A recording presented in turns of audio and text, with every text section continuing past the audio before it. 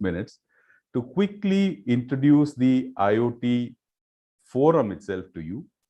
Then I'll hand off to the chair of the IoT forum to take you through the rest of the day. So as they say, fasten your seat belts, grab your coffee, sit down, and for an exciting weekend. So before I even get into the IoT forum and giving a quick introduction, I thought I should say a quick word about the people in the IoT forum. And like any other organization, the IoT forum is comprised almost entirely of its people. And these are some genuinely nice people. And you'll get to meet a few of them through the day. Most of us are volunteers. And but then, when we come together, we are able to pull off events and other activities that help the community. So if you want to meet truly nice people, come to the IoT forum. I'll also tell you how to sign up for the IoT forum's emails and newsletters, and how do you keep getting informed about events and things like that. So I'll do that as well. Just permit me to bring up a slide just now.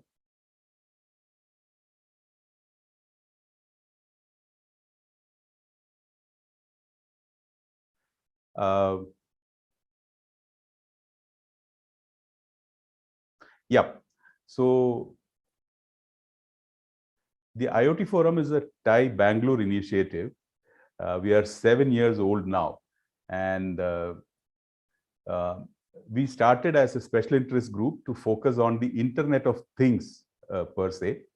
But then over the years, 2 or 3 things have happened. While we started off 7 years ago, and I was loosely associated with the IoT Forum from then, when I was actually working for a corporate, and we used to sponsor a few programs of the IoT Forum, and I used to speak in events like this, to introduce certain concepts and things like that. From then, with a very limited membership of about whatever, less than 200 people, the IoT Forum has actually grown from strength to strength. And now it has a huge membership. Even the volunteers that participate in events like what we are in, that can help to conduct events and all that, is more than 100. So there are lots of people that actually step up and support the activities of the IoT Forum. Of course, the excellent TIE Bangalore, the Indus Entrepreneurs Office Bangalore, the office team supports us hugely. The executive director and the entire office team, the support team is there on the call with us. So with their support, we are able to pull off activities like this. So what you see on the screen is the startup directory. The startup directory is actually a go-to resource, and it features close to 3,000 entries. 7 years ago, when we started, it had about 200 odd entries, and almost every day we have new people registering. So if your startup is a technology startup and has some connection to the technologies that now IoT Forum covers, please go to the startup directory page. I'll share the links with you how to go there and register your startup. It helps you to be discovered by not just the media, but also government when they look for startups of a particular type for some programs and for some sponsorship and some activity and things like that. So once you're listed, then you're more discoverable in that sense. So feel free to use the startup directory, not just to present your own business, but also to identify others in, and the startup directory is searchable by keyword. So you can actually identify by city where they're located, the areas where they operate, and all the products and services that they offer, the founders and their contact details. All these are available in the startup directory. So feel free to dive right in and take a look at the startup directory as well. These are the key areas of impact as far as the IoT Forum is concerned. So primarily we are a think tank, but we also have created and nurture a community of startups. And more importantly, much before Atmanirbhar and all those concepts came in, we actually pioneered the use of, or we started propounding and propagating the use of India appropriate technologies long time ago when we started itself. And how do we do this? So we conduct regular monthly meetups and webinars. In fact, webinars we now do almost fortnightly. With the pandemic, we have moved almost entirely online. And you have a whole list of events and activities that are listed there on the screen. I'm not going to sort of read through the entire thing. You can sort of eyeball it as I speak. But like I mentioned before I put the slides on, the marquee events for the IoT forum are one, the IoT Matrix, which happens in December, and it's a global event. Last time in December 2021, we had close to 3,000, more than 3,000 actually, people logged in from across the globe for exhibitions, for panel discussions, for keynotes, and purely for networking. So IoT Matrix is the marquee event. Then we have the IoT Day, which we conduct or which we celebrate in April usually. And then we have the Industrial IoT Summit. The Industrial IoT Summit, in that sense, is the youngest event property that we have. It's just 2 years old. Our first Industrial IoT Summit was conducted in 2019 August. So this event or this property is very young, but it came about because of a request and a demand from our community of startups saying that we need more focus on industrial IoT. That is it's a very happening thing at this point of time. And that's why we sort of curated and put together, we started putting together this event. We have various other programs, and like I said, we have the startup directory. The other important property that I'd like to point you to is our online knowledge base, a repository of IoT news and articles, blogs, you name it, again, searchable, indexed, readily accessible, all through the IoT forum portal. I'll share the links to the portal as we go along. Like I said, the people are the one that actually give life to the IoT forum and make it such a magnet for the startup community. The people actually work. We are all volunteers. All the people that you would see presenting and conducting today's session and things like that are all volunteers. And we have these 21 groups. So while it is fairly well known that the IoT forum is for technology startups, it's more a technology focused kind of organization, and it comes under the umbrella of TIE Bangalore. TIE Bangalore supports entrepreneurs, fosters that community as a whole. And it's not just technology, it is also business, it is funding. TIE actually is the umbrella. The IoT forum focuses on the technology aspects, is what is popularly known. But if you see the horizontals here, you can see that even in the IoT forum, we have an investment and M&A advisory. We have a global, launch pad kind of thing in operation. So we have these 21 special interest groups, 10 horizontals and 11 verticals. So whatever be your area of interest, if you're in the startup space, I'm sure you'll find one of these special interest groups a place where you can fit right in. So this is an invitation to you to dive right in, and just hang on for a minute, and I'll tell you, hang on for a few hours, and then you'll see what I'm talking about when it comes to the industrial IoT and things like that. This is the website for the IoT forum. It is called iotforindia.org. We have also prefixed it with new because we are changing the look and feel. So actually there are two IoT forum websites of ours in operation. One is the iotforindia.org, which is the old one. All the content is being migrated to new.iotforindia.org. And so feel free to check us out whenever you have a break and things like that. And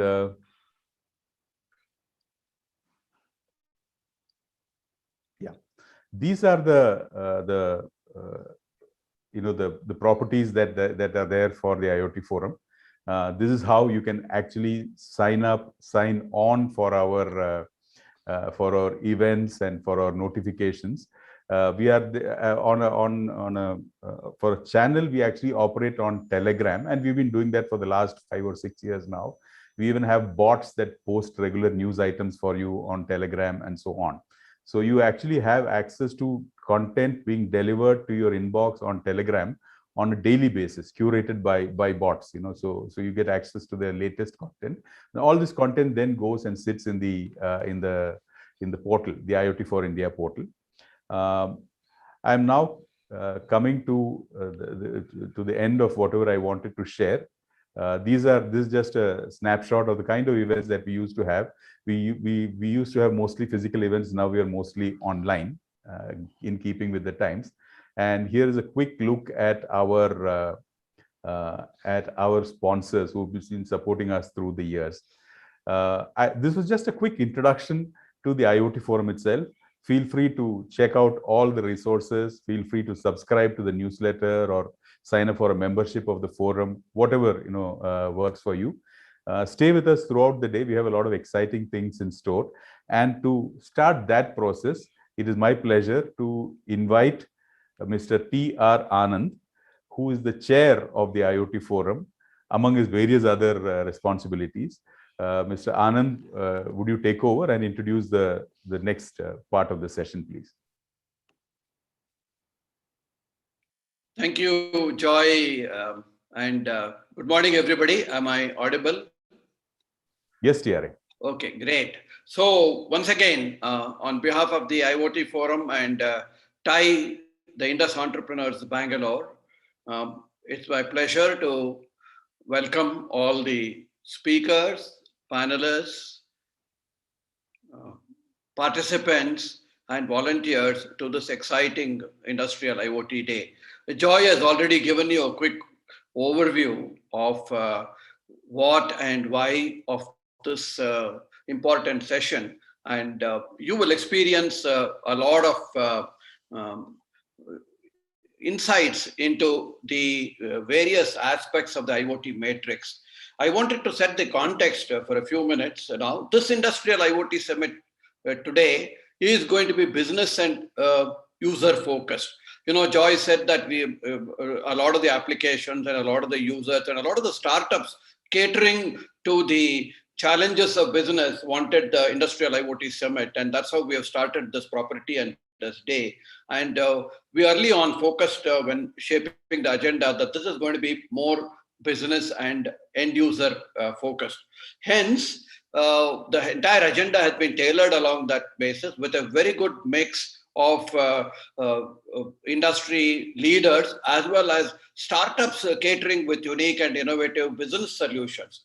So it's appropriate that the opening keynote of this summit is delivered by an industry leader from L&T Technology Services, who have the tagline, engineering the change. L&T Technology Services is the leading or the number one pure play engineering services player. They only deliver engineering R&D and solutions to customers that way from the India Inc. IT in that sense. So it is very appropriate that we start with a keynote and which focuses on the business solutions.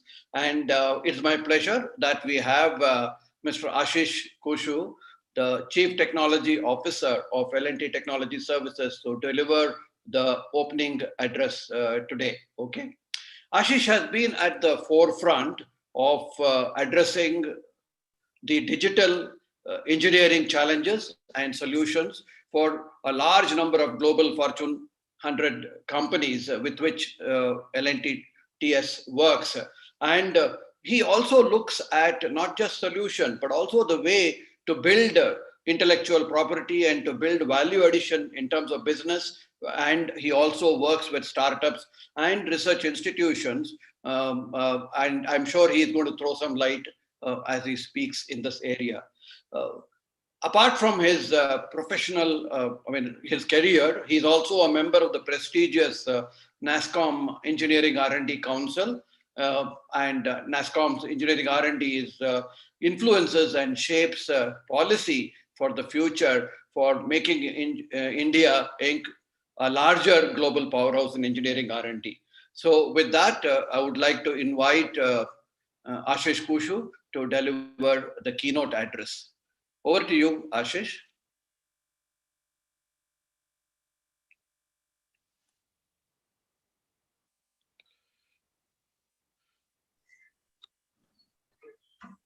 Sir, I think you're not audible. Can you just check your...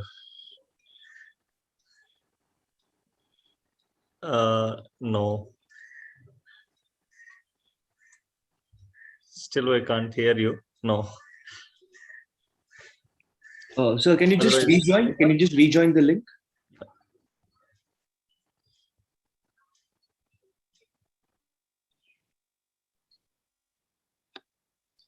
Just a minute, folks. Participants, we will just get Mr. Ashish on the line. Not yet, sir. In a minute.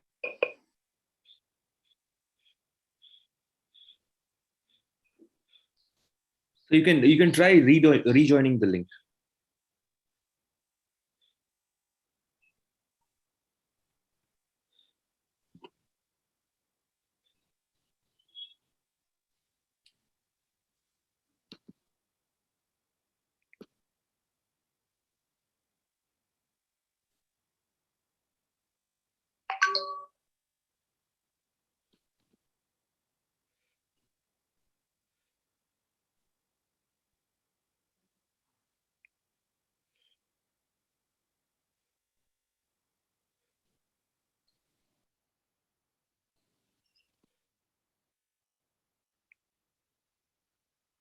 Hi, folks. I think- Through the day, yeah, go ahead, Gautam. I was just trying to fill the time. Yeah. So participants, through the day, you're invited to put your questions, etc., in the chat box. The chat box will be monitored as we go along. And we will also put out a survey. I think the Secretariat will put out some surveys. So do give us your insights, your feedback, your questions to bring in more custom offerings to you as we go along.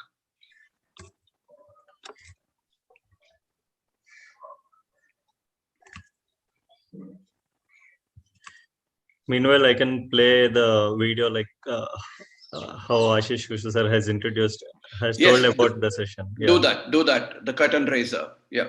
Sure.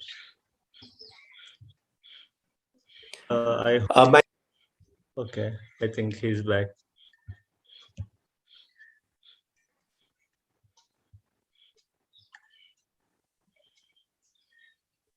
I think he's back.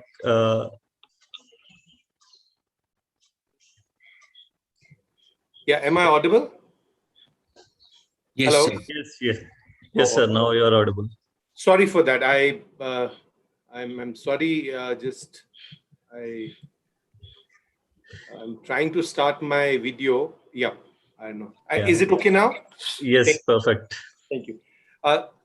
Very apologies to all of you, and a very good morning. A pleasure to be interacting with TIE, and Professor Anand has given us this opportunity a few times earlier also, and actually I have also benefited from some interactions in TIE. We've got one or two partners to have worked with. I also got a few students who used to attend TIE, and I got to sort of work with them in some internship, etc., etc. So it's been small interactions, but beneficial interactions.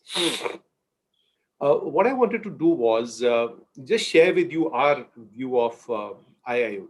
I mean, you all know your business is much better than what we know. And I'm sure all of you are wise, having been engaged in this field for the last few years. I wanted to give you our perspective of what we see, and also some point of view. I mean, it's just not about experience, about where we are and what we are seeing and what we believed in. Some of them have been successful and some of them have not been. So just putting it out on the table for all of you. And if that leads to some conversations, great. If that leads to some collaboration, fantastic. And if there is something that we could do for you, or you could work along with us, it'll be fantastic. Very open to all of them. So let me just go back about 3 or 4 years back. I think what's happened in the last few years is whenever new technology has come, and I'll keep giving you these disclaimers, it's not the first time that startups are happening, and it's not the first time that new technologies are disrupting. It's always been there. There have been cyclical disruptions. In the early parts, where we would go and talk to the customers about even as recent as 4 years back, and I'm talking of global customers, the conversation would be, I want to go digital, and I'm talking of all the engineering folks, manufacturing. I want to go digital, and my strategy to go digital is, this is the cloud I want. And I want to go on the cloud. And that was the nature of conversations. And then it was early stages of people discovering what these technologies are all about, what is digital disruption, what is Industry 4.0, etc., etc. Oh, I want to go the IoT way, or I want to go the IIoT way. And then some of them bought something, some of them invested in something, some of them are still building their own platforms. When we were engaging in those discussions about 4.5 years back, I remember very distinctly, we came back and we realized that this is not going to solve the problem. The obsession about getting to know technologies is different than making choices about what you want to do early in that stage. And that sort of gave us a bit of a lever into what would we like to do. And we realized that, look, digital, and I'm talking of 4 years back, digital is going to be a journey. IIoT or IoT use platform and infrastructure is going to be good. Cloud, perhaps they may go in for pure play cloud or a hybrid strategy, but that's also an enabler. This is not going to solve the problem at all. The problem is, what are you going to do with all these investments? What is it that you want to solve? Are you wanting to solve a line operation? Are you wanting to talk of a predictive maintenance, condition-based monitoring? What are you going to talk of? What are you trying to solve? And when we started looking at that, we realized that IIoT use cases is actually not about technologies. It's about figuring out what is it that you want to do. And when you figure out what you want to do, the journey does not start with the middleware. Now, please do remember we invested and we are still invested in creating the middle piece of this whole juggle, which is building a platform or working with a couple of partners, etc., etc. So we have that stack, both in partnerships and some investments that we've made. But the journey starts in how are you going to capture data? Where are you going to capture that data from? And how are you going to verify that that data is good enough? And we realized if you have to get into this world of IIoT, sensorization is the biggest issue. Absolutely. There are no two doubts about it. That's where the journey starts.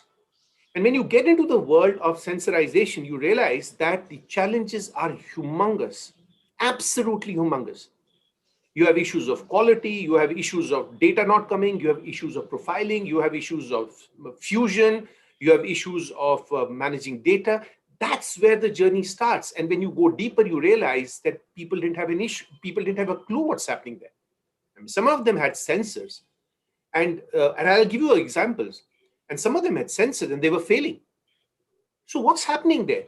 So here we are from Bangalore, going and talking to them about IIoT and not talking to them about where are you going to get the data from and what's the source of data. So that's only one aspect of this whole discussion.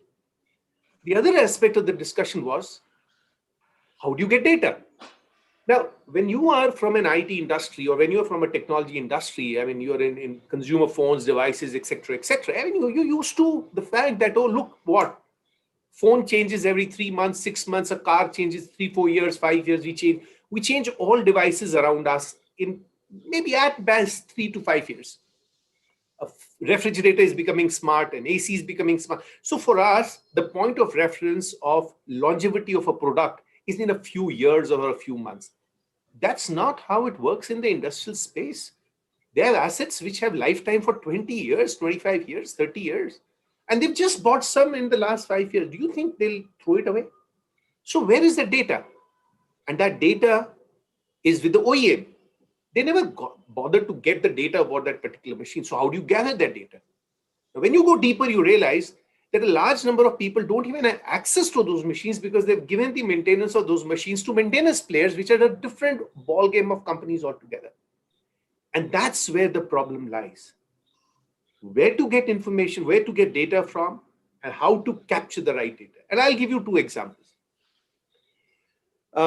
We had a situation where I happened to be in US talking to somebody else, talking to a customer, and he said, look, I have oil tankers and I want to measure the level of oil in these tankers, which are storage tanks so that I can then optimize my operations in terms of how do you go and top up these oil tanks in remote conditions, in remote places. We did a lab demo and the IoT software worked. So he says, great, it works. You've got the data, you're measuring this, etc., etc. There you go. You've shown me on a cloud. Why don't we do it on 200 tanks? We said, no, let's not do it in 200 tanks. We'll do it in 50 tanks because the geographical distribution was too huge.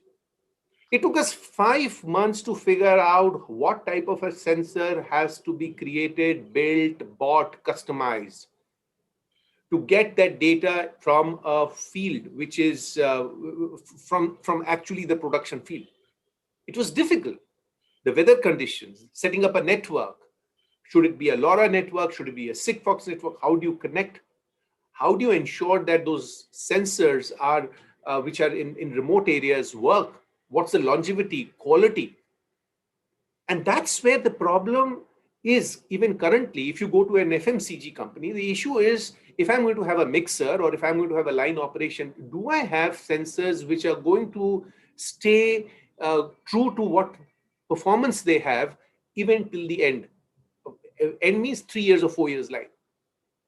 So now when you look at it deeper, the point in this whole thing is that the IIoT journey does not start in the middle. And cloud is not the end of it. And I'm talking from a customer perspective. How we fit into it is a different issue altogether. It starts from a very simple thing. How do I get my data? How do I either sensorize or get some data? Even if I have some less data, can you have an AI intervention to generate ML models with optimized data set? The GAN, generative, the GAN concept. With less data, can you create a model?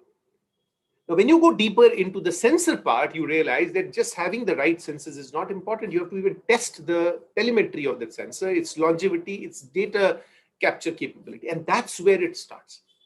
And when it starts from that perspective, you get the data, you start realizing that this whole thing is about getting the right data. And then that's where the software comes in. And when you have the software, of course, you all know that that software will take you to the next level. And of course, on the cloud, etc., etc. Now, this is the way it's going to go.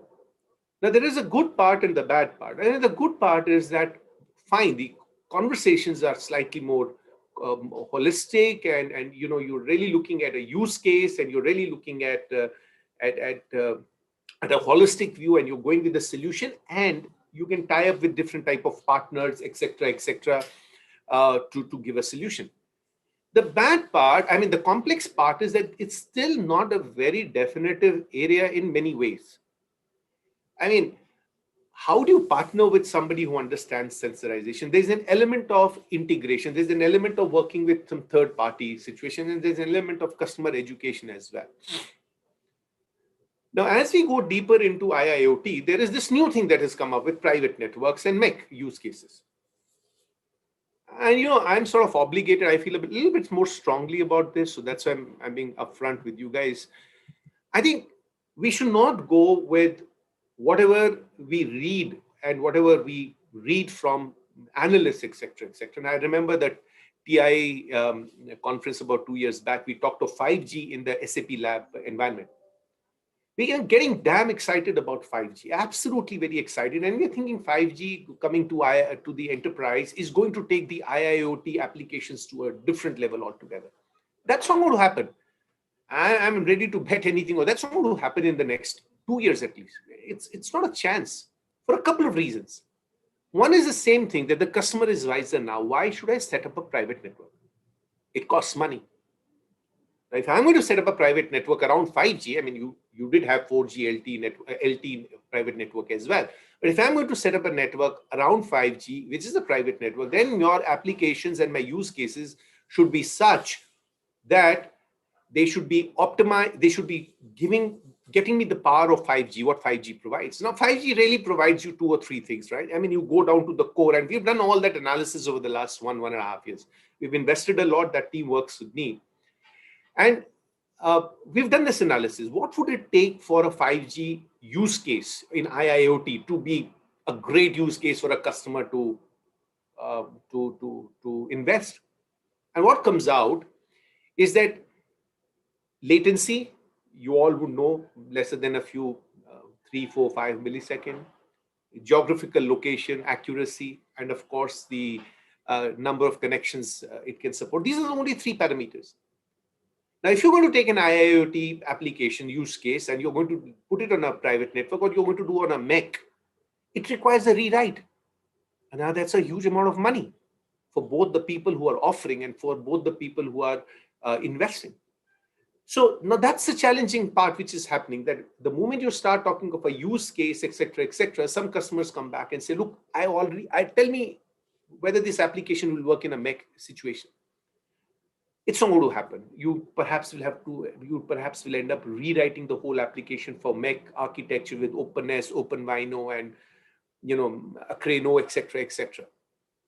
So what we are seeing really in the IIoT use case, in the IoT field out there in the market, is a couple of things. A, we need to make an impact. We need to talk the whole 22 yards. And that's what we do. We just inaugurated I'm putting my money where my mouth is. So we just inaugurated a sensor lab. We did. We work with about 45 different sensors. We're getting into a partnership with some telemetry tool, and we're also getting into a partnership with a company called Endress and Hauser, which are a huge, company, a $2 billion company, which is an expert in sensors. So we're putting our money where our mouth is. So we just inaugurated it about a couple of days back after heavy investments in the last 8-9 months. That's where the journey starts. You handle that part very well, either yourself or with partners. A large amount of problem is taken care of. And from there, you come into the IIoT part or the application part or the software part. And then as I'm concerned, it really does not matter whether you want to access it from a cloud or hybrid or etc. That's really not too much of a challenge. There's a small challenge which goes into IIoT software in itself. And the small challenge that you get into that IIoT software is the southbound connectivity. That's the key. What makes an IoT platform different than IIoT? Essentially, the richness of southbound protocols. And now everybody has SCADA, everybody will have PLCs, or somebody will say I have Profibus, etc. But if you look at the gamut of southbound protocols that are required for energy segment, for lighting, for industrial equipment, or for lighting, that's slightly comprehensive. I think you'll end up with about 13 to 14 different type of protocols in the very minimum. The problem there is that when you take IIoT to an energy guy, he'll suddenly come up with and say that I have a protocol which is WIT-SML. Implement that. So now this whole aspect of IIoT is actually about, one, I've reiterated a lot. A second is about the southbound protocols, where we have got a lot more maturity now. And I also see many other companies who've got a lot more maturity. And when you have this entire jigsaw puzzle in place and have a conversation, the conversations become meaningful. Now, what is the challenging part? There's another challenging part. The challenging part is almost all the big guys are building their own platforms. All the big guys. I won't be able to take the names because we are helping them build platforms, at least 7, 8 of them. But they have their own platforms. I mean, but if you go to Eaton on the website, you see a Brightlayer, their own IoT platform. So these big guys are building their own platforms. And therefore, when you go to them, or when I go to them, or when we go to them, it has to be a very well crafted strategy and story on that. If this is a segment that I work in, if this is the customer or IIoT use case that I'm going to solve, then I'm not going to I'm not going to say that I only give the platform and the use case and I do analytics. That does not matter. You take the complete 22 yards X to point A to point Z and say, I do this completely. Or you bring in special expertise in areas which are around the connectivity of the southbound protocols, etc., where they're still struggling. And that's a value market. It's not going to generate huge volumes, but that's a value market. The third aspect is the AI part. Now, when I talk about the AI part, I'm not talking of the general AI part. I'm talking of embedded AI. And again, here, we've invested. I have a team of about 10 to 12 people who are working with me in embedded AI for the last 1.5 years. I'm happy to share more details. But when you look at, let's say, for example, we've just completed a project for a customer, defrosting of a chiller. Now, 4 years back, defrosting of a chiller or HVAC management or these type of or measuring your air quality would have been all software-led, interventions, not required really. We're just doing it on embedded ASICs and SoCs and giving it to the customer. So embedded AI. So that's how is our learning in IIoT. Things have changed. Customers have become very, very mature about technology adoption with relevance to what they're wanting to do. The early phase was about, oh, I want to go cloud, I want to go IoT or IIoT or Industry 4.0. Come talk to me, tell me what you could do, tell me what can I do with these technologies to solve. I think that conversation has dramatically changed the other way around, at least from my personal conversation. I'm a highly customer-facing professional. That has changed. This is my use case. These are the list of my use cases. How do you think you can do it? And now in many conversations, whether they want to do it on a cloud or not does not even come into the picture. Otherwise, earlier, I want to use this technology. We start the conversation from sensorization. Absolutely. There is no two doubt about it. And we've invested in the sensor lab, as I said, so walking the talk. And as we go forward from there, we do not focus on so much on what is a point solution till we figure out how is he getting that data and what does he want to do with that data and where is he wanting to build intelligence into his systems. Sometimes the customer believes that an IIoT implementation can make his PLC or a SCADA intelligent. No. Or his electrical machinery intelligent. No. That will happen through embedded AI intervention. And that's how we see this panning out. And we also, as I lastly said, we see a great opportunity, absolutely a great opportunity for people who have the complete story or have that specific area where they have great control and great expertise on what they bring to the table. And as I said, 2 or 3 of them, at least which I think of, one is the southbound richness. That's not going to go away. Nobody's going to throw away their 20-year-old compressors or 10 years old motors or pumps, etc., and say, oh, chalo, let's buy a new one or a CNC machine. Let's buy a new one with Ethernet connector and they'll be connectivity ready. That's not going to happen very soon. I mean, look at the number of transformers from ABB out there. I mean, if they want predictive maintenance or etc., you need to capture data. How will you capture data? You have to have a sensor, specialized sensor to figure out the oil quality through which you will know whether it's heated up or not. And so those use cases are important. The third aspect which I see is very promising is when people are talking of intelligent machines or intelligent operations, there is a possibility of a embedded AI intervention. Now, if you look at these 3 or 4 things together, there seems to be good opportunity whereas we are concerned in the type of work that we are doing, in the type of conversations we are doing.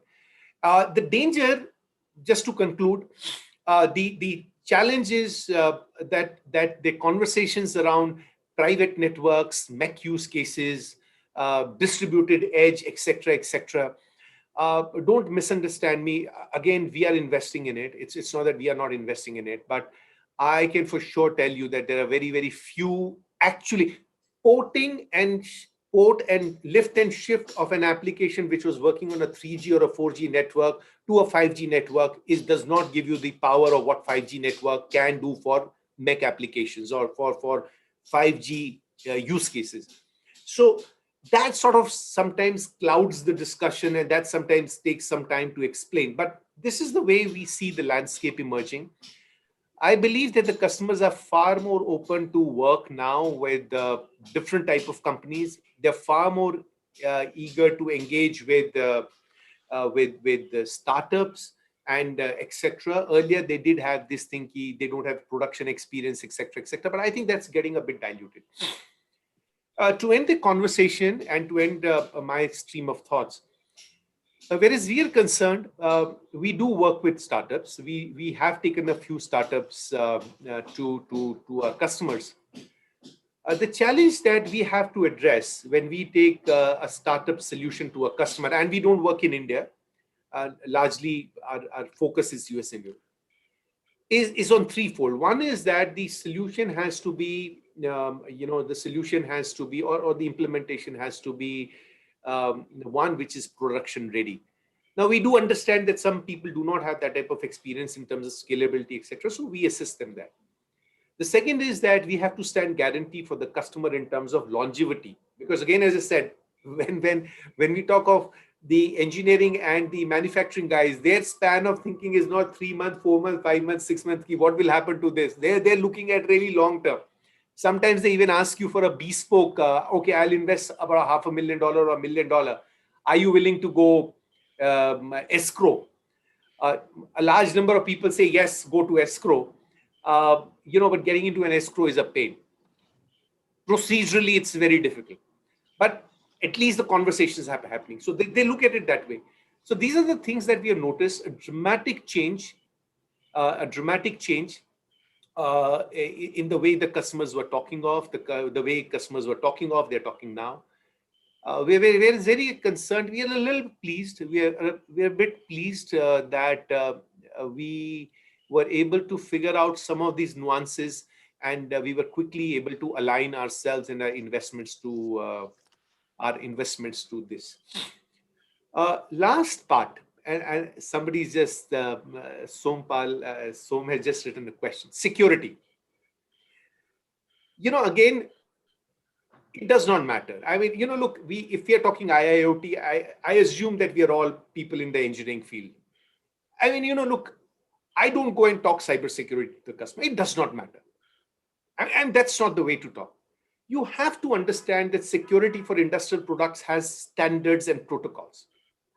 I cannot go and talk of cybersecurity to a medical device guy who has security standards to adhere to.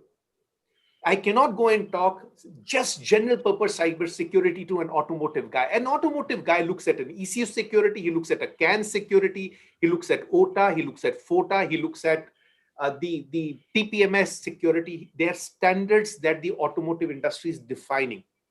There are standards of different kind for industrial products as well. There are standards for IT/OT. So the moment you go and talk cybersecurity, you're really appealing to the CIO of that company. But the moment you have your security discussions, which is led by standards, discussions change. Discussions change. And you would believe that that's a market that is very nascent. We just ended up building a security standards framework for a tier 1, which he was submitting for his products to an OEM. So in the IIoT use case, as I again said, I'm assuming this community is IIoT engineering and catering to that field. That we need to divide security into various issues. It's got multiple levels. Security is not only cyber, it has standards, it has functional safety, it has industry specific standards. That conversation and that understanding has to come in. And SecDevOps is again something, people have started talking, but SecDevOps is the way to go. And whereas we are concerned, in the next gen of software development, security will be embedded into the design of the software. Not by, right now we are catching up because we implemented some stuff and nobody knew that it'll get hacked to the extent it is doing. So these are the nuances that we see, opens up doors for sure. When we go and talk standards based security implementations for our customer, it definitely differentiates us. Remember, LTTS is like a startup when it comes to the field of security in front of customer. I mean, for example, you go to any automotive guy or any other manufacturing guy, he's got a CIO. The services industries, we've been talking cybersecurity, desktop security, WAN security, server security, email security are there doing business with them. We don't do that business. We are working with the engineering guys. I can't go and talk cybersecurity. The moment I say cybersecurity, he takes me and puts me in front of the CIO. I get lost. I mean, the other guy will come with some 20,000 people. So standards-based security conversations are very important. And when you take standards-based approach, that makes sense in looking at the complete IIoT framework of I'm giving you a solution end-to-end, complying with the standards of security at various stages that you require. So I think I'll rest there. I don't think there's time for questions. I think I've overshot my time, but we'll be happy to engage with you folks through Professor Anand. We'll be happy if there could be anything that we guys could do in terms of assisting you or working with you or taking some of your solutions to our customers. So thank you very much. I don't know, Professor Anand, what is the format for questions and all, but leaving it over to you. Thank you. Thank you, Ashish. I think we are, as you said, you're right on time, just a minute late. So we probably will not have questions because we have a really packed agenda today, but I would like to thank you. And I think you've given a realistic and very positive note to the startups and challenges to work on, very specific for the long haul. I'm sure there are good takeaways for that. Once again, thank you for your session today. And we will keep in touch as we go along. Thank you. Okay. Thank you and have a great session. Yes. Thank you, Ashish. And with that, participants, I would like to hand over to the co-chair of the Industrial IoT session or day event today, Deepesh. Deepesh, over to you.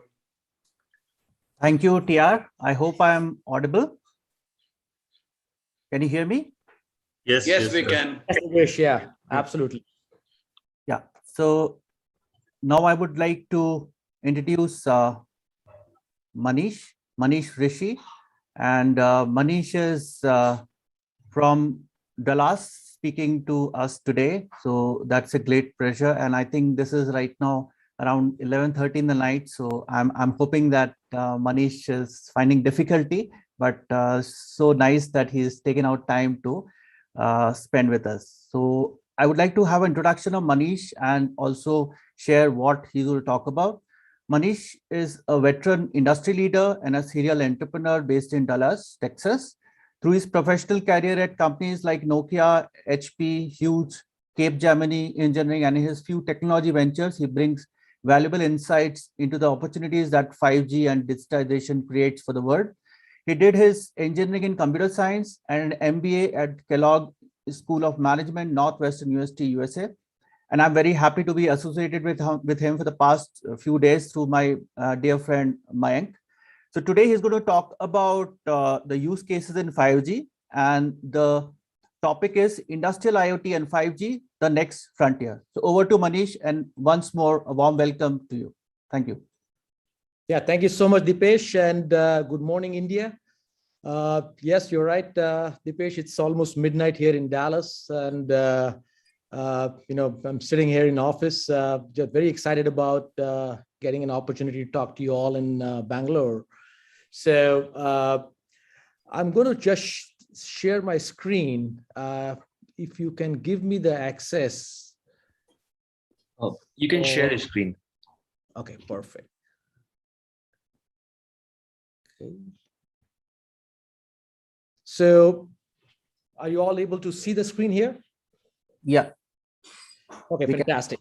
So first of all, very nice, listening to, Professor Anand and then Ashish from LTTS.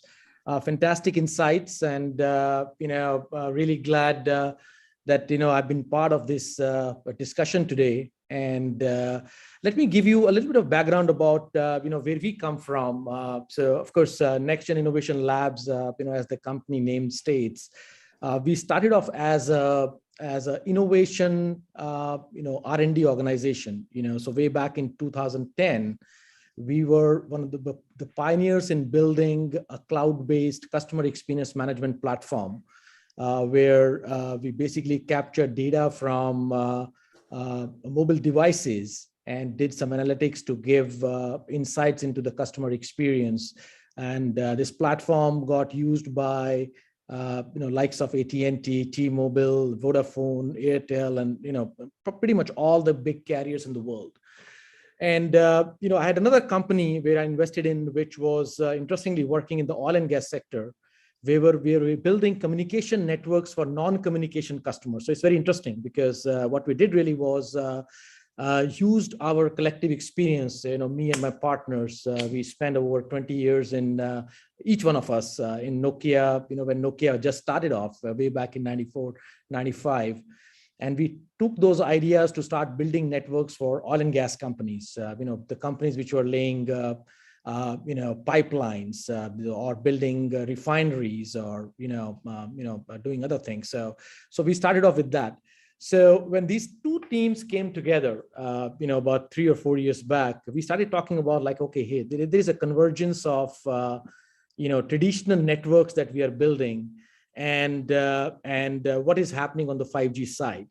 And we started talking about it like, okay, what 5G is going to be, and everybody had the same answer, that 5G means that I would be able to watch, live cricket match on my mobile device.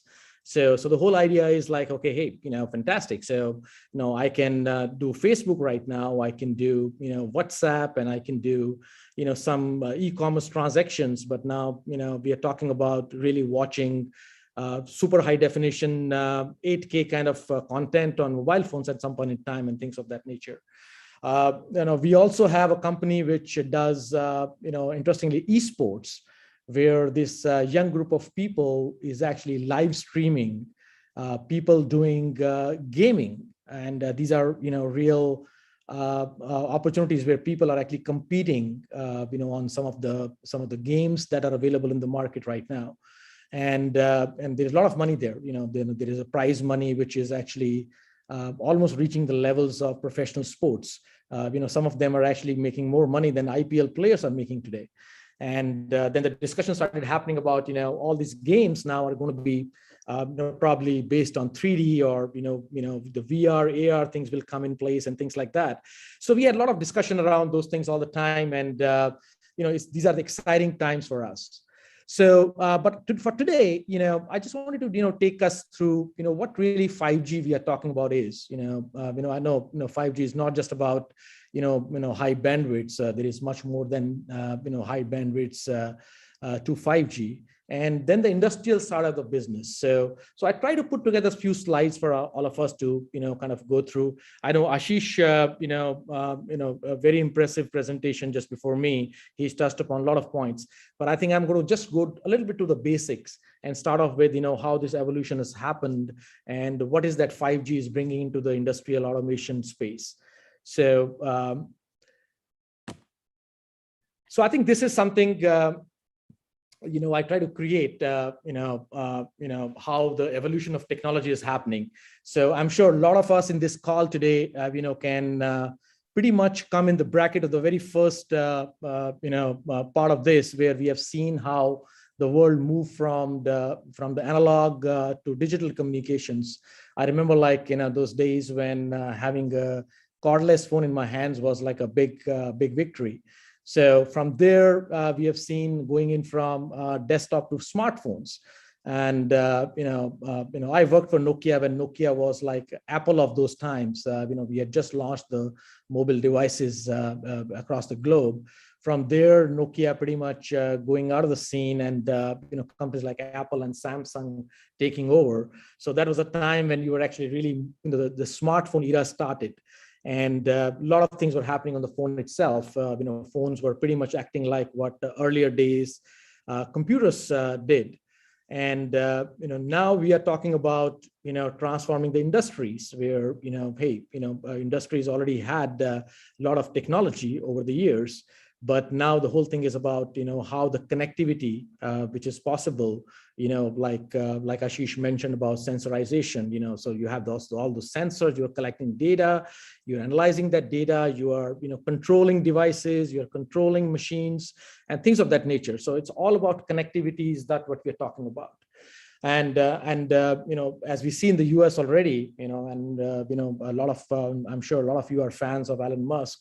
which talks about, human to human connectivity. Now we are talking about, literally reading the brains of the people and putting sensor right there and figuring it out, how humans behave, how the brains behave, and how do we connect people based on that information.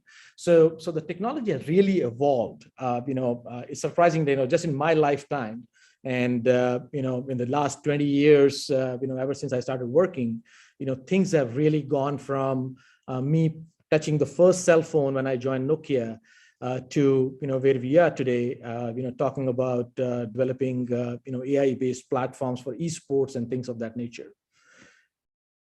So moving forward, I think this slide basically talks about what is the 5G promise. Of course, one is the technical side of the things. People like me who come from absolute telecom backgrounds. We talk about outdoor networks. We talk about in-building coverages, small cells, and things of that nature. We're talking about private networks now, and a lot of excitement about it. How it is going to play out, it's still to be seen, but at least a lot of discussion about it. Of course, the diverse spectrum which 5G is capable of is a huge opportunities, all the way from low bands to the high bands, which are go all the way to millimeter waves and things like that. We hear all these buzzwords all the time, but what is this technology really trying to do for us? So we are already talking about the massive IoT, massive machine type communications and things like that. So we are talking about literally collecting data from millions of endpoints, and collecting them and analyzing that data, taking decisions on them, running AI to pretty much do some processes which were not possible when these kind of low latency networks are not possible. We are talking about ultra reliable low latency communication, very, very important from the 5G perspective.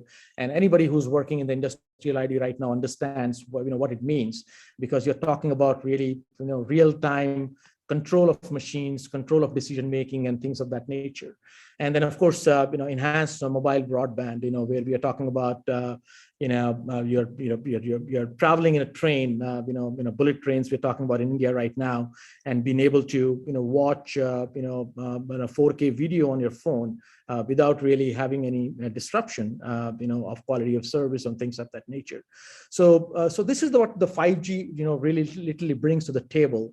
And this is where there may not be a lot of applications that we see today, but once you bring the infrastructure like 5G, I'm sure there are smart people out there in Silicon Valley in the US, or Silicon Valley of India and Bangalore, who are already thinking ahead and figuring it out, how we are going to literally utilize infrastructure to change the way we do business in today's world.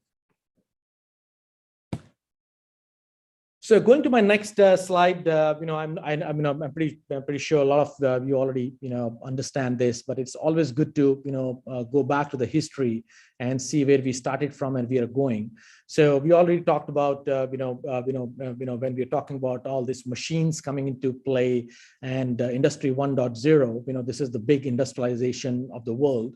A lot of Western powers became industrialized nation with Industry 1.0.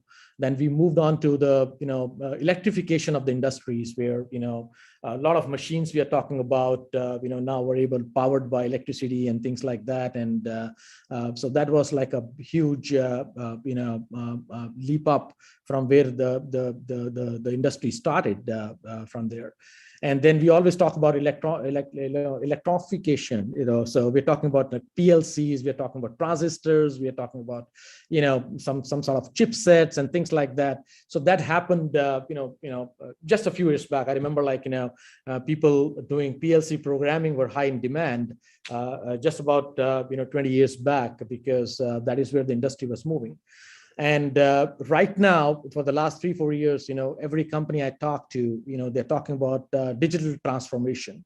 I think that is Industry 4.0, where you're talking about lots of data being collected on clouds and a lot of decision making happening there, things of that nature. And we do as a company do a lot of digital transformation projects today, both for customers which are way ahead of the rest of them, but also in the industrial customers who are still trying to do the catch-up game. They're still, kind of trying to go from Industrial 3.0 to 4.0, things of that nature. So, but now, over the last 1.5 years, we have been having a lot of discussions. So, it always starts with a discussion where the customers are, excited about knowing, what is the opportunity that 5G brings. What is that, what are the solutions that are available? What is the kind of, change in industry that will happen over the next 1, 2, 3, 4, 5, 10 years, for example. And it all happens, I think, we see, discussions about on-device processing. I think, Ashish just talked about, doing AI at the sensor level and, embedded level and things like that. So that all is happening in, in and around us. We are also talking about computer vision, we are talking about artificial intelligence. I've seen a lot of demos over the last, couple of years at least, people trying to build autonomous robots and things like that. And so, as people like look at those kind of opportunities, there are new use cases and business cases which emerge. And of course, edge and data privacy. I think somebody put a question around security. So this definitely remains like a big concern area, and especially what has happened in the last few months in US. With regard to cybersecurity and things like that. So, it's going to converge eventually, at industry level, data security versus cybersecurity and all, everything is connected today. So, we are all talking about it. So, of course, 5G from a connectivity perspective, we are talking about super high density connections. You're talking about like almost 1 million connections, every square kilometer. So that is huge. Because when we build our technology on customer experience, we were doing some testing in during some special events like a Super Bowl in the US, and we realized that just by having 30 to 50,000 people in a stadium, your mobile experience pretty much collapses. People are not able to send text messages. People are not able to connect to social media applications and things of that nature. So, so with 5G coming in, a lot of those things are going to get addressed. And when I say people, in case of like 5G, people also means the endpoints. So any endpoint is like a person, which is trying to communicate, send information, or absorb information. We're talking about low latency. We're talking already about almost 1 milliseconds of data exchange, which is absolutely critical. Around the things we are talking about. We're talking about autonomous cars. We are flying autonomous drones, and we are doing almost taking just-in-time decisions for a lot of mission-critical applications of things of that nature. And then, of course, high traffic capacity and things of that nature. They all are part of the 5G promise, that is going to basically enable, a lot of applications and a lot of use cases. Some of them we can already think of right now, but a lot of them are, probably going to come up as we get more mature in this area. So, of course, this is a market snapshot. This is what makes things exciting for people like me, who are entrepreneurs investing in companies and and try to do something new. So today it looks like the industrial market is almost a $5 trillion economy.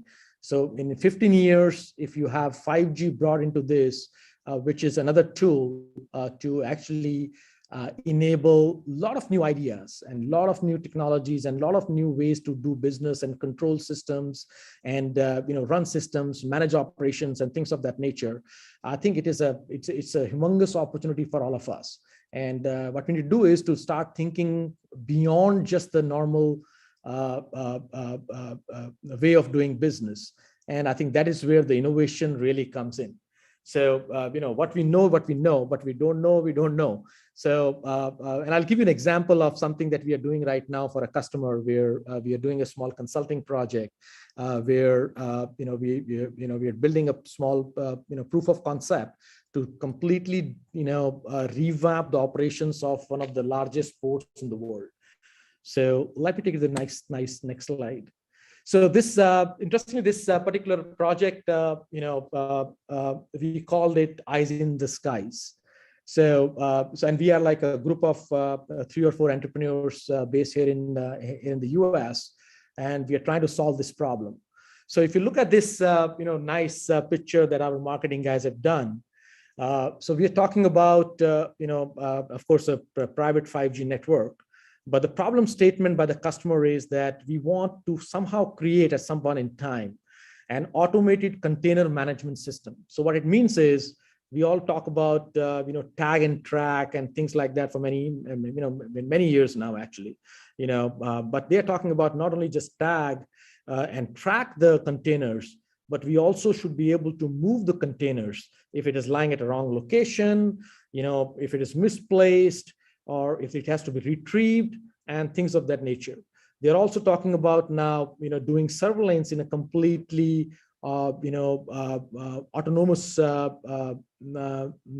way where the drones are actually capturing all the ultra high definition imagery from this, very large port, which is almost, almost 100 miles square, I think 100 kilometers per, square kilometers. And they want the, multiple drones to be flying around all 24/7 and capturing all the information and be able to, start some decision making, on the ground.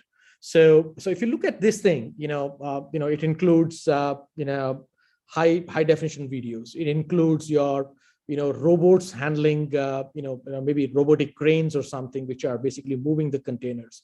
It talks about autonomous vehicles who are just moving around this entire port and are able to move the goods.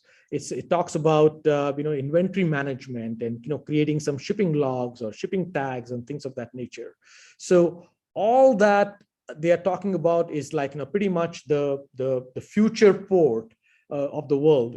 Whether it will happen in like 2 years, 3 years, 5 years, that's not the discussion. But the thing is, we are already talking about that much of intelligence built into the system, and some way to enable this to happen.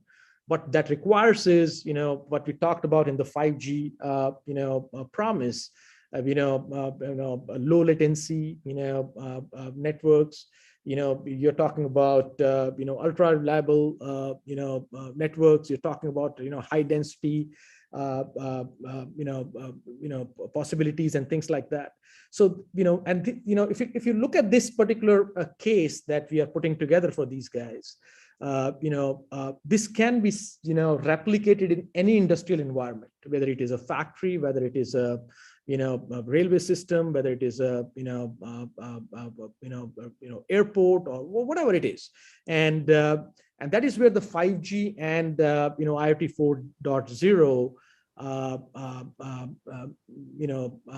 come into play, basically. I'm trying to go to the next slide.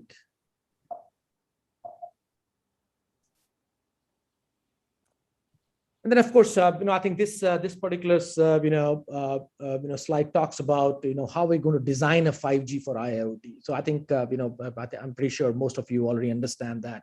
So there could be option of doing a private 5G networks which can do all these services, especially for some of the larger customers. Like we just had a discussion with one of the big refineries here in Houston. And at least these guys have started talking about it. These are the, generally these kind of customers are a little bit slow movers in terms of technology, but the fact that they're already talking about it, is very promising for all of us. And again, latency is always going to be one of the critical factors of 5G. We're talking about, replacing your traditional, Ethernets with wireless, 5G wireless kind of connectivity or 5G Ethernet kind of a solutions. And then of course, whether you use your own spectrum or you go with one of those carriers who own these spectrums and things like that has to be seen.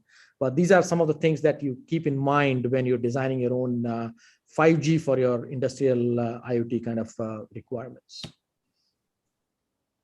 And then, of course, we have, how do we upgrade? I think this is a very, generic slide, which basically talks about, if you look at the center part of the diagram on the left-hand side, it talks about, what happens today. You basically have, all your, machineries and your servers and controllers are all connected to Ethernet. And now, they're going to be, replaced with 5G kind of a scenario, which is pretty much making it completely 5G. It happened to some extent with 4G and LTE. We in fact did some projects on private LTE networks, but 5G is going to be, comes with, many more promises in the coming days. And a lot of customers who actually, held back on, implementing these kind of solutions, waiting for the 5G to happen, are now becoming superly active and and looking into these kind of discussions with us. And I think this is another topic which is very exciting. A lot of customers are talking about it, and there is a lot of hype around it. Is all the discussions around wireless edge computing. You talk to any presentations from AWS or anybody, this is something which is one of the becoming their really a focus area. So for the first phase of digital transformation, all about putting things on the cloud. Now we are talking about creating clouds at the edge itself. So of course we all understand it is very critical for some use cases where security is very critical, privacy is very critical. You're talking about taking decisions on the go. You really cannot afford to have too much of a latency of things like that. So these are some of the areas where 5G is going to be very helpful and going to enable these kind of technologies in a very different way that it can be done today. So this is another pretty much diagram about when we bring in 5G into the picture. So starting from the left-hand side, we are talking all the cloud services, and we're talking about putting some services on the edge, and then moving the local industrial Ethernet and replacing it with literally the 5G wireless connectivity. And so all your sensing, processing, security, your intelligence and things like that, all that is possible, on all kinds of IoT devices right there. I think this is pretty much what I had planned. If you guys want to have a discussion around this, and want to have some questions, either you can just kind of ask it right now, or we can you can always email it to me at amrishi@nextgeninnovation.com, and we'll make sure that we are responding to these queries of yours. Thank you, Manish. And I would like to just give a brief what you discussed. Evolution of technology, you talked about human-to-human interaction. You said that 5G is going to be a big promise and going to be a driving force with a market of some $5 trillion. And you also talked about automated container management and designing 5G for IoT. You gave example of refinery. And then also you talked about how in future wireless edge going to be the next step with 5G.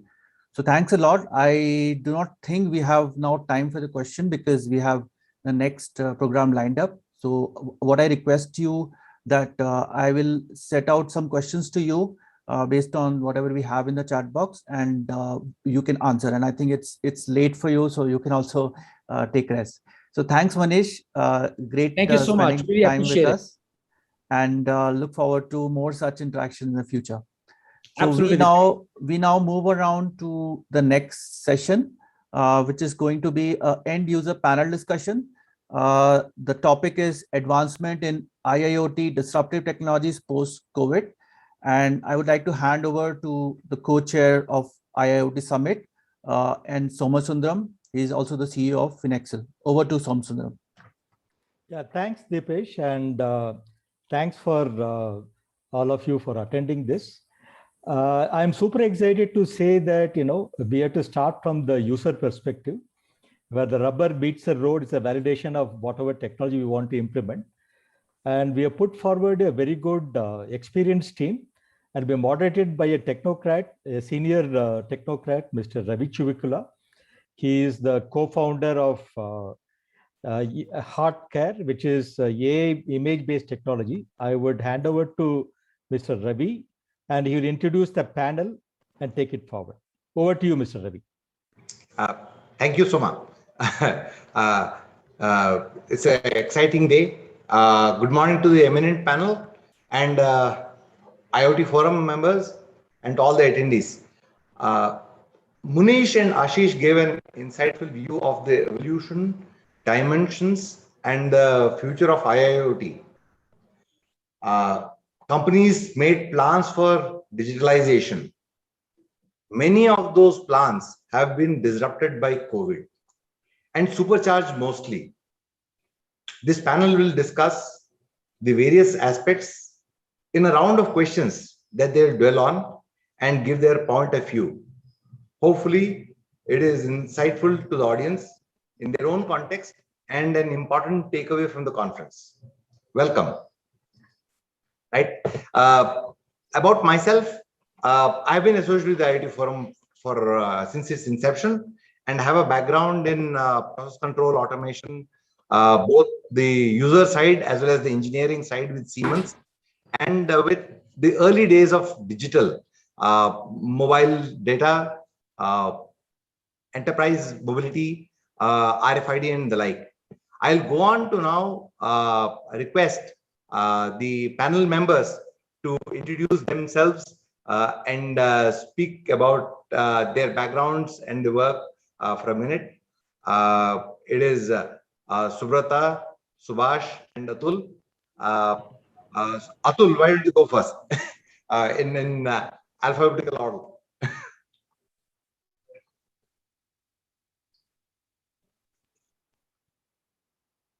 Atul?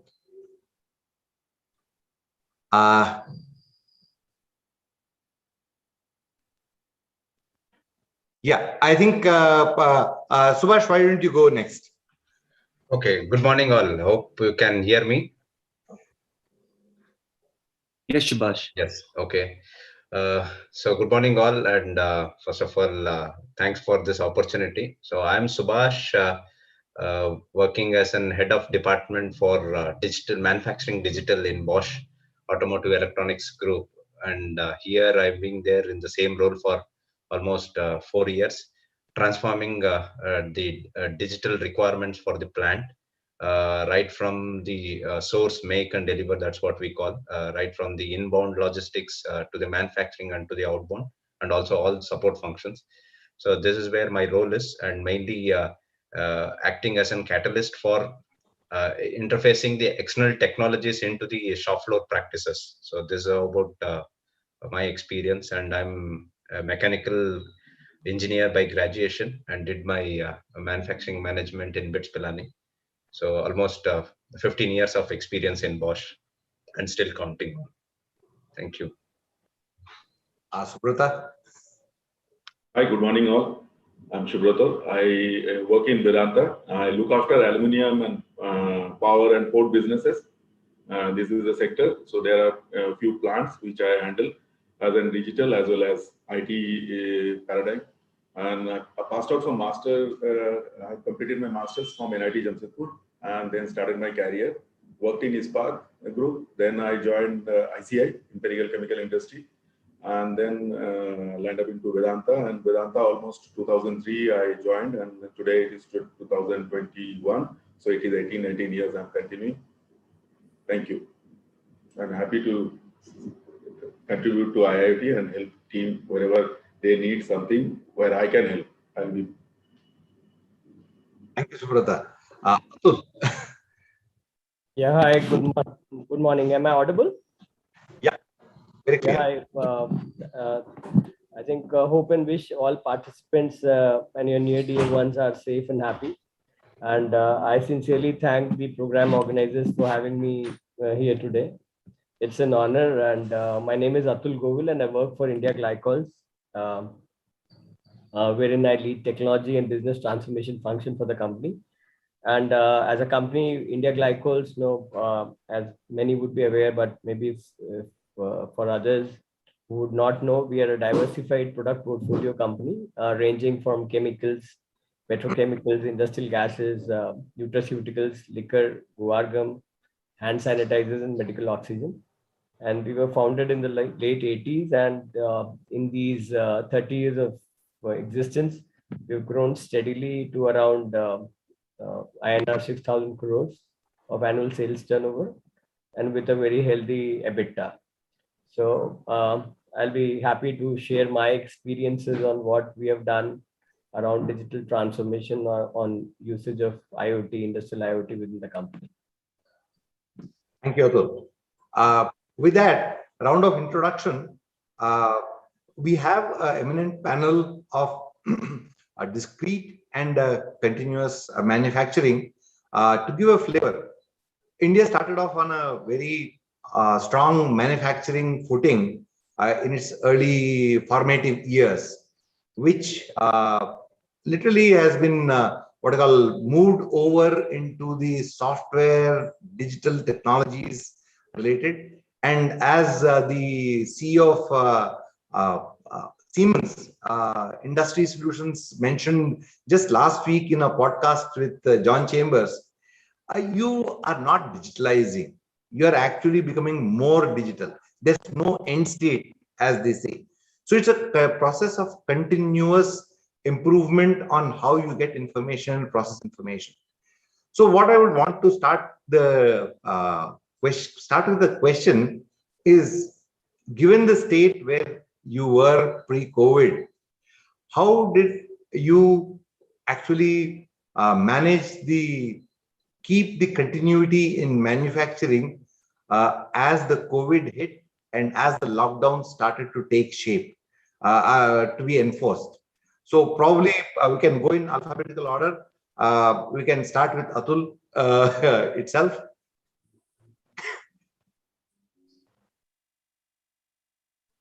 Atul, you're on mute. Audible now? Yeah, please. Yeah, great. I think that's a pertinent question. Considering that this COVID lockdown, we all had anticipated that it would be coming, but whether it would last for several months, we none of us had actually expected that to be. And I still recall that while we were in mid of March, by that time itself, we had started planning that there may be a brief lockdown, and we would have to make sure that specific individuals within the respective departments should be able to work remotely and engage and transact. But that was more like a backup recovery plan. It was never meant to be that the entire office and the entire individual set of employees would be required to work from home, considering the strict lockdown which we had. So as we progressed in the lockdown, the initial focus was to make sure that the core business transactions continued. And then there were two aspects to it. One was the office working, and the other aspect was around the plant operations. Plant operations, as we all know, it's not something which can be run remotely. Not all operations can be run remotely. You need hand and feet on the ground. You need people on the ground to operate the plant. Though as much automation we have within the enterprise, and as I indicated, right from our inception, we've focused on leveraging the state-of-the-art OT systems, and thereafter we've also deployed the latest and the greatest IT systems. So, but as I also mentioned that the disruption which the entire world has witnessed in the last 15 months is beyond the cumulative disruption we would have seen in the entire last decade. So 15 months versus a decade. And still, I would say the last 15 months have been far more disruptive. And today, digital is no longer considered an aspirational or futuristic buzzword.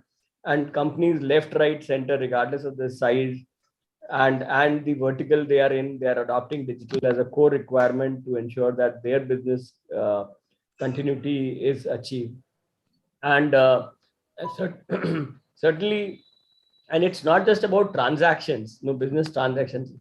More and more, even for regulatory mandates, companies are required to adopt digital as we go.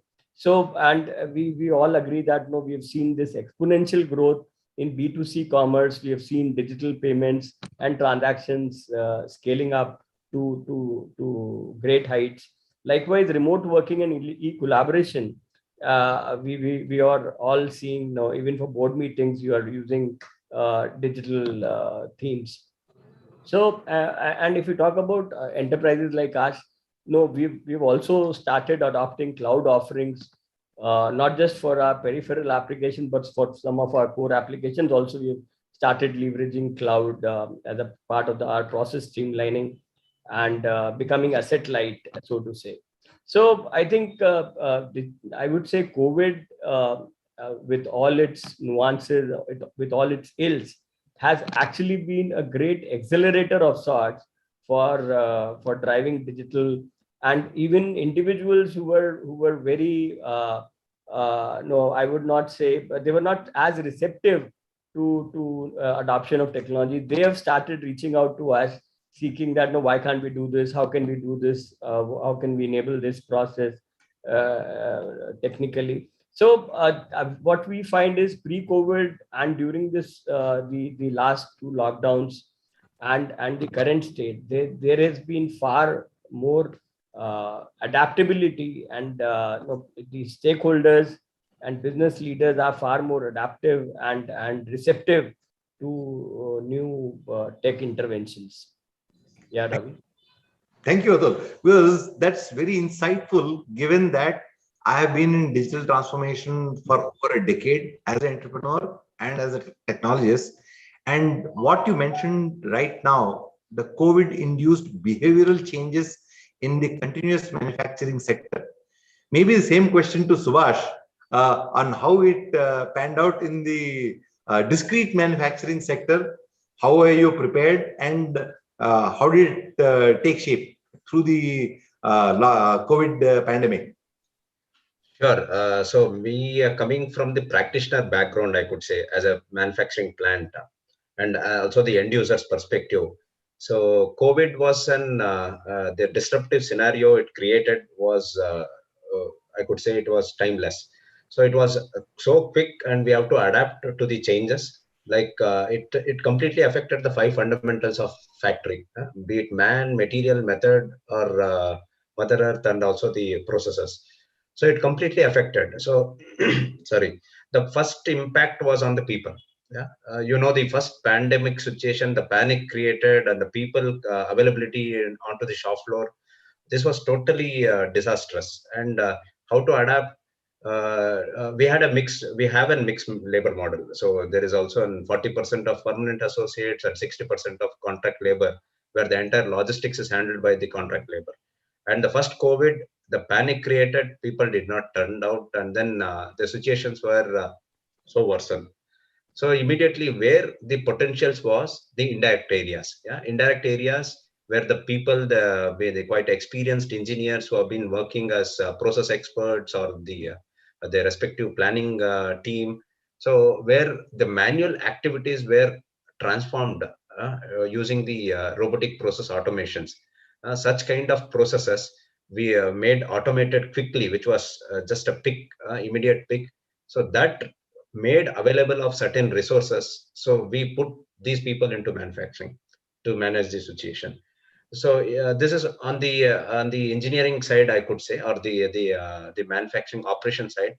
The other aspect of IoT, how it benefited us, I could say, is, for example, we had certain manpower just to manage the lighting systems of our factory, just to ensure that lighting systems are switched on and switched off, and the power systems are switched on and switched off, and monitoring throughout the day. As integrating the required sensors and bringing the IoT concept and controlling the entire system automatically generated at least 10 to 15 manpowers to get into these other operations. So these kind of the speed of innovations or speed of technological adaptations definitely benefited to ensure the production was smooth. And because one side the customer demand was growing in the first, I could say, the first lockdown situations. Even the automotive car makers also were trying to prepare the stocks, predicting there could be a good sales. So in that regard, the people management, this is how we could address with the technologies like IoT and also the process automations. And with respect to the other challenge, with the available people was touch points. Yeah? Because there were strict guidelines from government that the social distancing has to be ensured within the factory premises, and also the touch points to be safeguarded. And the situation was demanding that how do we trace people if there is one COVID positive found in the organization? How do we trace the primary contact and the secondary contact? And if you see the common assembly places in the factory, it is the canteen or the transport. So we just brought in a simple concept of QR code tracking using the cloud computing technology, and people were adaptable quickly because they use this Phone Pay or Google Pay or any kind of digital payments by just scanning the QR code. The same concept was adapted, and it made life easy to trace people as a primary and secondary contacts. So these were some of end user experiences I could share. Fantastic. So being ready and then quickly switching to adding to that helped you handle the situation at that instant. I think that's very insightful. Subrata, over to you. Looking at it from metals Suhas touched on few of the points, which is also we adopted for the canteen and all other places. The other stuff which we find that the moment COVID started, the challenge we used to face that we have three kind of production, like it's a continuous production, like power plant. We know that you give coal and water, it will produce energy. And then when you come to pot, where the aluminum get produced is a repetitive manufacturing. Every 32 hours and 24 hours, it produces metal. And then it comes to a discrete manufacturing where your cast house, which is nothing but billet, wire rod, and rod rodding. The major challenge we faced is the logistics people, the people who are bringing poles. Say 10,000 odd trucks comes, and those drivers may be coming infected. And due to COVID tensions, they used to have a lot of drink. So you can't ask that time that sensor to work so that they all go and give that like your alcohol test. So we immediately forced to take out that and do something to quickly identify them, because otherwise what will happen that the people who are not drinking, they are at risk. Those kind of challenges come. So quickly we have done something to address that. The other one is your biometric. Like every factory, we used to have a biometric, like you have to come and punch with your bio and entry. So you have to immediately remove that. And you have to bring your face reader kind of stuff to make sure that people don't touch. Like that means it is all we focused. Immediate effect is touch. We removing touch point wherever the people are touching or paper, any exchange of paper, remove them. And that is where we targeted, and that is what we are fortunate that this COVID has pushed us to adopt those stuff. And today it is always, I can tell you that even 99% it is paperless. 1% still there, which is statutory in nature, which without fax, grid will not give power and all is still continuing. The otherwise it is been removed. The other challenges which I learned during COVID is, and we adopted. We are never used to be in hospital business and never used to be that kind of challenge we faced, because Chhattisgarh is and Odisha is not that very like the way you people maybe in metros and all, having a lot of medical facility. Here not. So you have only one AIMS at entire state. So managing your COVID patient, there we had a havoc, like putting CCTV for each bed, how the patient is doing, and then his entire statistics to flash it to the doctor, because doctors are very minimal. You don't have so many doctors. At time, it is almost 1,200 odd COVID patient used to be there in our hospital. So how you manage them, how you take care of them was the biggest challenge we faced. And that time, even if you can't motivate your team to go and do something on that inside, because that fellow is afraid. So those are the challenges we faced. But yes, touch wood, we came out and we survived. Hopefully, third wave don't come and things happen, because I understand digital IIoT, everything is fine. But seeing and meeting Ravi and into an hotel going and doing this kind of stuff will enjoy much better than this particular digital. This is another thing which we used to force, like Mr. Soma can tell his other part. There used to be a TP room, telepresence, which you people are all aware of. Right. So everyone used to be crazed that who is going to use the TP room. Today, I'm telling you, fortunate, no one goes to the TP room.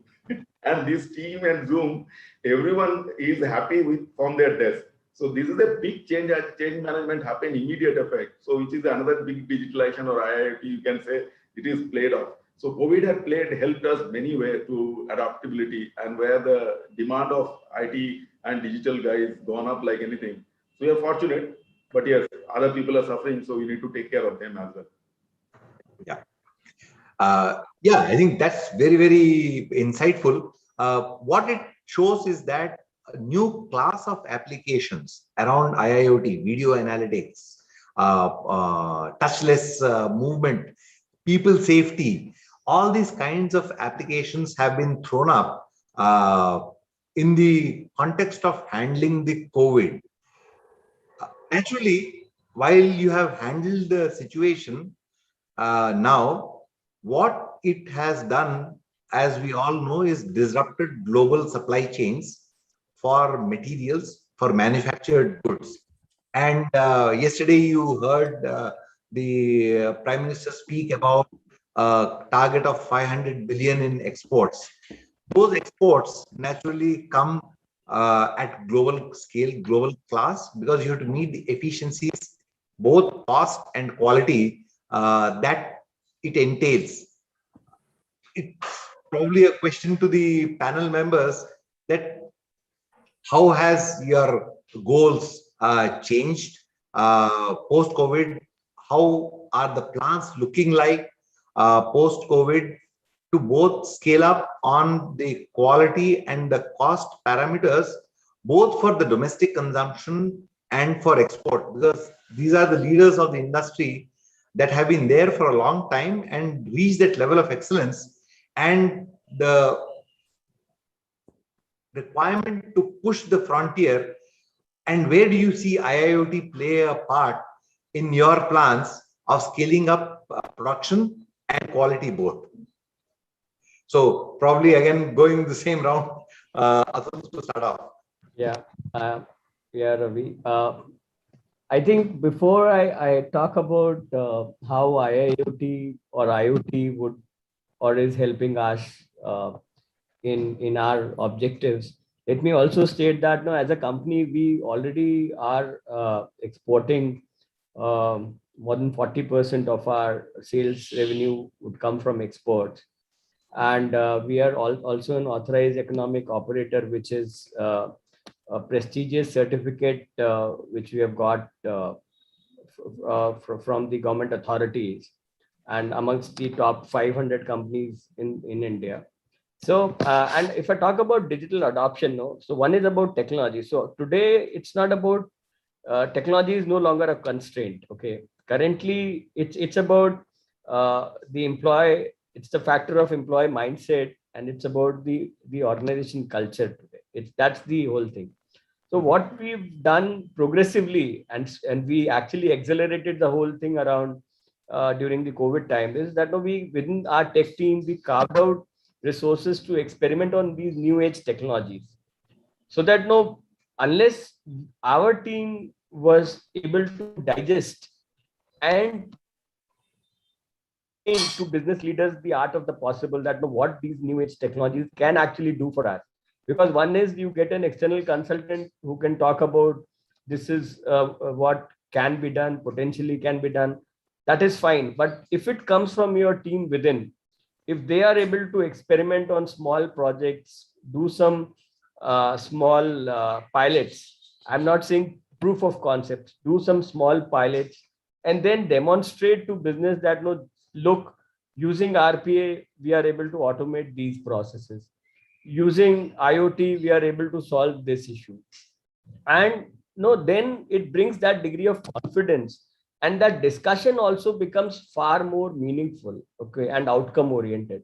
So as I said, we carved out this team to carry out experiments, and then be able to present opportunities on how to do more with less. And then with our ability to and focus to experiment, we were actually able to bring out some meaningful solutions. So we have deployed and of course, for the implementation, for the full scale implementation, of course, you would need business partners. You would need a combination of startups and these large enterprises to be able to deploy those solutions. So we actually leveraged IoT, industrial IoT, over the last 3 years. One, we used for our energy monitoring. Okay, wherein we are able to monitor the specific energy consumptions across these large motors, transformers, and the grid supply, and to be able to rationalize the energy spend. So that is one. And it's not just about rationalizing energy spend, it also adds to the to the umbrella of sustainability, because ultimately you are actually burning carbon as you consume energy. So if you are able to rationalize on that, you are also adding a feather to the sustainability cap, which one is supposed to be. So we did that.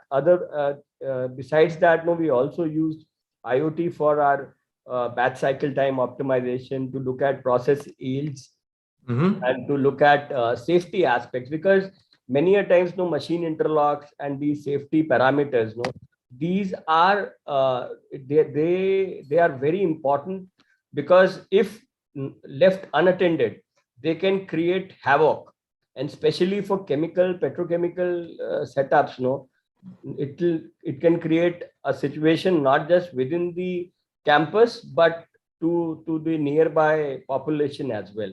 So having a view on those aspects during the lockdown situation, also the implementation of IoT helped us big time. So I would say that, no, these were some low hanging fruits which we got. And in addition, no, we also used IoT for fleet management setup.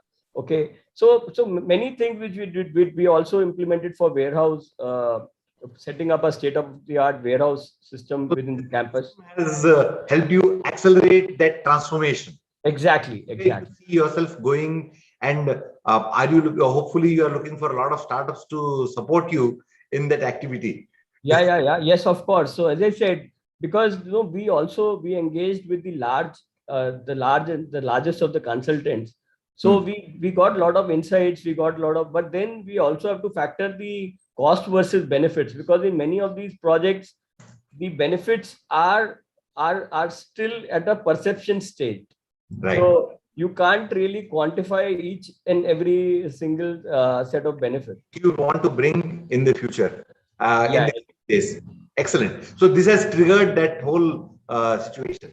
Subhash, over to you. How do you see that panning out for you in the future? You are already at such a high level of excellence with respect to industrial IoT and optimization. What more to do? Yeah. So this situation of pandemic has given us strong lessons learned, mainly certain aspects like dependency on people, dependency on systems, dependency on the infrastructure. So these kinds of things were very strong, and we took these references to draft our strategic elements towards the preparedness, what we call it as now, next, and beyond. Yeah, now where are we now? What is our preparedness? As you rightly said, yes, Bosch globally as also in India, quite been pushing heavily on digitalization aspects and also bringing technologies. That is the situation of now. What next? So this lessons learned has clearly said that what do we adapt with respect to the 5 key elements? How do we bring in the distributed intelligence in the shop floor, or the factory floor? the intelligence of systems, and so also the intelligence of human and machine collaborations are bringing cobots or robots wherever required. It is not just filling the robots; it is also necessity of the robots or cobots or automations in the process. First element. The second element is on the how the smart gadgets or smart assistants can be done to the technical team or people. So be it the smart glass or be it any smart wrist sensors or these kind of smart technologies, how do we make and where to put to use? So the IoT adaptation. So this is the second element. And the third element we see on the open standards adaptation with respect to IT infrastructure. Just be it on the cloud usage or the cloud platforms or the big data platform, or also the adaptation of 5G, which is still just an eye opening in India, I could say, at least to try out a POC and see that which portion of factory the 5G can fit in. And the fourth option is on how do we bring the digital twin aspect on the indirect processes, be it the energy area or the utilities, to see this entire the functioning of such systems on a digital twin platform, so that the dependency on people or the system is considerably reduced. The fifth and the final aspect what we see is the data and the use of data and how it helps in decentralized decisions in the processes. That is the AI, advanced analytics and the AI part. So these are the 5 elements which are strongly, I could say, defined, and we are focusing this to prepare ourselves for the next and the beyond stage. Thank you. That's excellent overview. But from a discrete manufacturing perspective, as the productivity increases and the quality increase in push in, I think that's very critical because our consumption is only rising. And that I had a good opportunity to talk to Subrata yesterday, just before the call, and he had some very insightful observations. Subrata, over to you. So in this particular to take your question, that particular startup, what we have done is that to engage a lot of startup, we have one project called Spark, which has been managed by Ben, and we engage people like 200 odd startup company been applied. We shortlisted from there 30 startup, where we are working with them for this kind of IIT enablement, your entire SAP, SOP, SMP, training material, and then we deployed VDI for 10,000 odd units. And then on that, the people today, the team is working. And that again, it's protected through, like, even if they're touching and working, but that is, skills are protected, that it is the third wave must not touch them. That is the protections being taken by the project team, who is ensuring that that don't happen. The other bit of it is that we also engage BCG, Boston Consulting, and and for the 3 business like zinc, that is oil and gas, and for aluminium and this, we have McKinsey, Bain, and Accenture to ensure that our we need to survive in this particular pandemic situation where there is buyers are going down, and LME also at some point in time was not that great. Today it is 2,500, but earlier it used to be 1,400 or 1,300. That time our price used to be much more. So every attributes we worked upon to make sure that the cost goes down. So I'm happy that during this particular start of COVID in 3 to 4 months time, where entire consultancy as well as our own management, we get together, and now today we are in Q1. So I can only tell you that the Vedanta will survive. Even others may go out of the market, but we will be there to supply you non-ferrous metal. So that happened for each of our sector, and thanks to COVID, that's one thing happened. So this is where we are as far as business is concerned. Startup we are working, and really I can only tell you that yesterday I shared with you that say coal, like say if you talk about a GCP of a coal, like which may be required by many of us. Right. Medical science is doing taking a snap of anything and giving you predictions that what is your health parameter. So right. It can happen for our quality checking. That is whether metal is EC or CG and how good it is. My quality checking. Why I need so many things to do. Like the app can be developed. So that is where we are focusing and diving towards. And there I definitely request you that your team and where whoever listening here and people who are there, so they can help. The other gentleman who talked about the rake, like your container management, we have bulk management. We use bulk material, be it coke, be it coal, or be it my bauxite and alumina. These are all dust kind of material. So it's a special, it requires a special vehicle to drive. So anyone having any good IIoT based implementation, because we able to evacuate only 5 vessels in one of our Kakinada port, which Mr. Somasundram knows. So if I can make it 6 or 7, it's going to be a great achievement for us. 20%, 30% improvement. Right, very correct. So they are still we are struggling. So there are plenty of opportunities. So and manufacturing, as you know, we are the laggard. We are not front runner. The other people are much bigger, better. Like if you talk about our telcos, they are the best, because if when I go to their plant and when I come to my plant, there is no comparison. So we are required to catch up, but journey is on. So together we'll take it forward. Thank you. Thank you. I think that was very, very insightful, because what COVID has done is what we heard commonly from all the panelists is accelerate the adoption of digital technologies and accelerate sensing technologies so that they can do an operational transformation and they can improve efficiencies across the board. I think the audience also has a lot of questions to ask this panel. Dipesh, would you want to read out those questions? Or Mr. Somasundaram, sorry, Soma. Yeah, you're on mute, Soma. So am I audible? Yeah, please. Yeah. So there are multiple questions. So I will pick them at random, because we can't fix a priority of these questions. The one question is, what's the market scope in industrial environment for an IoT based wearable location, productivity and safety gadget? So there's something on the product side. So anybody can take it, Ravi. Yeah.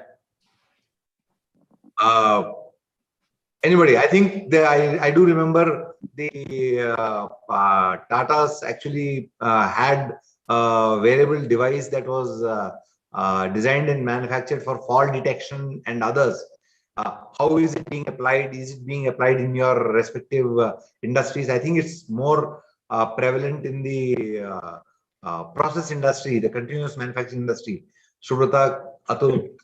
We have a project called CMDC, which is done by Siemens. We have OSI Pi as an historian, and used a lot of sensor for your entire ID fan, be it your motor, then all the critical devices which normally for your continuous, when you into power generation, so your boiler, turbine, and all those stuff needs to be integrated, and you need to see that if you can reduce the combustion rate and reduce the wastages, it's bad.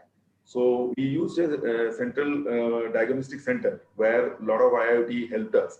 And today it is like how much I am exporting, importing was all along there. But this time, post CMDC, centrally the people are sitting, and all my units of power experts, each one is helping each other, and they're able to see where things is going on. And also it is visually like when we created a cockpit where with the figure, like how much loss is getting incurred, where is the loss happening, that gives an intuitive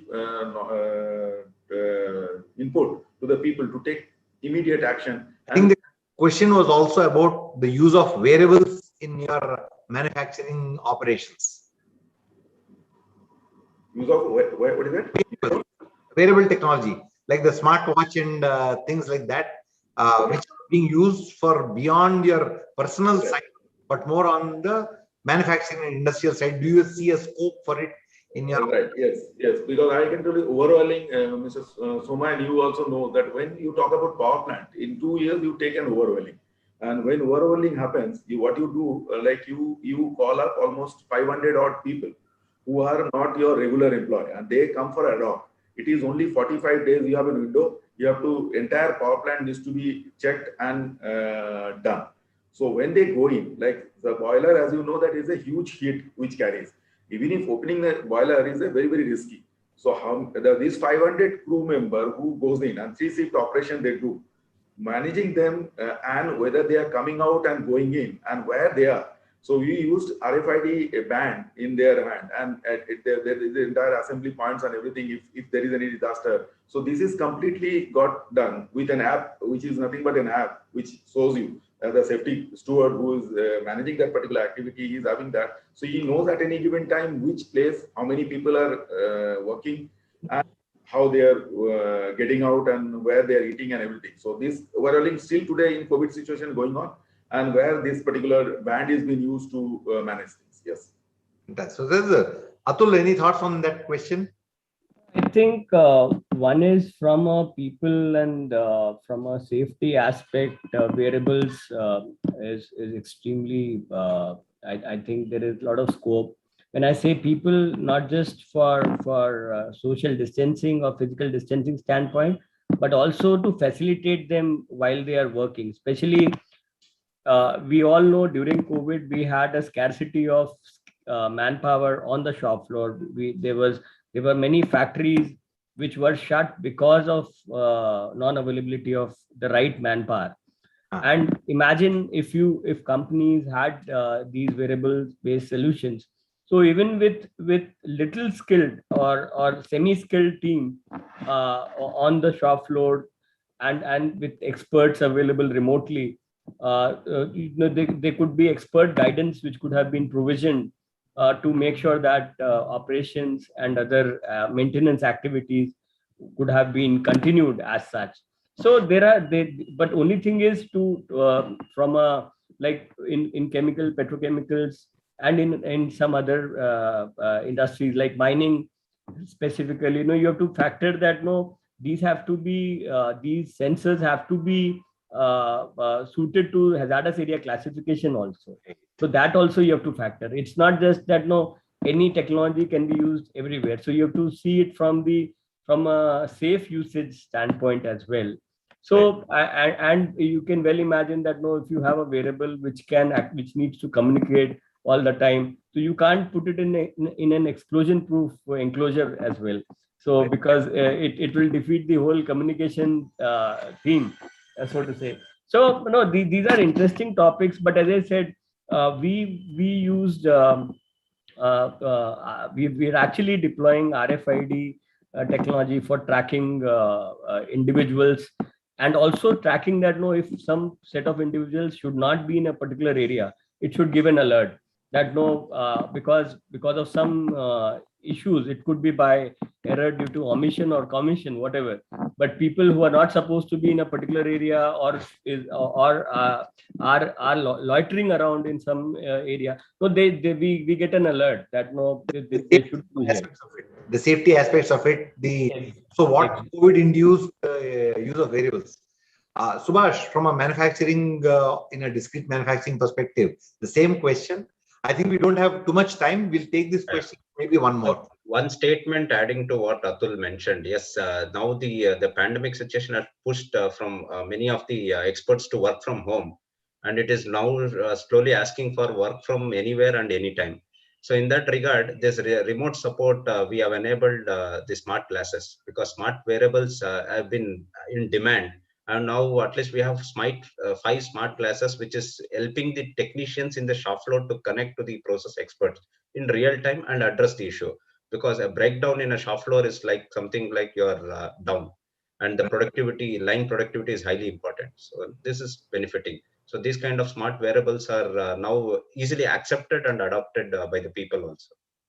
Thank you. I'm sorry, I just also want to highlight, because in the interest of the audience, because they need to understand the other perspective. Other is from a checklisting standpoint. Many in process industries, there is a concept of doing a checklist. So with using variables, this checklisting activity becomes far more accurate, and you get timeliness of data flow, because you are able to see the critical aspects of the equipment or the process and relate back to the central control room to be able to charter your course of action. So for checklisting also, variables has immense potential. Thank you. I think Yeah. we are on the Exactly at 11:15. Yeah. So So I think we can probably take other questions. There are a lot of questions, right. and I believe we can probably take up separately in the interest of time. Yeah. So really, thanks Ravi, Subrata, Subhash, and Atul for a very insightful session and user panel. So thank you very much. There are plenty of questions from the audience. We'll probably try to reach out to you separately. So now I would request, I'll hand over to Mr. Arvinder Singh, who wants to, will introduce the audience on robot mover, which will be equipment-based use case. So over to you, Harvinder. He's a co-chair of IIoT Task Force. Thank you. Thank you. Hello, am I audible, Gautam? Yes, go ahead. Great. Thank you. Good morning, everyone. So I think that was a wonderful panel to understand a lot of great insights coming from the field directly, and moving to the next, the edge of industrial internet, right? So we have seen whenever we have spoken about industrial internet enabled architectures, edge has played a very critical role in determining the success of those digital transformation strategies, right?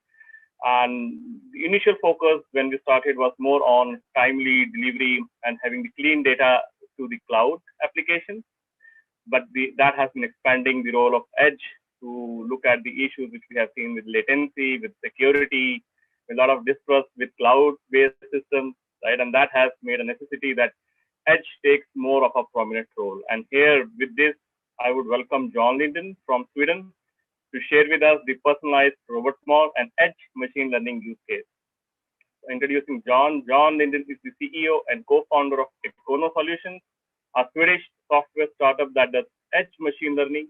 Mr. Linden is a serial entrepreneur with an extensive background in telecom, where he took his previous company to Silicon Valley and a New York Stock Exchange IPO. Welcome, John, and the stage is all yours. Thank you so much, Ravinder. I'm going to start by sharing my screen. Let me see if I can get that to work.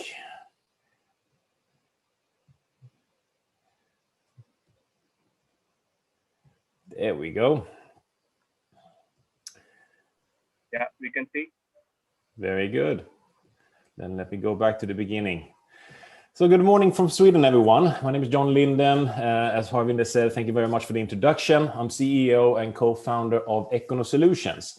And we are a software company that provides an SDK for doing edge machine learning, meaning that you can run intelligent features on board your connected devices to make them self-learning and to make them predictive.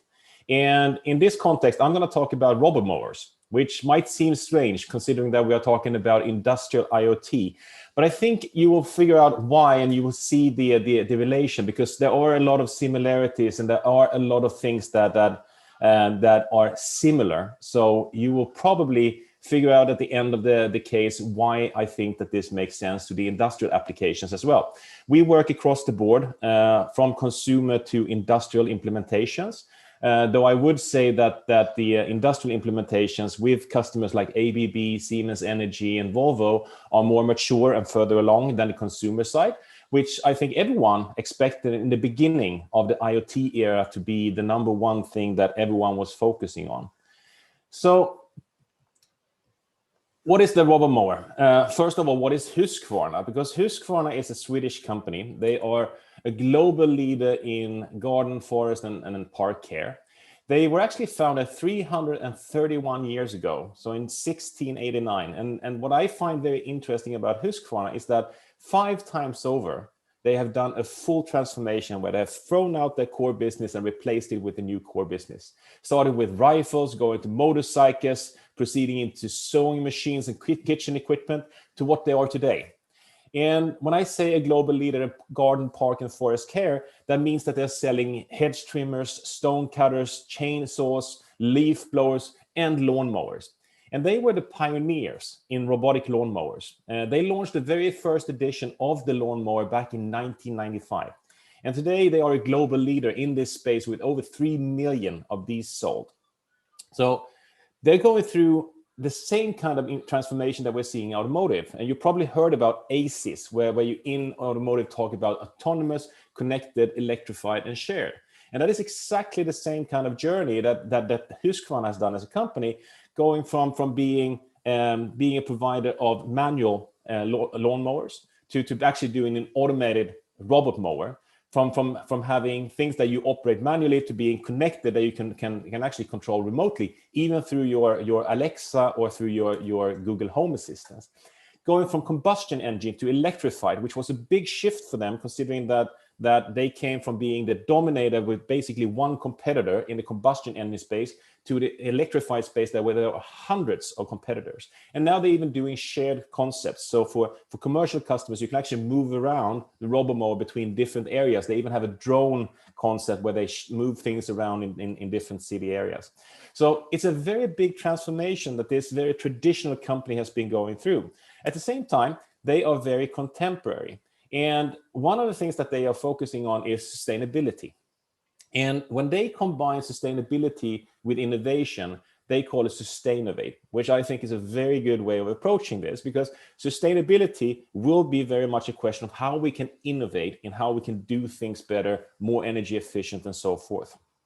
And in 2020, they did their very first Sustainovate Open, where they invited suppliers like ourselves to bring in Sustainovate ideas. And they were doing it based on the 3 R's: reduce, reuse, and recycle. So fast forward, we pitched a concept called Automower Concept R, and we won the very first Sustainovate Open a year ago. The idea came from the fact that I have a RoboMower, an Automower at home. And when I looked at it, it's been operating in my garden for over 7,000 hours. In 7,000 hours, normally you say when it comes to tennis players that it takes 10,000 hours of practice to become a pro. So in 7,000 hours, it should be kind of a pro in my garden. Reality is that it's just as dumb as when I got it, because it has all the sensors, it has all the data, has all the insights that it needs to figure out absolutely everything about my garden, but they're not doing anything with it. They just use it for the real-time operations. Concept R that we presented was based on how you can use those sensors to learn about my garden, not about a garden, but my garden. And it's focused on how software can actually make your product last longer, become more personalized, and run more efficiently, which will reduce energy consumption. Now, if I take a step back, what we see happening in general is that absolutely everything gets connected. And I mean everything from dumpers and excavators down to air conditioners and running shoes. Everything gets connected. Juniper Research predicts 83 billion connected devices in 2024. Still, what surprises me is that most people have not really understood the true potential of IoT, because people are still talking about connecting things to collect data. And as Harvinder mentioned, I have a background from the telecom space. And back in 2009 and 2010, they did extensive projects about big data, collecting absolutely everything about what people were doing online to figure out what we're going to do with this. How can we capitalize on this data? And while Facebook and Google make it look simple, it is actually extremely hard to capitalize on customer data. And it's also very sensitive. Instead, what I think is the real potential of IoT in general, both on the industrial side and the consumer side, is that you extend the relationship with your products to after they leave the factory. And what that means is that after they leave the factory, historically it's been that you wave it off at the loading dock and you never see it again until it comes back for servicing. But with IoT, it actually extends the relationship so you can see how it's being used, you can see the health status, you can upgrade it in the field, you can help your customers run it in a more sustainable way, you can even sell your products as a service. But all of these features require automation. You cannot do this manually, especially not with 83 billion connected devices. And automation in IoT spells machine learning. Now, the traditional way of doing machine learning is that you connect these things and you collect data from thousands of devices to find the common denominators. Reality is that there are not that many common denominators in IoT. I mean, exactly the same kind of Volvo car, electric vehicle that operates in the north of Sweden or runs down in Bangalore is going to operate in very different climate, landscape, road and traffic conditions, which means that the remaining range on the same state of charge of the batteries will not be the same. And I'm not really interested in how far I can go in general. I'm interested in how far I can go specifically with how I'm using my car, the environment I operate in, and everything else. Same thing with industrial components. If you take like a pump, or let's take an electrical drive, the same kind of electrical drive from Danfoss can be used in a production line in a brewery to operate a conveyor belt, or in the building automation system to feed an HVAC system. So they operate in very different environments, conditions, load, everything else. So there are not that many common denominators. That's why we turn things around. With edge machine learning, and now I'm talking about edge machine learning, meaning that we actually do training on the device. We don't just do inference of a pre-trained model, but we actually do training on the device, incremental online training based on the sensor data, which means that we don't know much from the beginning, but then we start learning more and more and more. It's kind of like a Tamagotchi. The more you feed it, the better it gets. That way, over time, we will know individually for the specific device how it's being used, what is a normal state, and if something deviates from the normal state. And it constantly gets better and better and better over time. Now, if we apply that to the RoboMower, then it starts getting interesting, because my garden is, of course, very different from my friend's garden down in Spain. We actually grow different kinds of grass. We have different number of sun hours. We have very different temperature. But it's not just that. My garden is actually different from my neighbor's garden, because the direction, how it's being directed in north, south, east, and west, the shadings, the undulation, the drainage, all these different things means that the grass grows very different in my garden compared to my neighbor's garden. And this is exactly where we wanted this to fit in, and what we pitched in the concept are that by running it on board the Husqvarna Automower, we can learn different zones, how they grow at different seasons and time of years under different climate conditions. And we're doing this using traditional sensors like temperature and humidity, but also we're using torque, power to the motors, RPM, all these different things that are motor specific, just like you would do in industrial application. So if we apply this to the RoboMower, what do we see happening? Because it might seem trivial that we do training on the device, not just do inference, but it actually makes the world of a difference, because all of a sudden we can do this individual training, but we can also do more. We can actually see if you change something drastically. So if you replace like the battery, if you replace the knives, if you replace some other component, we can retrain to accommodate those new conditions. Now that really becomes interesting, because that is something you do occasionally. You also get an instant answer rather than waiting for a year when you're going to collect all this data from all these different automotives around the world, or maybe 2 years. So you get seasonal references. You start actually getting instant answers. You're starting to see instantly what is happening, and you can start predicting how this can be used for configuring and setting your machine. And then it gets better and better and better over time. You can actually see on our YouTube channel a demonstration that we usually use at trade shows with a toy train. And after only 5 or 6 laps with the compass as the only sensor, in combination with time, which creates speed, and with some lags and averages, we can actually do a very accurate prediction of where it's going to go next. From the beginning, it knows absolutely nothing, but after 5 to 6 laps, it actually can do a very good prediction. After 100 laps, it can do a very precise prediction. This is the same thing, that very quickly we can give an answer that gets better and better and better over time.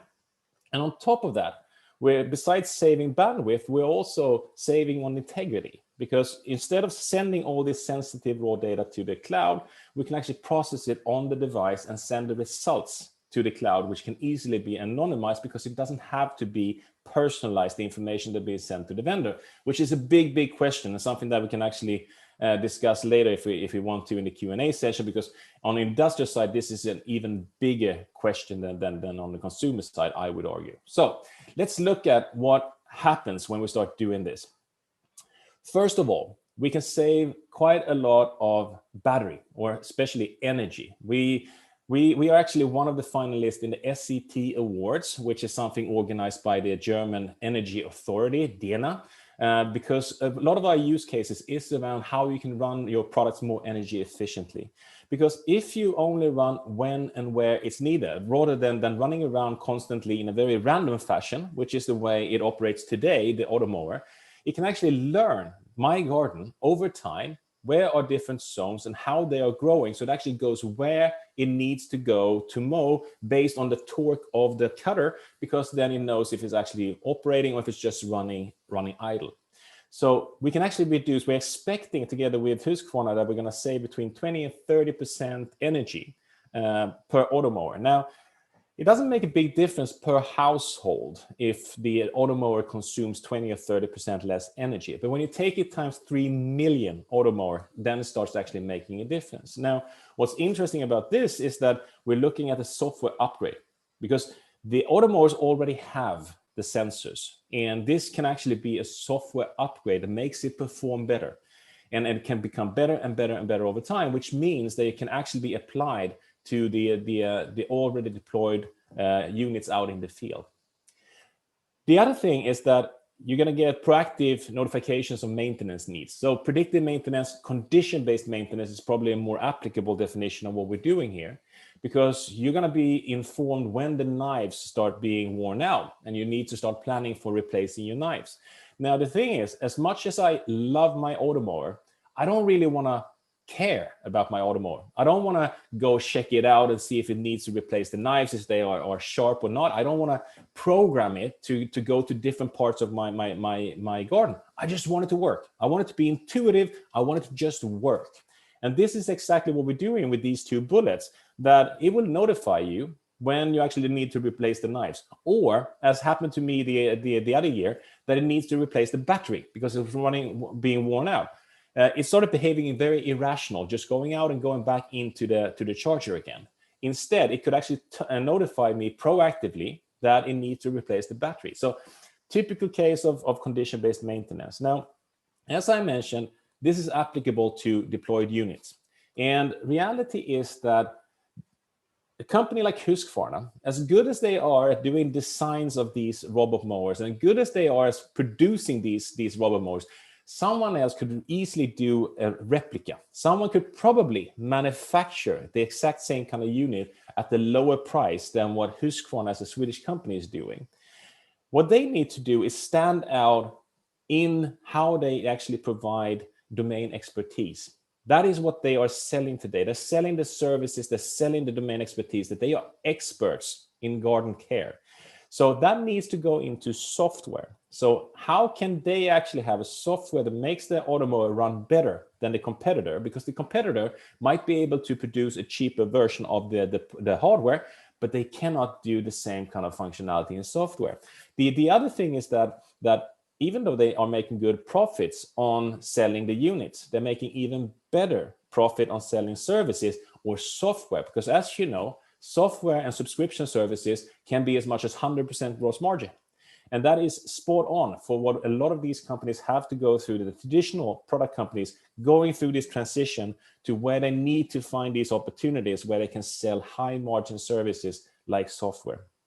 It also builds the barrier, but also on top of that, it builds the customer loyalty. Because if I keep getting new functions and functions that make me very satisfied, then I become a loyal customer. Why should I switch to someone else when I get a very good and working function? On top of that, they also have a new business opportunity, because the RoboMower, besides being my lawn mower, can also be my digital gardener, because it is running around, as I said, 7,000 hours in I think it's 5 years that I've had that one. 7,000 hours of running around my garden. It can figure out a lot of things. For example, it can notify the watering system when and where it needs moisture. It can also notify other things, like when it needs to do trimming of the edges. So it becomes your garden because it's constantly operating in your garden. So it can actually be combined with other products. Now, reality is that Husqvarna happens to sell also the watering system from Gardena. So it's an upsell opportunity by connecting these two products, so they become 1 + 1 = 3.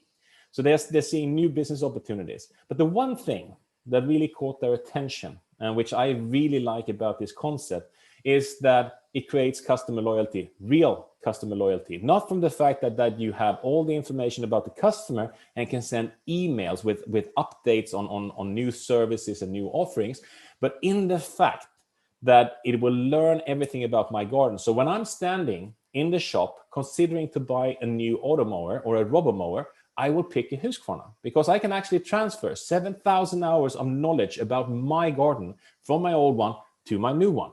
It's a very good lock-in effect, just like we see with iPhones and Androids, that it's so convenient to actually transfer that personalized information to improve your service from the old one to the new one, which is a way of creating that kind of customer loyalty. So they get a lot of benefits from this pretty simple use case, which is based on a number of machine learning algorithms or models that learn about how my garden in the best way is being cared for and how to operate the automower in that context.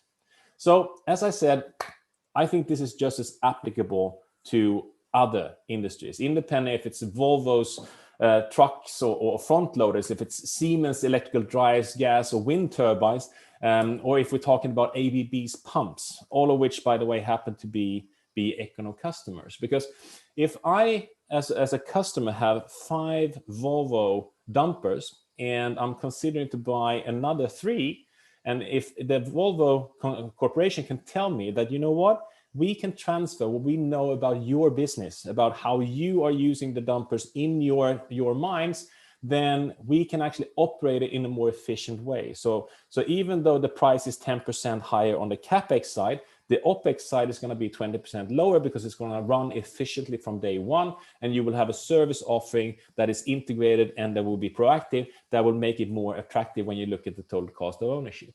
So exactly the same kind of functionality that we see on the Husqvarna side is applicable on the industrial side as well. Now, industry is the most interesting part that I find in this context. We don't work with manufacturing implementation like in a whole machine or a plant, because that is typically more of a consulting gig where you do the implementation for the whole manufacturing process. But we have a lot of component vendors like pumps, electrical drives, electrical motors, soft starters, conveyor belts, that kind of components. And I think that Industry 4.0 is currently at the stage where all the components need to become a little smarter in order for the entire process to become a lot smarter. And what I mean by that is that if the pump can figure out what is a normal condition for how I operate in this manufacturing process, it can easily tell you when something deviates in its behavior, but it can also become like a very, very important and smart sensor, because it will tell you if there's something being clogged further up in the pipe, because there's a change in the operations of that pump. That, in combination with what you're seeing in other places, can really give you a comprehensive picture for how to operate the whole manufacturing product line. That's why we focus very much on the components on the industrial side, and being able to scale down to run on extremely small microprocessors. We can actually run on board the controller of a pump, of an electrical motor, or the PLC or something equivalent, as we do with customers like Alfa Laval and so forth. So thank you very much for listening. And I really appreciate getting the opportunity to quickly go through this case, which I love, both from the fact that it's a cool case, it's a great customer, it's a cool technology, but also that it focuses very much on how we can actually make the world a better place. If we can reduce energy consumption, let's apply the same kind of thinking to all the air conditioners in the world. I think there are like 55 million new air conditioners sold every year. If we can make them run 20 or 30% more energy efficiently by actually figuring out the environment it operates in, by applying real edge machine learning. And let me reiterate the fact that we're talking about learning, not just about inference. Then you can really make a difference, make some really cool things. I'm going to leave some time for questions. So I'm going to hand over back to you, Harvinder. And thank you very much for listening. Thank you, John. I think this was fantastic to hear how the customers can leverage the benefits of IoT, and as well the business can monetize those opportunities. And we have a question from TR Anand. John, very practical. What are the challenges in implementing IoT and AI with existing equipment, which are durable and have many more years of life? So first of all, let's start from the back, because this is so important. I think that when I look at our development, things have not moved as fast as we expected. If I'm being fully transparent, I'm actually a bit surprised considering the value that we see from combining machine learning and IoT, that things haven't moved faster. But the reason is that it takes longer to replace the hardware out in the field than you expect. It takes longer to connect the hardware out in the field than you anticipate. There are pretty long cycles, which is good. I mean, this part of the idea is that we should be able to extend the life length and the use of products by not having fatal breakdowns and that kind of stuff. That's where condition-based and predictive maintenance really comes in handy. Now, what we have seen is that first of all, you connect things first and then you make them smart. So the rate at which things are being connected has been slower than I think anyone anticipated. So getting to that point and replacing, doing a hardware upgrade, and I mean not a product hardware, but a computational hardware upgrade where you connect things, has been more complicated for a lot of traditional companies than we expected. So that is the first challenge, because today, as I mentioned, we can scale down to run on Cortex M0s, which means that we can run on a lot of different products in most environments and actually run on top of the existing computational hardware if there's just a little computational power and little memory available.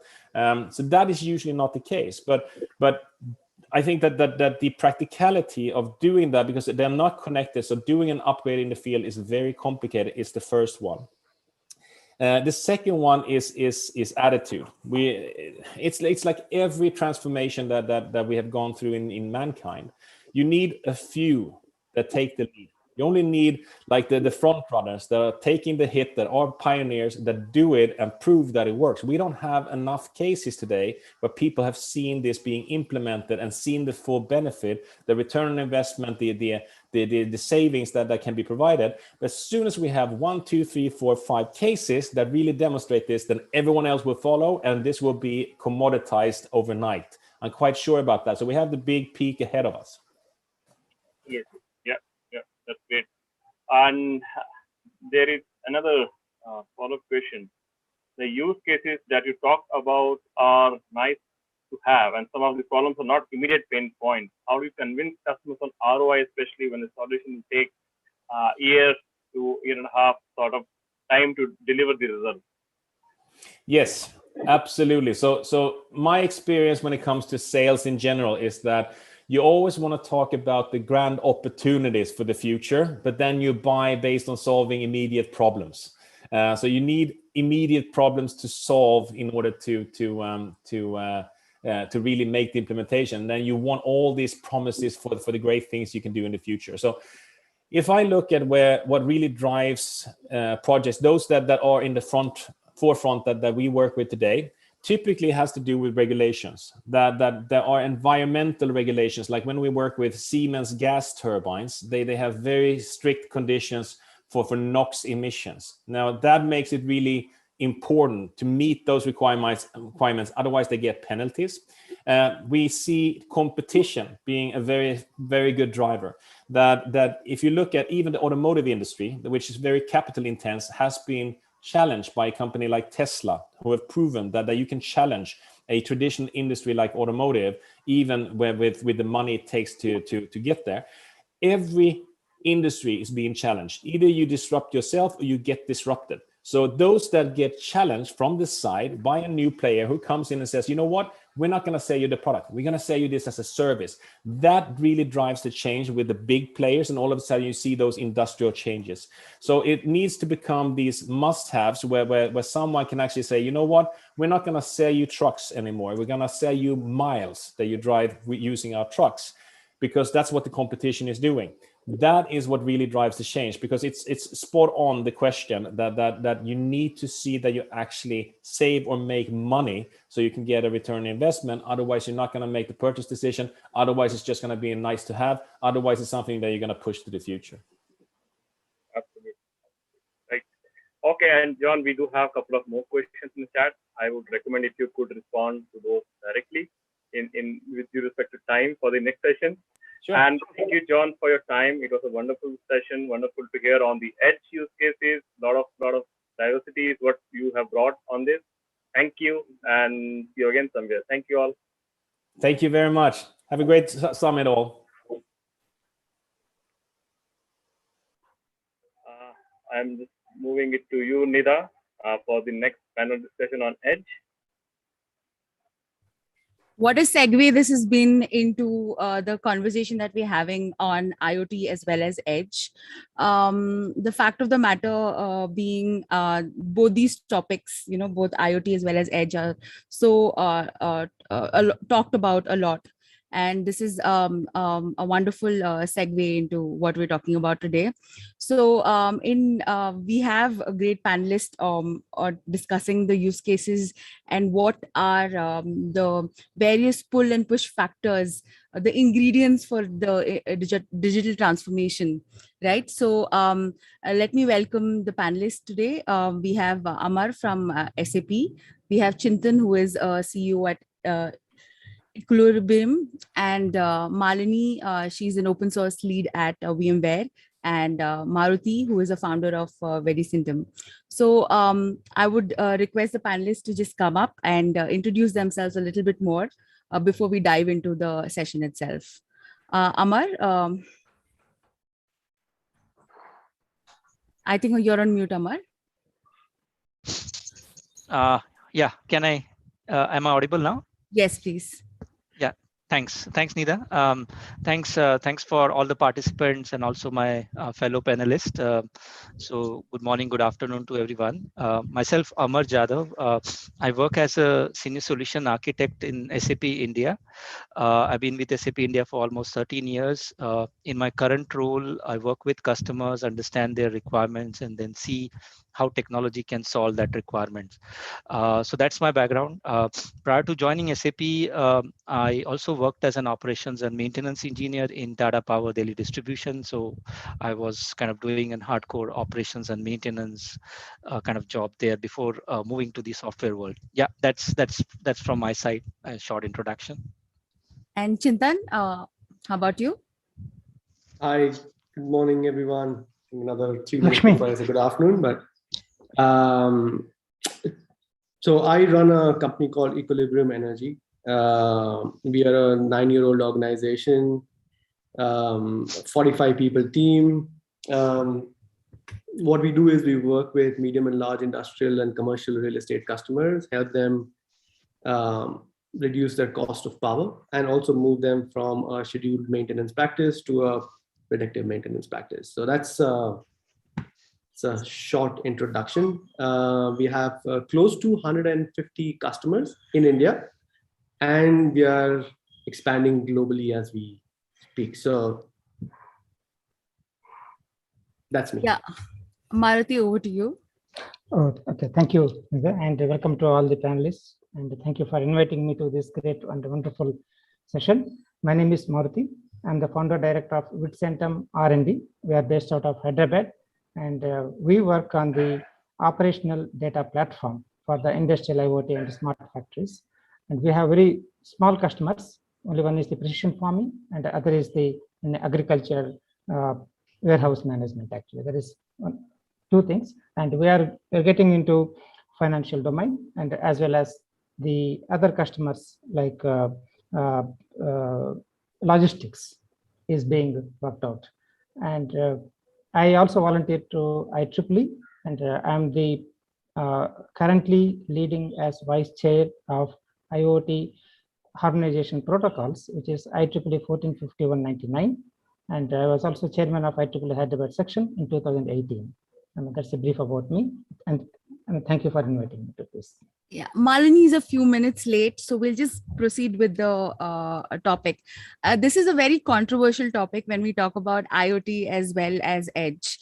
And individually, when I spoke to panelists, they all had a different idea of what industrial IoT and Edge actually means. So as an icebreaker, I would request you to address what this means for you from an organization perspective, and what have you seen is the industrial IoT aspect of things. I think, Chintan, we can start with you. Thanks, Nida. I think Edge for me is just a new word today. I mean, we're talking about Edge today, but My understanding is edge has been there since the start of industrial revolution. Right? You take a look at PLCs, you take a look at in-prem solutions, you take a look at BMSs. They're all edge for me. In very simple terms, for me, what edge means is the ability to collect data from a sensor in a local environment and then maybe act on it. Right? And that's what SCADAs and PLCs of the world do. So probably just a new word for me, but edge has always been there. Whether we are leveraging edge, whether we should leverage the edge that exists today is a different conversation, and maybe we could talk about it as we move forward, but that's edge for me. Again, industrial IoT or industry 4.0 means a lot of things, but I'm more of a hands-on person, down on the wrenches. So for me, the ability to get data on a single platform in a factory or a building and convert that into business is what industrial IoT means for me. Right? We can talk about technology, we can talk about data lakes, we can talk about fogs, but at the end of the day, if the customer doesn't see the ROI, like in the previous session, John mentioned that we're never going to scale up. So that's my view on. I think that's a good quick view of it. So we have Malini joining here. Hi, Malini. Malini is a bit late, so I will take the honors of introducing her. Malini has an elaborate career, right from OpenStack to VMware to having a PhD to Intel even. So she's there doing a lot of edge related stuff, 5G related stuff, and open source related stuff. So Malini, the question that we were asking right now was, what does edge and IoT mean for you as an organization or as a person, even having looked at different aspects? It's an honor to be here. Thank you, Nida, for inviting. For me, the edge is a broad spectrum. It's exactly where the data is inside your factory. It could be even in your thermometer if it's connected to some internet somewhere. It could be your diabetes monitoring system too. It could be somewhere at a telco, which is a few meters away from your home or even a mile or so, and way and beyond right into the cloud. So near edge, far edge, somewhere in the middle edge. And just like Chintan was saying, we've had IoT even before we had this word that's popular today called Internet of Things. About 15 years back, I was doing a remote monitoring and management system where we wanted to capture things like how much money is there in an ATM machine, what's the temperature in some office building or in a nuclear power plant. And we had to do that securely. So it was important to have things like VPNs and be able to monitor what's the data in that remote system, reboot it, update it, et cetera, et cetera. So for me, IoT has been there, but today is the big dawn of it in the sense that it's so cheap to be able to make some device internet ready. It's like pinhead type of internet devices. It's affordable, and therefore it opens up a whole new set of options for us, a whole new set of applications. And that's why it's a new dawn of it. It's so affordable. Applications of a multitude variety can be possible now. Perfect. I think we'll move on to the next question. I think more or less we all have a similar understanding of what IoT and edge means. Going to what, taking away from the previous conversation where we saw a lot of edge related use cases were coming in from different sectors, right? One of the key aspects that a lot of people have spoken about or we have seen as analysis is manufacturing sector. And everyone says 43% of the use cases comes actually from manufacturing sector. So this question will be Maruti. I mean, you can start with this as to what you have seen in terms of use cases and how have you seen your customers reacting to it. Okay, thank you, Nida. I think let me start with very quick thing. What is a thing basically? How do you define an Internet of Things? So when it comes to smart manufacturing, these are all the assets that the factory maintains.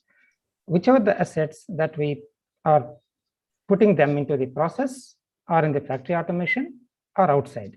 So if we define a thing or is equal to an asset, or asset is equal to a thing, which is a digital representation of an physical asset. Once the cyber physical model is done, then I think we bring these assets into this cyberspace.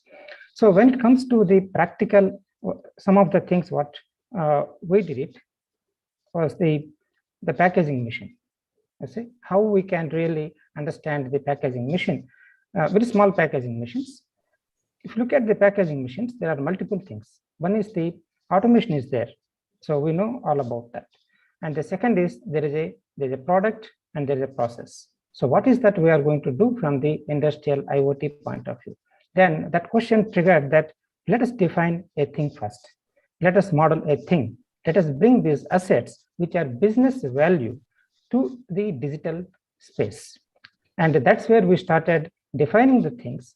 And how do we connect all these physical assets into the digital space? We can't use any non-standard things. So we need to connect through them through proper automation protocols as well. So it means that we have three important elements. One is the factory automation things, and second is the process automation. And today, in the future, we are going to see IoT stations, which are going to work in conjunction with automation, process automation, factory automation, and as well as the information automation systems. So bring all these things into one platform and create the true business value to the end customer. So the use case one is predominantly for the packaging industry, how we can bring those non-automation things into the cyberspace through certain models actually. Okay, and other use cases like the precision farming and other things with respect to the supply chain and logistics, we followed the same methodology that define the thing first. That's how we started actually. How do we start that use case practically? Otherwise, what happens? The thing is becoming so vague actually. Okay, in HVAC systems, we can say as a temperature of a factory is an asset, or even sometimes the pollution is an interest.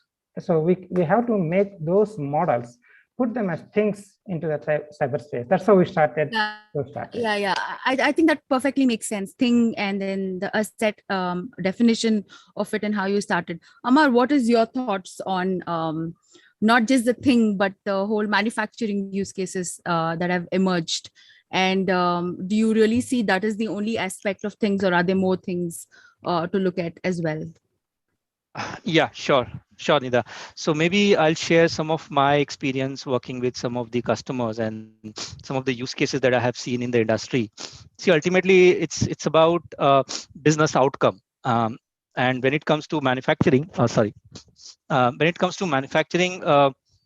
there are operations like production, there are operations like quality, there are operations like maintenance, which is part of the overall manufacturing setup. And if you go beyond manufacturing, then of course logistics, which is an inbound and outbound logistics. So if you look at within production, for an example, within the production, the important thing is how a manufacturer maximizes the output, how a manufacturer ensures that the product is meeting the required quality standards that the customers have expected, how manufacturer is ensuring that the assets that they have put in use is reliable and available to then meet that production demand, to then fulfill the customer demand. And that's where the technology comes into the play. So for an example, a high-speed camera, detecting any product-related defects, which is getting processed at the edge itself through a very kind of an artificial intelligence or an ML algorithm running at the edge, detecting the defects, while the product is being manufactured and being transported through a conveyor belt, and then automatically segregating it to that's a defective product, then it makes life easy for a shop floor operator that there are defects which are identified early in the process, and then proactive activities are being taken care to then mitigate this risk happening in the production environment. So that's how manufacturers are using these technologies to then make their manufacturing process efficient. Okay. That perfectly makes sense, because not just conveyor belt related things, even in agri-tech, detecting food defects and other things like that. Chintan, going on to you, what is your take on these use cases, and have you come across more awesome, great use cases? So let me give you a quick, I come from more of a business perspective, right? So the use cases need to make sense, and they need to sort of help the customer in some sense to either increase their productivity or reduce their cost, right? So imagine this, you have a manufacturing plant, and we work with close to 110 manufacturing plants across India, right? Godrej's and Mahindra's and SKF's of the world. Imagine the ability to increase the productivity by 1% in any manufacturing plant. And imagine the ability to reduce their cost of power in some cases by 1%, right? That for me is the first sort of Northern Star, right? That's what IoT needs to deliver, that's what technology needs to deliver, right?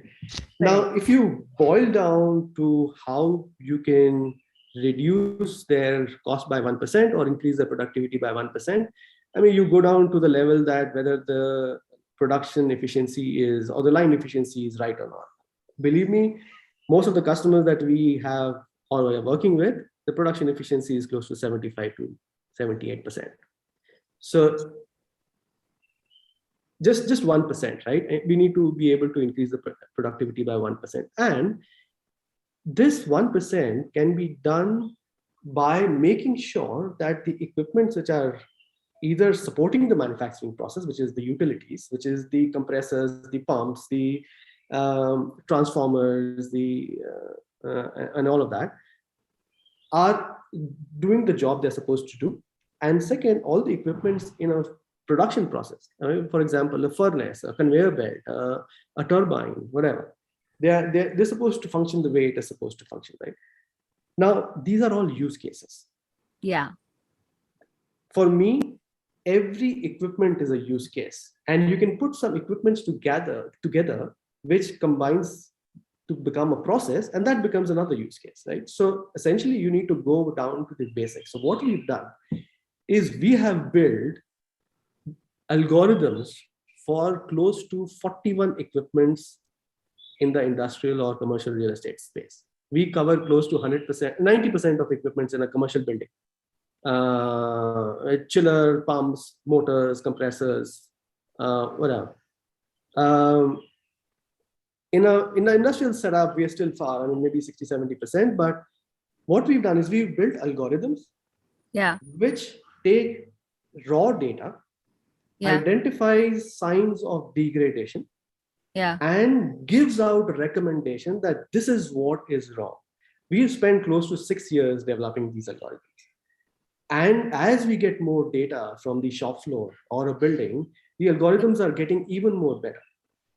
Now, this is maybe a little bit of controversial conversation, but we keep on saying that industrial IoT, AI, ML, from my perspective, there is no artificial intelligence in an industrial setup at all. Okay. Hold a thought there, Chintan, because I think Malini would like to answer this question. No. I want to hear what Chintan has to say. And I kind of agree with Chintan here. There's not much intelligence in these. It's whatever decision process rules we put in there, that typically addresses 90% of the cases. You don't need any great intelligence. So the moment you put the rules in there, you can call it like intelligent control, you see. So I'm fine with what Chintan says. And artificial intelligence doesn't exist in this space, right? again, I'm happy to have a side debate with people and have a coffee as well or a beer. But what exists really is machine learning, which is supervised. There is no machine learning as well in the true sense, right? It is always machine learning which is supervised. Now imagine this, right?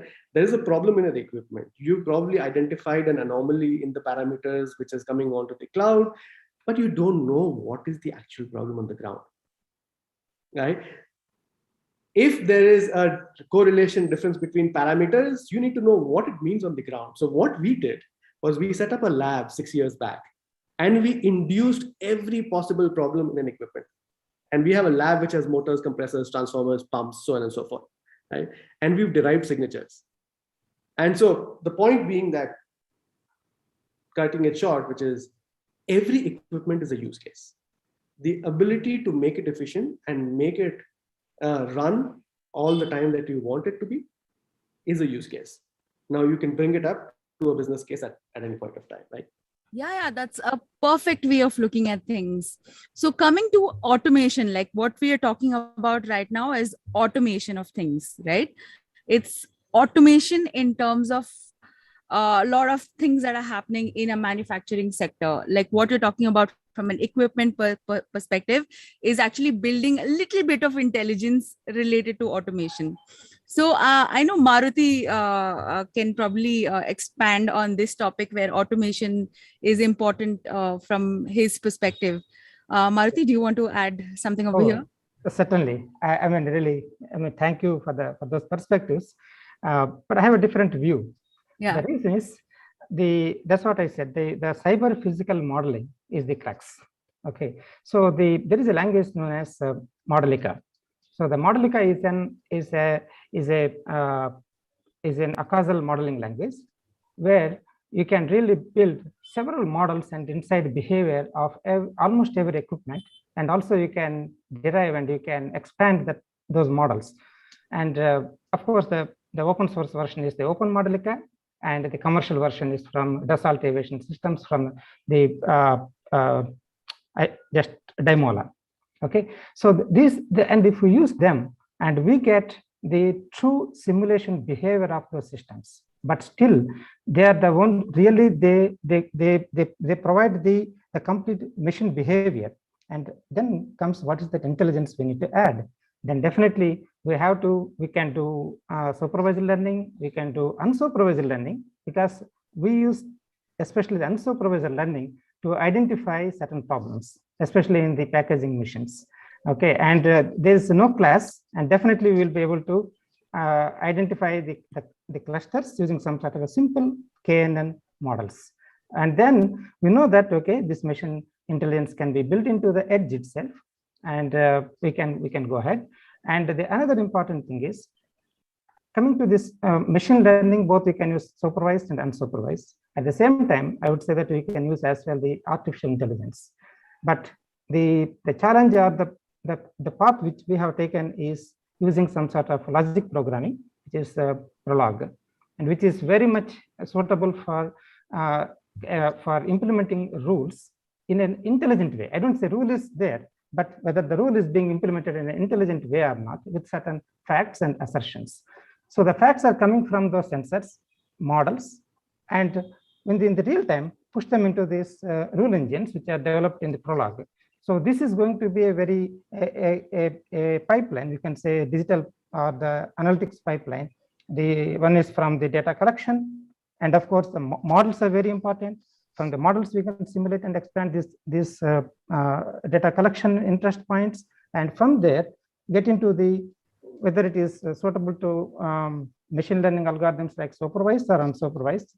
For example, I did only for the unsupervised with KNN, and then we can put those rules back into the AI through Prolog language. Actually, that pipeline really seemed to work for us, and I would like to share with the I think we were talking about how standardization in IoT and edge is a topic of discussion. I know Malini is hiding her face over here.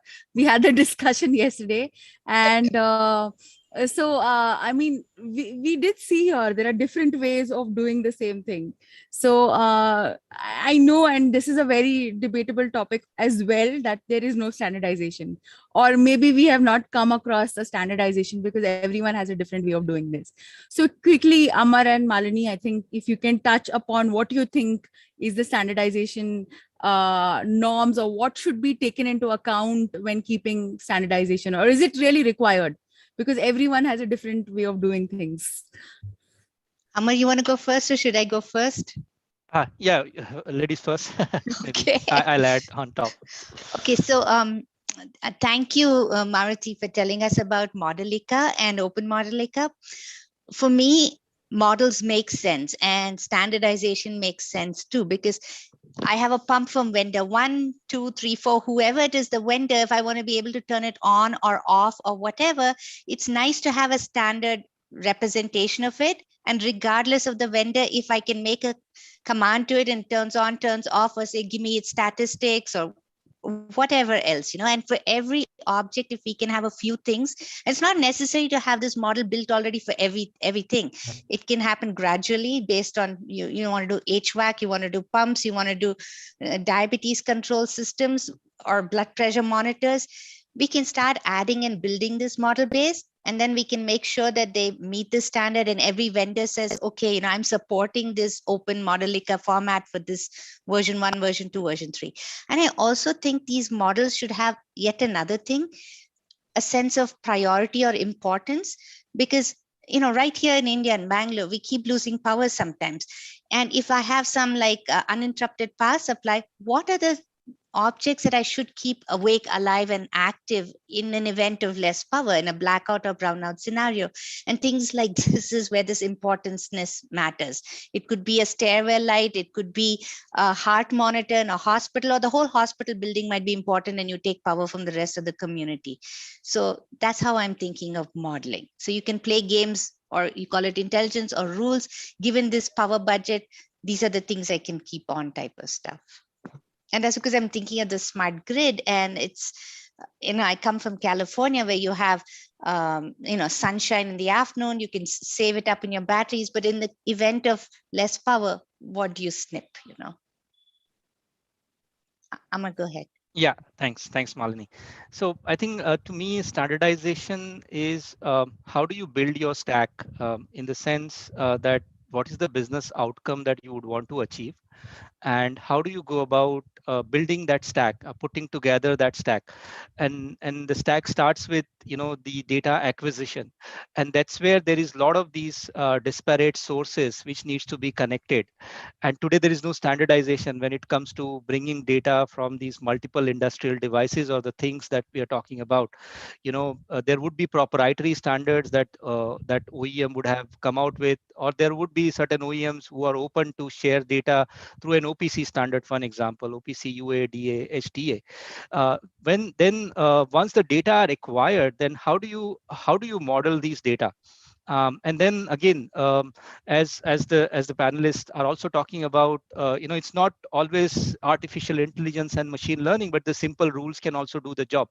And one of the thing that most of the most of the use cases have so far, I would say, neglected is the first principle modeling. So for an example, electric motor, there's already the first principle based modeling way to detect any problem with the electric motor, and maybe Chintan can add more. It's like, you have the current data, the time series current data, and you transform these current data using fast Fourier transform analysis to find the frequency at which the current drawn by a motor is very, very high. And that could be an indication of any problem that you are detecting, or you can detect within the motor, and that can be programmed, and that is a rule.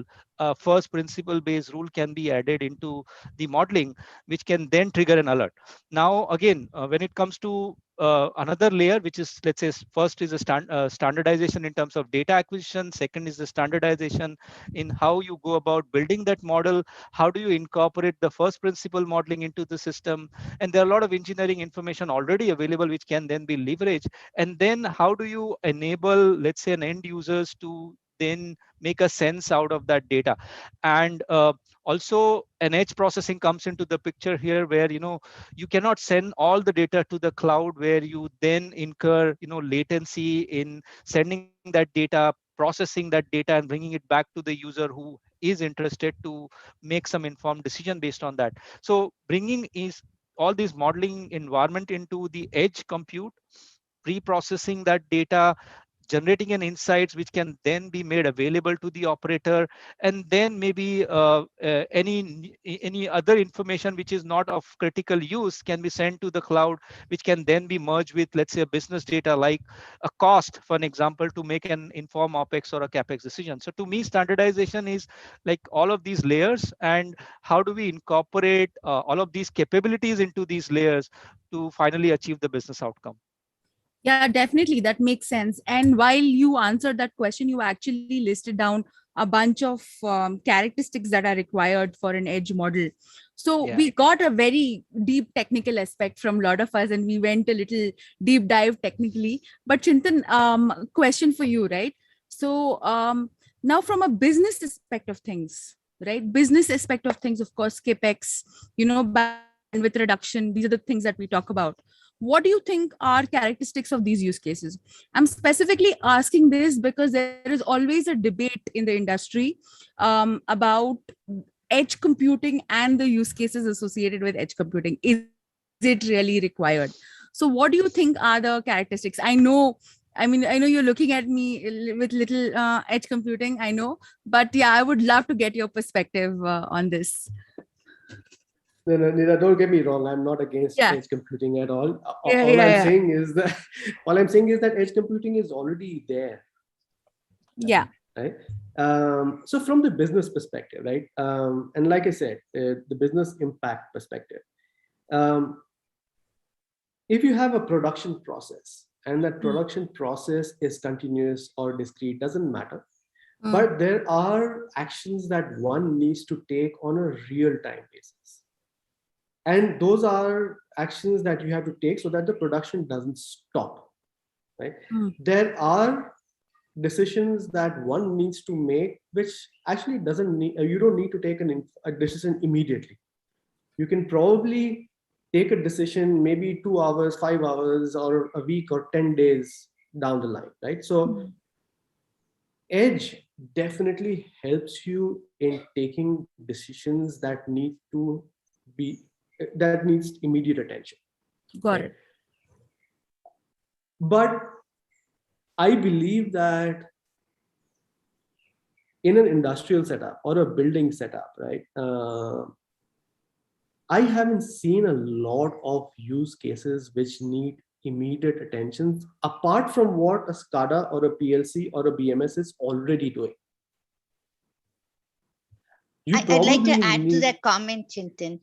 Real time is really a big variable thing. Some things can be nanoseconds, microseconds, milliseconds, and inside a building, a few seconds is not a big deal to change a temperature or bring down the elevator. Absolutely. Yeah. I mean, not just a second. I would say that even if it is 15 minutes, it's fine. You have enough time.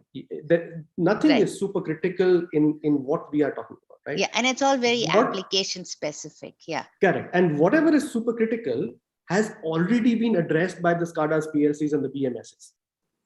Right? You might need a little bit of intelligence on that layer so that the alarms, the way the customer is notified becomes better so that the reaction is faster. That's probably what edge needs to solve.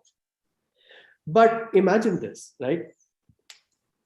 We have close to 500 motors on our platform. Imagine if I would have put all these algorithms on the edge. I will not be able to get a view of how 300 motors are behaving in different scenarios, and my models would be a lot more process heavy to make a super model of a motor. Right? You take a look at a chiller, you take a look at a transformer. I think my view is the more data we get on the cloud of a model, of an equipment or a use case, and from different industries and different verticals of industries, the better we will be able to innovate. And so from my perspective, edge is important. It needs a little bit of more intelligence to deliver the business impact. I think this is where we call it federated machine learning. You don't want to really transmit every little bit of how this motor behaved, or what its speed was, what its current draw was. But if you can make a local model at that edge and throw out all the rest of the data and just transmit periodically its model, and a whole bunch of your 500, they can all come up to a cloud and become a unified model.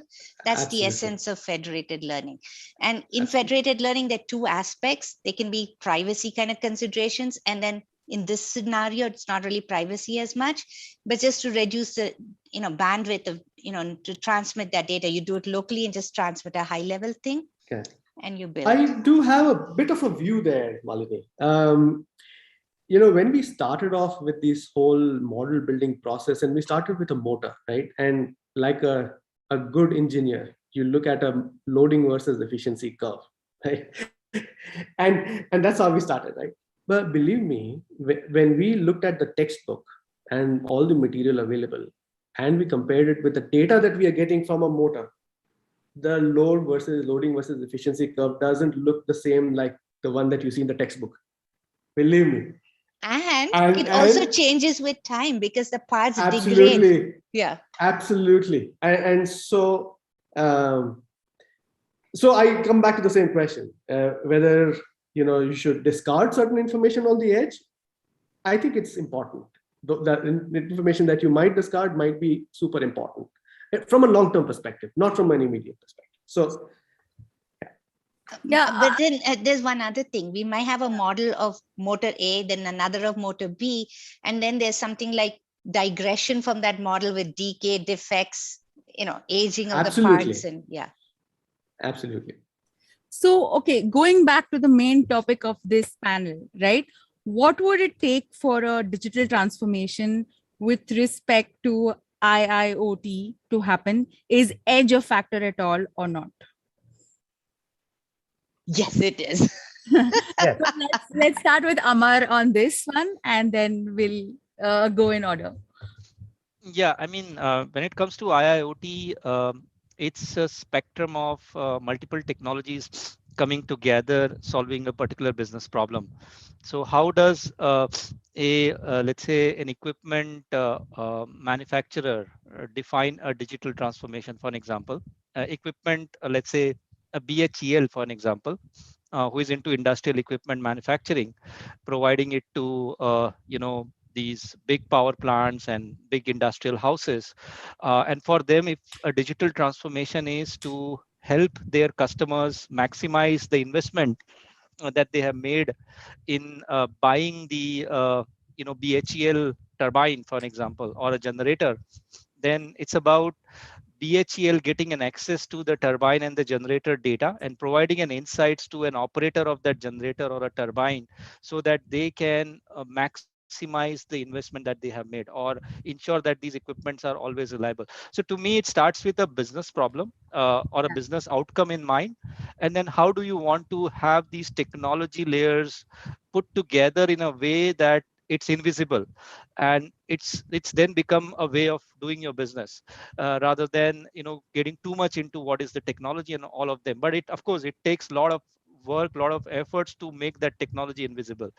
So that's how I see it. I mean, it's a digital transformation where the business outcome is clearly defined, and then there are technology enablers that you choose to then put it into the use to realize the potential. Yeah, Malini, do you have any thoughts on this? So definitely the business is what drives us. But I'd like to point out that many of these problems are very similar regardless of which application you're working on. So that's where frameworks matter. And if they're open source, even better. It's like common infrastructure that we can all build and benefit from. That's the framework itself is not what gives you the money at that point, but what you build on top of the framework. And I was involved with this open source project called EdgeX Foundry. It was even involved in its first 2 releases, its security-based enhancements. So that was what I was leading there. We even built like a command line interface. But why did we focus on that? The value of EdgeX was that it provided you that southbound connectivity, whether you have your sensors talking to you through LoRaWAN or Bluetooth or MQTT or whatever, that conversation layer, whichever language, that was fine. And that's, after that is your value add, whether you build a model for it, what the temperature was, what the current draw was, whatever. And then EdgeX Foundry also enfolds a rules engine. So you can add your smarts there. It's not Prolog, but it's a modern version of it, because what was Prolog? It was still a rules engine. So we have that open source framework. And I would say people should start using these. And then, of course, you can always give feedback like, hey, didn't do my thing for me. Can you add this feature? Can you add that? But leverage these open source systems so that you don't have to do all the heavy lifting on your own, and can start building those applications that together will make our lives better. Maybe we'll save power. Maybe we'll have less disasters and so on and so forth. Yeah, I think going on to Maruti about this, I mean, technical, I know we're going a little bit technical, but I would want to get a business insight on what would the digital transformation take for it. I mean, what have you seen when it comes to selling your product? Like, why would customers buy it? Right. I think it's a good question. I think what I see there is an important thing is the metadata management. The reason is we have to, our products and services and solutions, whatever, should be interoperable. Let's say we build something, some other company comes with that another value addition. So how do we really put together unless we share a common metadata? So the common metadata management at the edge, even at the cloud or the ERP systems, they all should talk the same semantics of the data. If they fail to talk the same semantics, then it is very difficult, maybe we can develop the friction between interfaces actually. So what we found that having a solid metadata management right in the beginning of the design, that what is the data that I'm collecting, what are the semantics, and how do I really define those semantics in a standard way? For example, E-class is one of the standards. Definitely, we can use E-class metadata models, or it can be even SPSS. There's another metadata we can use that rather than defining our own way of doing things, and bring them into the common metadata model, so that we can expose the right interfaces to the other applications. So building a connected application, see, all the edges with a big advertising that, okay, it is a connect applications. So how do we connect applications, and especially in a disparate environment without any semantic knowledge is really tough actually. So I think from the business point of view, the first and foremost thing is that what data we are collecting, what are the semantics, what are the standards, and finally, how this data can be used for some other business purpose, maybe for the supply and demand management. So all the applications, which applications at the cloud can really consume such information is my view on that actually. Yeah, and I think Chintan, will this help with 1% productivity improvement that we were talking about? Because I believe that will lead to the digital transformation. Absolutely, yes. I'll tell you the biggest challenge that we have. We go into a factory or we go into a building. The first thing that we want is a single line diagram, for example, right? Yes. A single line diagram or the metadata of the equipments. What is the make, model, size of these equipments? Believe me, most of the customers don't have this. And even if they have, it is not clean at all. I think that is one of the biggest blocker that we see. Once we get that information, I think putting that in the right format might be a little easier. But I think that's the biggest challenge. And I agree with Maruti in sense that the ability to have this data in a structured format, which is standard and accessible to everyone, will definitely allow every application or multiple applications to access this data and do the magic that they are supposed to do. Yeah, right? we need that standard model for interoperability. Yes. Yeah. Yeah. And so I mean, we have just 1 more minute left on the panel. So I'll quickly summarize a few things. We probably can go a little bit more than a minute. We definitely know what Edge does: latency improvement, mission critical applications. It takes care of reducing bandwidth, We know how it can work with IIoT, and we do know where it is being used today. In some aspects, it is being used because of the existing way things have been working in terms of automation. But in some cases, there is a need for standardization and similar kind of data to be there. And I think that is where that is what will enable a digital transformation more than anything else. So last thoughts before we can conclude this thing. And I also realized that I did not introduce myself. So after you finish the last thought. My turn to introduce you then.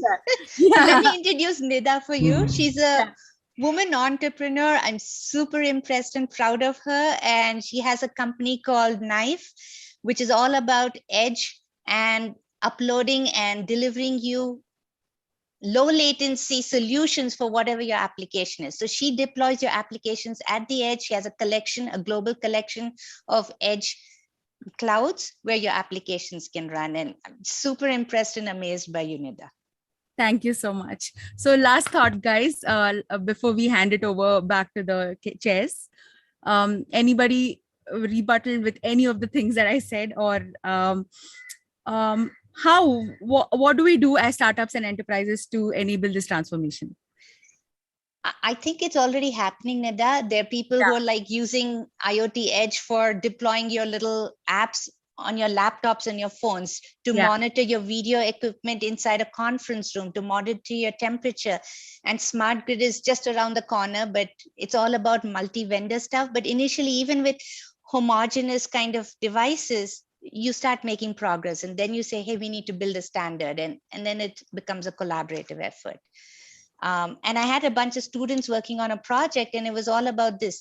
I have one device from Amazon's Echo, and another device from a Philips light bulb, and another TV, and how do I integrate that? And that's the next phase. But initially, even working with homogeneous stuff is a good start. Yeah, so before I get thrown away out of this panel, I would like to thank you all, and I will hand over this the rest of the day. Would love for you to be a part of this session continuously, and looking forward to having more conversations with all of you. Thank you so much for making this a lively. Thank you all. Bye. Bye. Pleasure talking to all of you. Bye-bye. Thank you. Bye-bye. Thank you very much.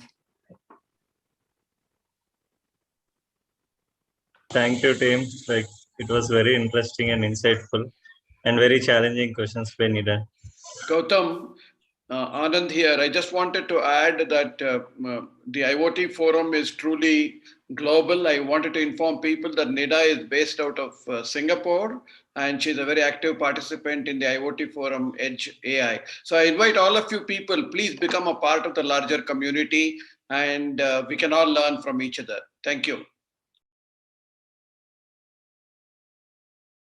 Thank you, sir. So Deepesh, like, are you going to take forward? Yeah, so we have still another 10 minutes to 12 minutes left for the next session. So I would like to have any question and answer which are there in the chat box, which if required, we can ask the panelists. Sure, I think there are a couple of questions which were already discussed, and maybe you can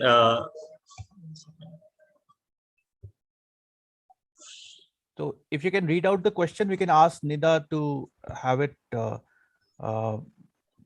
Yeah, sure. Nida, are you there? Like, can we have a discussion regarding the same topic or even the previous topics? Yeah. We can do that. Please. Yeah. We ended the session really fast. We just wanted to be on time, but yes, definitely open to Q&A. So there was this one question that we had, which was very interesting. Something about the data collection from wait, just 1 second. About the data collection itself, that being a challenging aspect. And I thought that was a very interesting question. And and then, instead of us going back to the panelists, they're still a part of it. This is something that I want to ask other people as well, right? What do you think is the data collection aspect? Why is data collection in an industrial IoT setup actually problematic? why I mean, is it like a problem from the fact that it is not standardized, or is it a problem because we are not able to collect the right data, or there's not enough information? So I think that is something that I would like to reiterate and ask everyone. And the panelists are available to answer the question, but just in case, if there is something that you guys have as an insight that you would like to share. Can I talk, Nida? Yeah, sure, Maruti. Please go Yeah. ahead, and Right. camera, please. Yes. Right. I will do that. Sorry, I Yeah. just, I'm sorry. Yeah.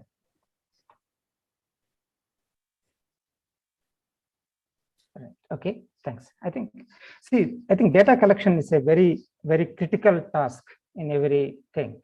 But I would like to add one part of it actually, rather than going into the real process of getting the data, that is maybe from the digital IOs, analog IOs, and then A to D converters, maybe it is from the other means.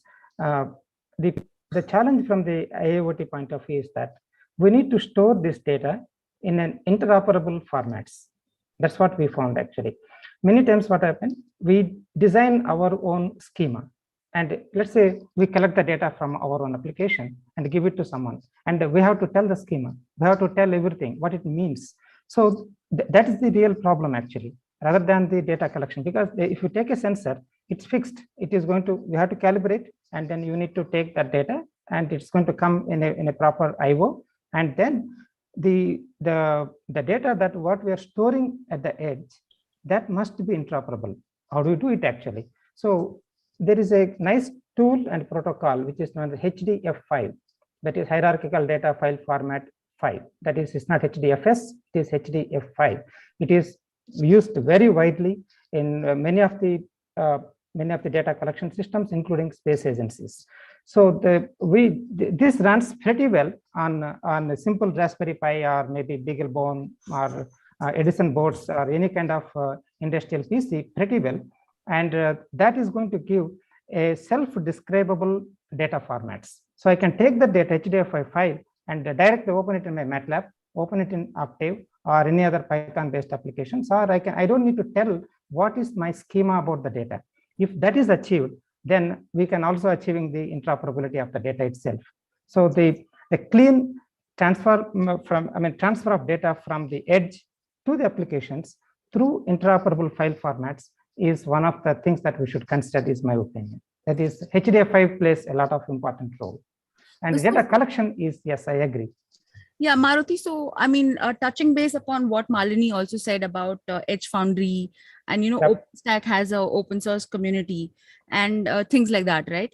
So, a lot of this enterprises and startups land up building their own toolkits, their own systems and things like that.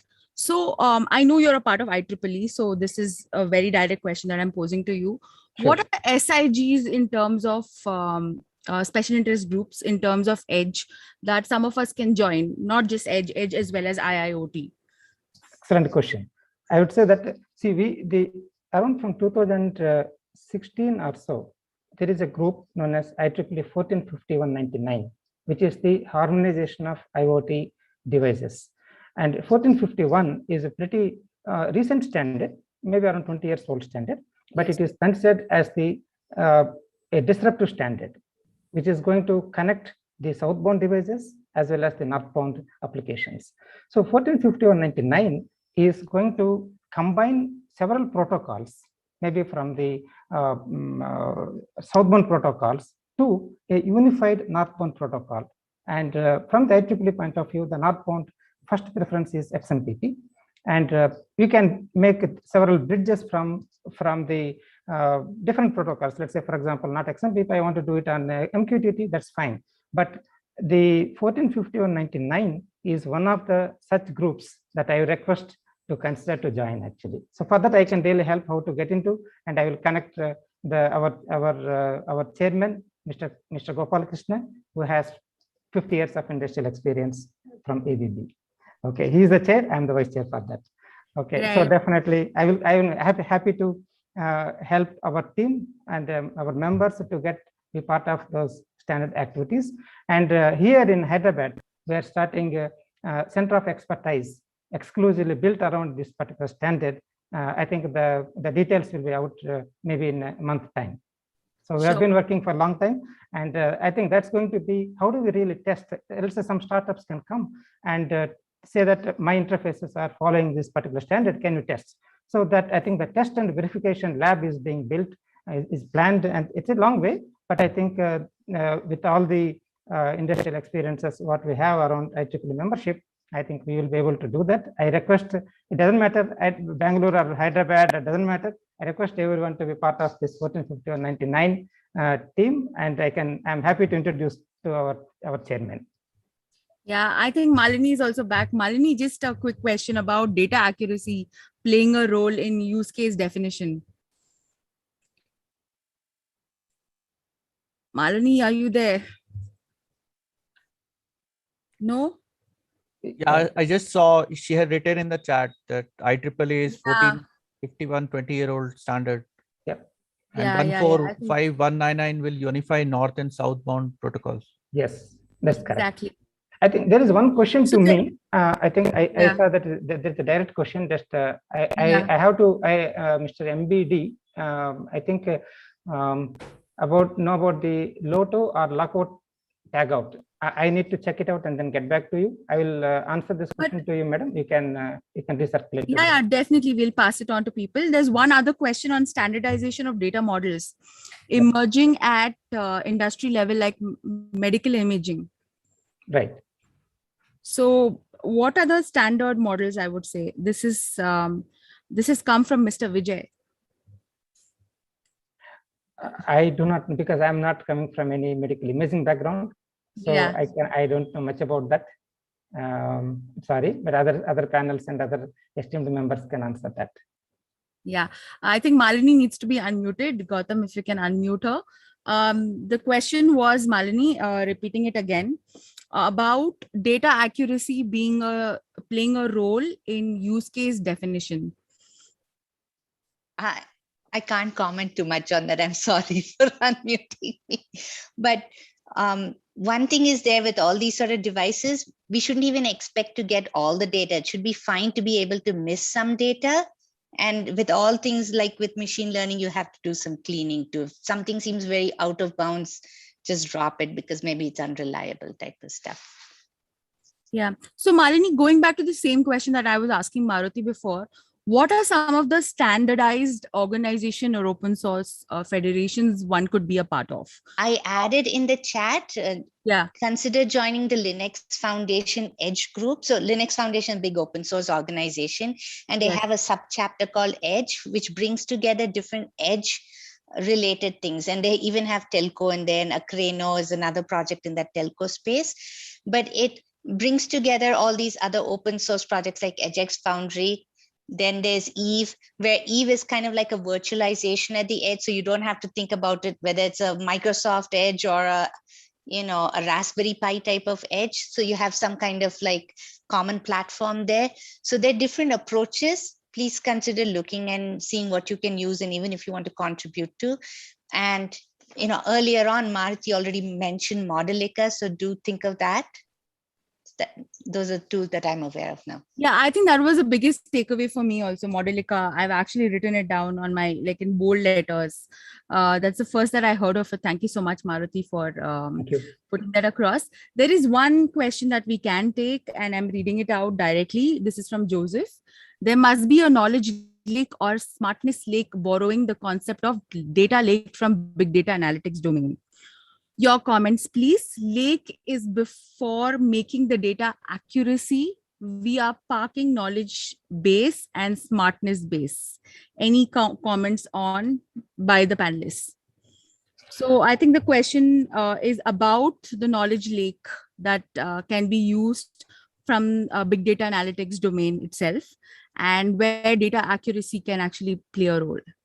So the question, I would break it into two parts over here. One part of is how much is the IoT data that needs to be accurate, right? That's the first part. Second is, if it needs to be that accurate, then can we borrow a bit of a knowledge from the big data analytics domain where you have knowledge lakes? Can I quickly summarize? Yes, yes, yes, please. Sorry. See, it's a really wonderful question. I would say that the reason is these are the two parallels. One is the edge knowledge base is quite different from the knowledge base in the cloud or in the large systems actually, because we don't have such computational as well as the storage capabilities and the power capabilities to run the algorithms directly at the edge. So the best way is that to bring the right representation of the knowledge through the rules, which is nothing but I still go back to Prolog. And if not Prolog, if some people may like it or may not like it, whatever the reason, there is another language known as CLIPS, C-L-I-P-S, CLIPS. So that is the language which is known for writing expert systems. It means that the knowledge representation is very critical at the edge in a very precise way. So the CLIPS is going to help us in a, I think, which can run in any of the small platforms. And we don't need such a huge amount of say computation. And it is very precise in terms of its operations and also its language actually. And let's say we don't want to use CLIPS. I think CLIPS is used in NASA as well for their Jet Propulsion Laboratories. And it is open source. There's very good books also as well to refer. Otherwise, go to Prolog, and which is going to, we can create knowledge representation pretty well, but it's not as comprehensive as the data lakes in the cloud or the large systems, but they can act as some sort of agents of the knowledge, small level at the edge, and they can convey the right knowledge and the right information back to the larger systems to the better processing. So I think the way we represent knowledge is very critical. The choice of knowledge and the choice of programming language is also very critical. Is my submission to this. Perfect, perfect. I think now we can definitely wrap up. Dipesh, Harvinder, and the co-chairs. We are now done with our session. There is one question though I will like to answer. Any open groups, WhatsApp groups for early founders to be a part of IoT Forum, please join the Telegram group. You can find more details about it on the website itself, or you can reach out to one of us or the chairs of the session who can point you out to the right location, and you can join there as well. Thank you guys. Finally wrapping this up, handing it over to Dipesh and Harvinder. Thank you, Nida, and it was a great session, spirited moderation from you. So we look forward to more such session.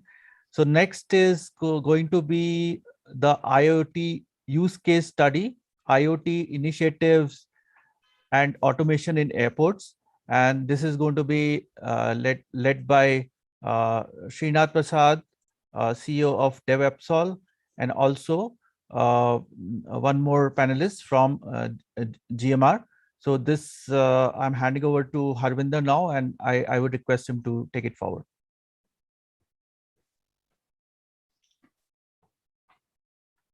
Harvinder, are you there?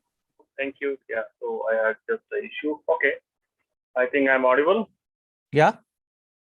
Great. Thank you, Dipesh. I think it was a wonderful session, Nida. And yeah, so we're talking of industrial IoT digital technology. So when everything seems to be connected with digital technology, so there's no surprise that airports, the infrastructure which is connecting billions of travelers across the year, right across the globe, making them fly around, and those are not very far behind from getting digitally connected. So the smart airports are there, right? So with those connected and smart airports, getting a lot of different variety of technologies, leveraging industrial IoT, Internet of Things, the goal of strategically differentiating an airport, right? So which one is providing better or improved traveler experience, and also looking at the monetary benefits achieved through the operational efficiencies and creating new revenue streams, right? So that is what is happening around us. And achieving this goal, right? This end goal requires a lot of significant collaboration across stakeholders. And then let's hear about this from Mr. Srinath Prasad and Mr. Soma Shrikant about the implementation of those strategies, aiming for incremental quick wins leading to large airport transformation. Here I welcome Mr. Srinath Prasad and Mr. Soma Shrikant. Introducing Mr. Srinath, he has 27 years of experience in IT domain, working in banking, IT consultancy, and aviation. He has spent 15 years in airport IT experience, currently working as CIO for Delhi International Airport, GMR Group. He played advocacy role to the industry, being the member of technical working committee constituted by Airport Authority of India and Ministry of Civil Aviation. He has designed and deployed new initiatives like keyboarding, common use self-service on mobile phone, virtual assistant for end-to-end contactless journey. He took lead in deploying IoT platform to enhance airport operations and passenger experience. Welcome you, Mr. Srinath, on the stage. With him, we have Soma Shrikant, who is serial entrepreneur who started his first business just out of his college. He ran also a medical transcription company before getting into technology bandwagon. Startup is focused on wireless application protocol. So currently, he is the co-founder and CEO of DevOpsol, an IoT infra company that works on connecting assets and resources where it is hard to reach environment, right? So, and they provide private LP-WAN, low-power, wide area networks in India, and they are running largest asset tracking solutions for airports, and they also operate in smart cities and railways as well. So, welcome to both of you. Handing over the stage to you, Srinath. Thanks, Harvinder, and thanks to the entire TIE team.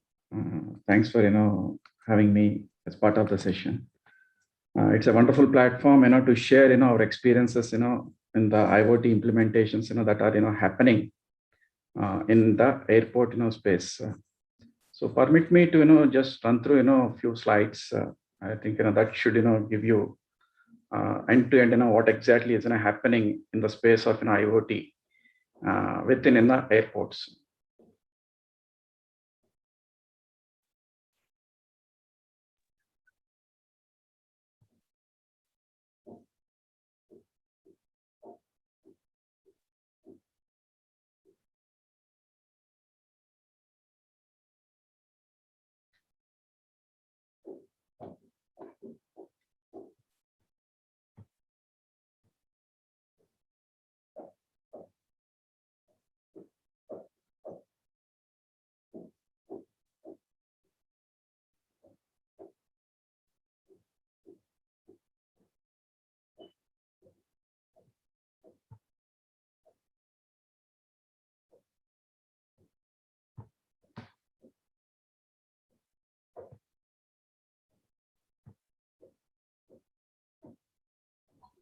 So I hope you can able to present your screen.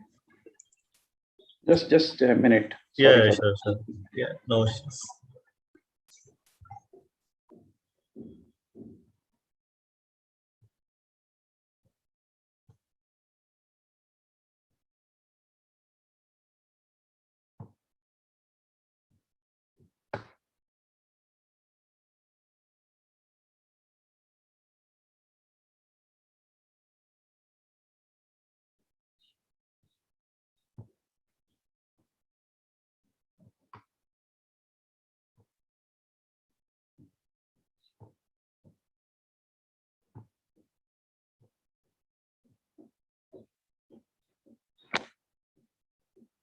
I've shared with you. Why don't you just share from your screen, Arvinder, if you don't mind.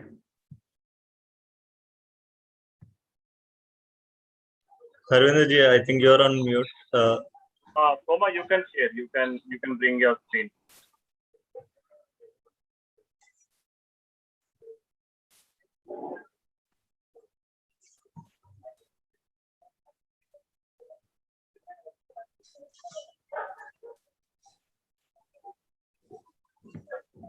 Yeah, I think you can see the screen right now. We can. Okay. Yes.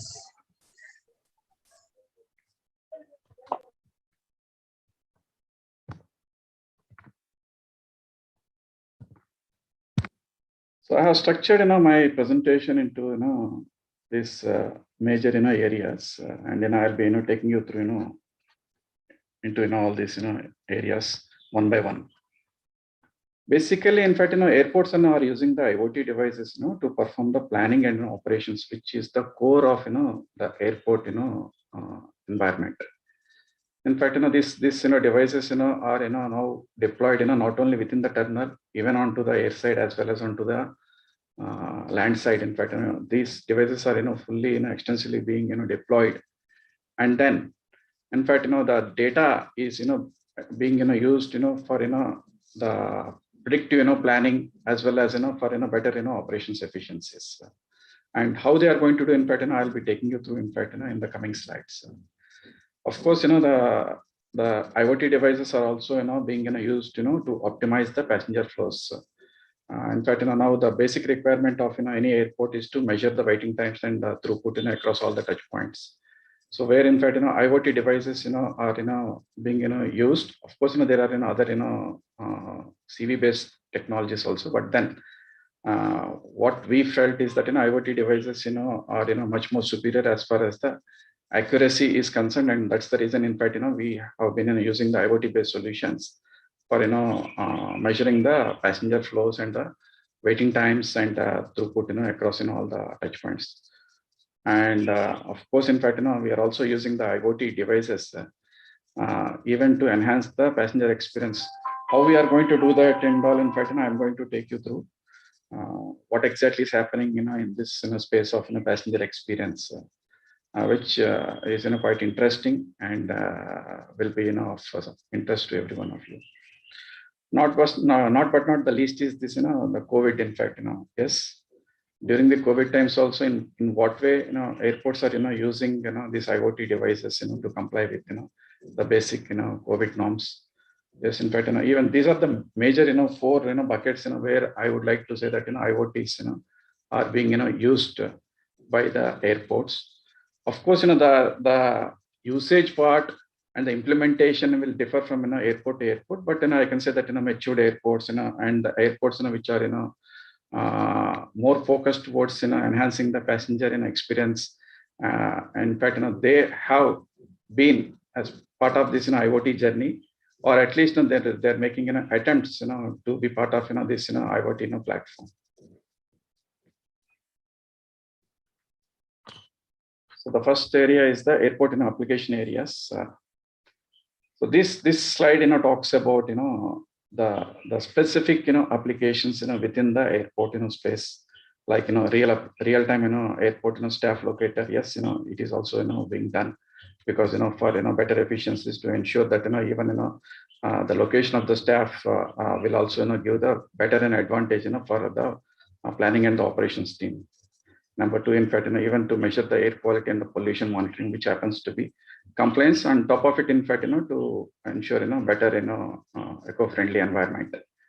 And also the footfalls measurement and all. In fact, that is also one thing, as I mentioned in the previous slide itself. That is also one area which has been quite of late. In fact, it has become a mandate for most of the airports. And asset tracking and inventory, I'm sure that of course like any other industry, even airports, we have more number of assets outside the airport, and I can say that on the air side, where in fact we have thousands of assets, not only from the airport, but even from all other stakeholders. So where in fact how this IoT is being used, yes, there we have been using. Not only in fact we are ensuring that even our stakeholders are also are using this IoT platform for asset inventory, not only inventory but even for the tracking of the assets. Assets can be movable or the fixed, but nevertheless, in fact, we have identified, narrowed down to the IoT as the ideal solution for this particular business purpose. And the buildings and health monitoring and all. Yes, in fact, that is also one space. And gas, water, electric. This is all part of the smart city. I just want to mention that airport itself, in fact, the bigger airports and all, they are spread across thousands of acres. And airport itself is a city. So in fact, the elements of smart city are very much part of the airport. And I can also tell you that many of the airports already have embarked this journey, in which this basic smart city elements are already made automated using this IoT devices. And luggage tracking, yes, in fact, this happens to be one of the area of concern for passenger and even for the airport authorities and the airline authorities also. And this usage of IoT and the RFID devices have started and it is happening in a much larger scale as on today. In fact, which the one which has started as an initiative 4 or 5 years back, and in some of the airports in the Far East, and some of the European airports, has now become more or less a norm, wherein in fact, every airport, is investing a lot into deploying this in IoT technologies in this particular space. And predictive maintenance, it is basically for our engineering equipment. We have quite a size of engineering equipment, like lifts and even the mobile and assets, and even generators. In fact, that is where in fact we can't afford to have any downtime. So that is also in fact where IoT devices are also being fitted into the legacy systems or the new systems in these particular spaces, and which are helping the airport authorities and airport management to come out with the predictive downtime, and so that they will be fully prepared and ensure that the downtimes are minimized. And of course, this parking lot monitoring. This is something it is not pertaining to airport, but this also is an important space within airport, which also is directly related to the passenger experience. So in fact, these are the areas where most of the airports have now deployed these IoT based solutions. Of course, electric car charging stations, we are still at the nascent stage. So in fact, of course, outside in our country, these things are happening, but within our country, in fact, this is only part of the plans. Not much in implementation happening, but it is part of our plan, part of our roadmap. And waste bin monitoring and optimization. Yes, in fact, one space, in fact, which will be attracting the attention of most of the passengers. On the negative side is the bins. Even though one is an availability of the bins. Question number one. And even if the bins are available, in fact, you walk there and you find out that the bin is full. In fact, these things and all will have a negative impact on the passenger experience. So how about having this IoT devices part of the bin management, wherein which in fact when it is 80% fill or 90% fill, automatically alerts will be sent to the respective staff, and they can act upon immediately. So these things are also happening as we talk about it. And indoor navigation is also one space, in fact, where the advent of this beacons and other IoT devices are really helping the passengers to have a seamless walkthrough rather than consulting or approaching different authorities or the stakeholders within the airport. What the passenger need to have is only just an app which is driven by this beacon based navigation, which is where the triangulation and all is so perfect. In fact, it is the best way to walk in, even in a new airport with no one's help. And this is also now being the top priority for majority of the airports. Of course, boarding techniques. In fact, some of the airlines they are using this boarding techniques and all, where every passenger is being scanned once is trying to get into a ladder and all. In fact, some of the airlines, I won't say majority, but so just a different perspective. And in fact, I'm just going to touch base in this particular slide. So whatever I have told in the earlier slide are very much applicable. Only thing is this is from a stakeholder point of view. So on the left hand side, you can see, in fact, airlines, where exactly they are using this and which area they are using on the top. So airlines, if you take, in fact, they are using this IoT for this baggage tracking for the check-in when a passenger is departing, and at the arrival and then customs area also, in fact, bags are being tracked using the IoT. And even the indoor navigation apps, and just now, in fact, I have mentioned, this is, of course, mostly it is airport driven, but also, in fact, with the support of airlines, this is also happening. And concessionaires, in fact, yes, of late, in fact, the concessionaire nothing but the retailers and the F&B stores and other outlets that you will be normally seeing in an airport space. So these entities also, in fact, they are using this beacons for their internal usages, like even the number of footfalls, in fact, number of cold customers, in fact, all these things and all, in fact, they are using this IoT technologies have these sort of, analytics driven, business innovations. In fact, that is also happening even in Indian airports also it has, started. It's a good thing. And, commercial, tenants, of course, that they are, confining to the app level. And, transportation, yes, in fact, this is something, where, one of the basic usage of an IoT is the geofencing, and, that is being used by the transportation, the cargo based, logistics based, organizations. They are normally, they are using this, geofencing capabilities. Of course, in asset tracking, as I mentioned, queue analyzers. As I mentioned, queue analyzer, because today the efficiencies of an airport, is measured in having the less number of, waiting, minutes at each and every touch point, be it at the airport entry, be it at the check-in, be it at the security, or be it at the boarding. In fact, this is now, more becoming a mandate for, all the airport, authorities to ensure that, there is a technology driven, environment to closely monitor and ensure that, in fact, wherever there are, some spaces, in fact, where things are, going wrong, in fact, this is being, analyzed with a data driven, environment. And that is, really helping, airports to improve upon. In fact, in coming out, with a collaborative mode, or ensuring that, wherever the bottlenecks are there, in fact, they are ensuring that, additional, resources are getting added. In fact, that is how, in fact, this IoT is playing a bigger role in enhancing the efficiencies of the airport.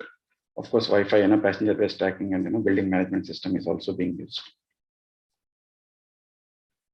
So benefits to the passengers, this is more from the passenger, centric.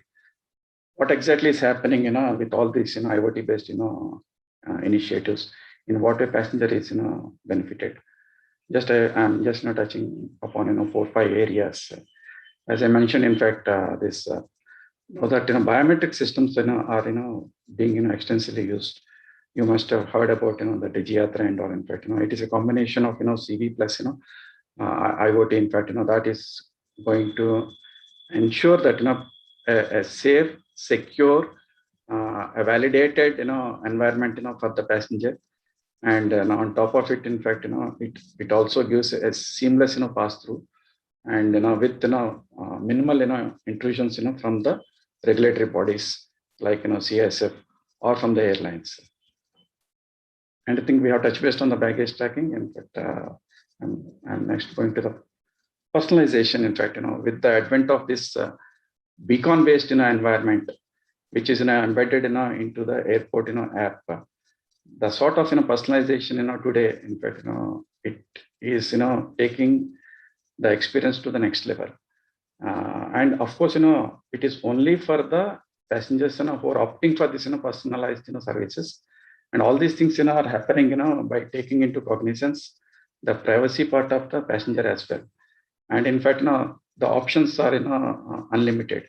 In fact, right from the moment, he starts from his home to the time, in fact, he reached the airport, and also, getting into the aircraft. In fact, there are many areas, where, in fact, this sort of, personalized services. In fact, even before, he starts, he comes to know, in fact, what exactly is the waiting time that is, there at the security in this particular airport, so that, he can plan, his journey accordingly. Not only that, in fact, even once he passes through the security, the sort of the commercial elements, in fact, of course, based upon, his consent only, the passenger is, alerted or, made, he's made available of, this information about the commercial, offerings based upon his preferences, whatever, he had in the past. So I think there are options are, many, in fact. And so this sort of personalization is also today possible thanks to this, IoT, devices and the IoT, platform. And as I mentioned, in fact, this alerts, of course, this is also linked to the personalization. And one more important area is the staff. Yes, in fact, One is towards the passenger, but the availability of the staff to ensure proper efficiencies on the ground at that particular moment. All these things possible only through the IoT based connectivity. It can be is mobile, or it can be any other add-on devices that are ensuring the airports to closely monitor the staffing and ensuring that the optimal number of staff are made available as per the varying loads of the passenger flow. More important, in fact, all these initiatives and the benefits. I mean, one thing I just want to tell you is that if be it airport or any entity, I'm sure that one mandatory requirement is that we should go for a robust IoT cellular network. It can be a cellular network or a private IoT network. It can be LoRa, Sigfox, or whatever it is. In fact, now today, that's what in fact is the game changer. The initiatives from the business point of view, we can take it up multiple initiatives, but we have to ensure that all these things are facilitated with a robust IoT network in place. So that is one thing, a prerequisite. And in case if any of the airports are taking it up IoT as the prime responsibility and prime focus area. In fact, one thing they need to look at is to go for an IoT private network. This is my recommendation based upon the implementations that are happening at GMR airports, Delhi and Hyderabad. So now I'm coming to the IoT footprint. Nothing but the IoT implementations that were already in place in both our Delhi and Hyderabad airports. So what you are seeing on the screen, as I mentioned earlier, also in fact, how we are using the IoT to ensure that the COVID norms are also being complied with. So on the screen, in fact, we are using IoT based solutions. Whatever dots you are seeing is nothing but the passengers in a particular space. So the ones what there is a parameter called as PDI, physical distancing indicator. So at any point of time, it should be less than 1. 1 is nothing but the space between. We will be taking this particular PDI with respect to some space. It could be a 10 by 10 or 20 by 20 meters. Within that, in fact, we'll be looking at this PDI. 1 means the distance, the average distance between the passenger to passenger within that particular space is less than 1 meter, which is definitely in fact the time to act upon. So this is how in fact this is helping our operations team, because this system is automated because location wise, block wise, in fact this PDI is closely monitored. And in fact this particular details, whenever there is any variation, automatically in fact our operations team are getting alerts, and then they'll be rushing to that particular place and ensure that there is some action done, either by increasing the resources or ensuring that the passengers are made aware of this social distancing aspect. So this is something which is happening for the past 9 months, and we have seen good results in our airports using this particular IoT based platform.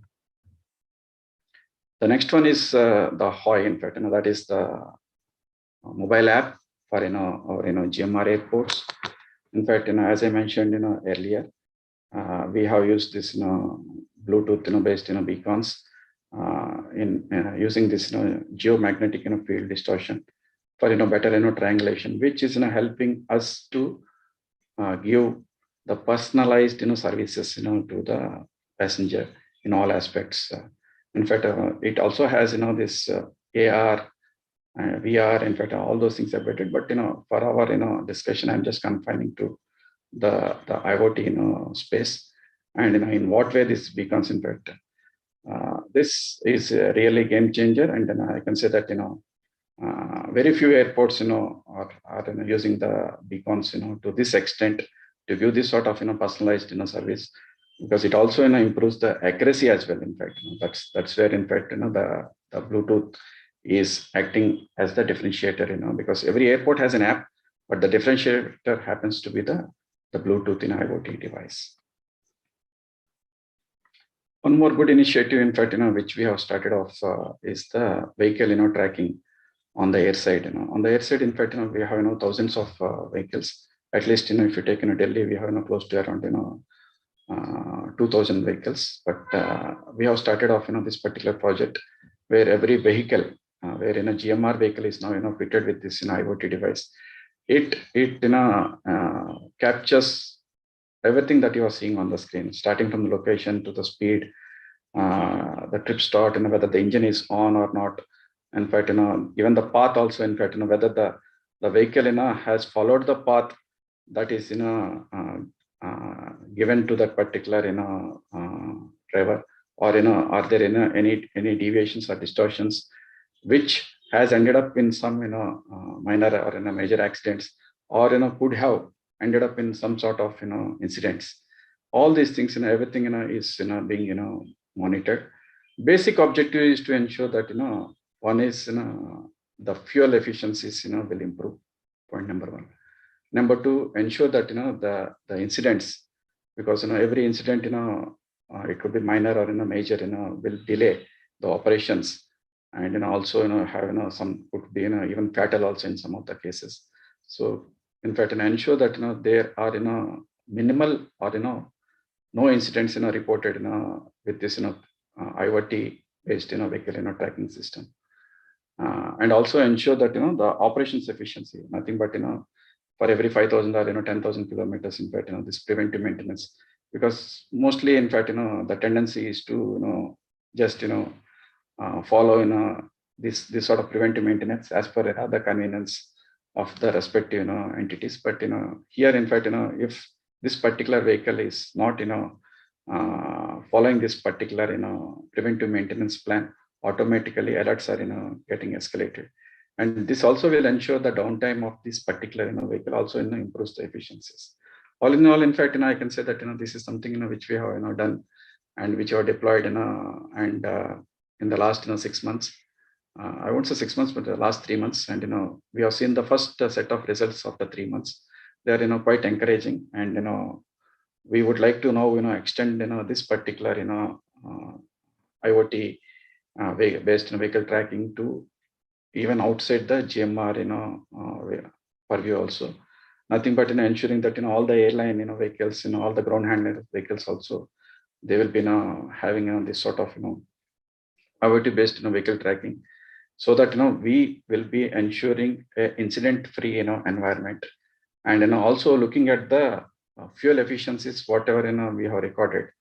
The return on investment, in fact, is something which, because that is something that comes into picture whenever any entity looks for an IoT based solution.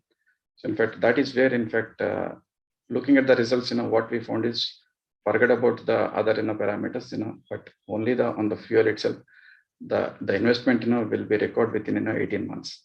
So with this pitch, in fact, we are now going to approach and ensure that the entire space in our GMR airports, in fact, every vehicle will be fitted with this IoT based, and will be part of this vehicle tracking monitoring system, and ensure the best of the efficiencies, best of the safety standards in the GMR airports. So the screen, what you're seeing is nothing but one of the dashboard out of this particular initiative, nothing but talks about engine status and all. The other one is about the speed and idle time. In fact, these are also very much important for us to look into the efficiencies. The other important element or initiative, which I can say that one of the biggest IoT implementations in the country, where we have gone ahead and ensured that all the 3,000 trolleys at our Hyderabad airport are enabled with this solution. And this you can see this, in fact, not only this this edge level devices, but we also have set up a LoRa WAN, and it is now catering to the needs of not only the terminal but also to the air side and the land side. It has come out very well, and it is active for the past 1.5 to 2 years. And the results, I can tell you that in fact today the business need is like this. In fact, the availability of the trolleys at the right location as per the varying loads. In fact, and ensure that the optimal number of trolleys are managed, and ensure that no trolley is kept out of the zone, and ensure that the minimal number of trolleys are being operated, because there is a norm from ICAO and IATA. For every 1 million, in fact, they said that 179 trolleys need to be maintained. So using this technology itself, in fact, we came out with the results that we don't need 179. That is something the norm which has come before the technologies have come into picture. Using IoT, we have shown that 150 or less than 150 trolleys are good enough to cater to the needs of 1 million passengers. And this is something, in fact, one of the best projects, and where in fact we have ended up with 100% results. Of course, is there any precedence? Is there any other airport who have gone to this extent? In fact, yes, some of the airports have gone, but they have gone using RFID and active RFID, passive RFID, in fact, and other technologies, but not using a LoRa and a Bluetooth combination, which we have tried out with the help of our partner Srikanth, who will be taking you through on the technical elements and other aspects. But then, in fact, proud to say that this is one of the concept which we have taken up, and we made it a reality. And just want to share that this is one of the most successful project, looking into the depth, not only depth, even the breadth also. In fact, 3,000 IoT devices working in sync even after 2 years also. In fact, that is something quite a big thing, good for the industry. So these are all the benefits which in fact even we ensure that there are no loss of no thefts that are happening, and ensure that the trolleys, in fact the right number of trolleys are being deployed at the right location. And also we are managing with less number of trolleys as per as against the recommendations from government, not government, in fact some of the aviation bodies. But then this is something in fact which Soma also will be taking you through. This smart washrooms and bin solutions are also something which we have done a POC. In fact, you can see, in fact, this occupancy of the toilets. In fact, so this we also have put up the panels to display the occupancy of this so that the passenger even before entering, he need not wait and see in fact what exactly or how long he has to wait. So outside itself, all these things are made available, so that in case if something things are full, in fact he can proceed to the other location. And not only that, in fact even the air quality and even the consumables like the paper that is being used at particular washrooms are also being monitored, and even the bins are also being monitored. In fact, not only that, in fact even you can see on the screen the mopping. So even of course this is still in the POC stage, but what I want to tell you is even whether the mopping is happening or not, and then if so, and how many times it has happened, and chemicals, in fact if they have used chemicals, how many times they have used the chemicals. All these things, in fact there you can go to layer after layer, and ensure that with the help of the new IoT devices and the solutions that are coming up, you can address most of your business requirement. So way forward, in fact, I just want to tell you, looking into the sort of implementations that already happened in our airports.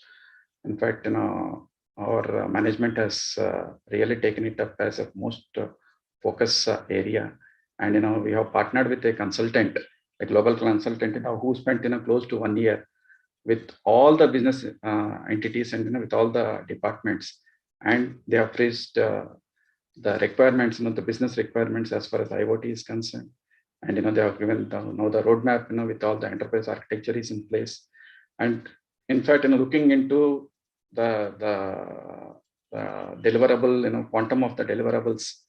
In fact, the management has taken a decision that it can be part of some existing entities. They have created a separate vertical to take care of the IoT needs.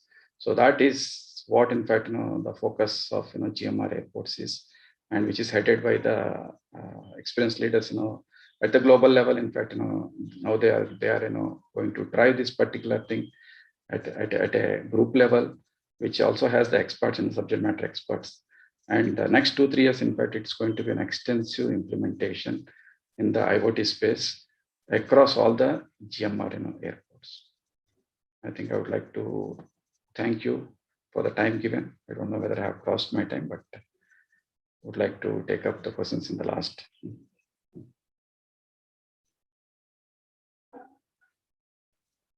Thank you, sir. Thank you. I think it was wonderful to hear. Soma, you have your last slide to share.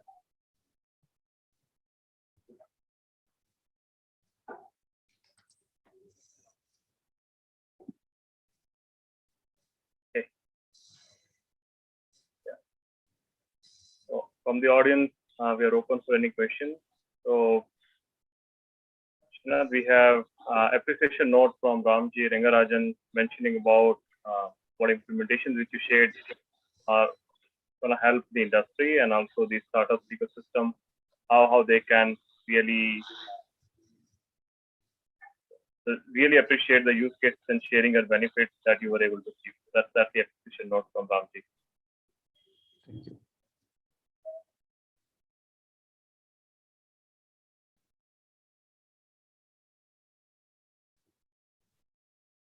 Nova, we cannot hear you, but able to see your screen. You're on mute, Srikanth.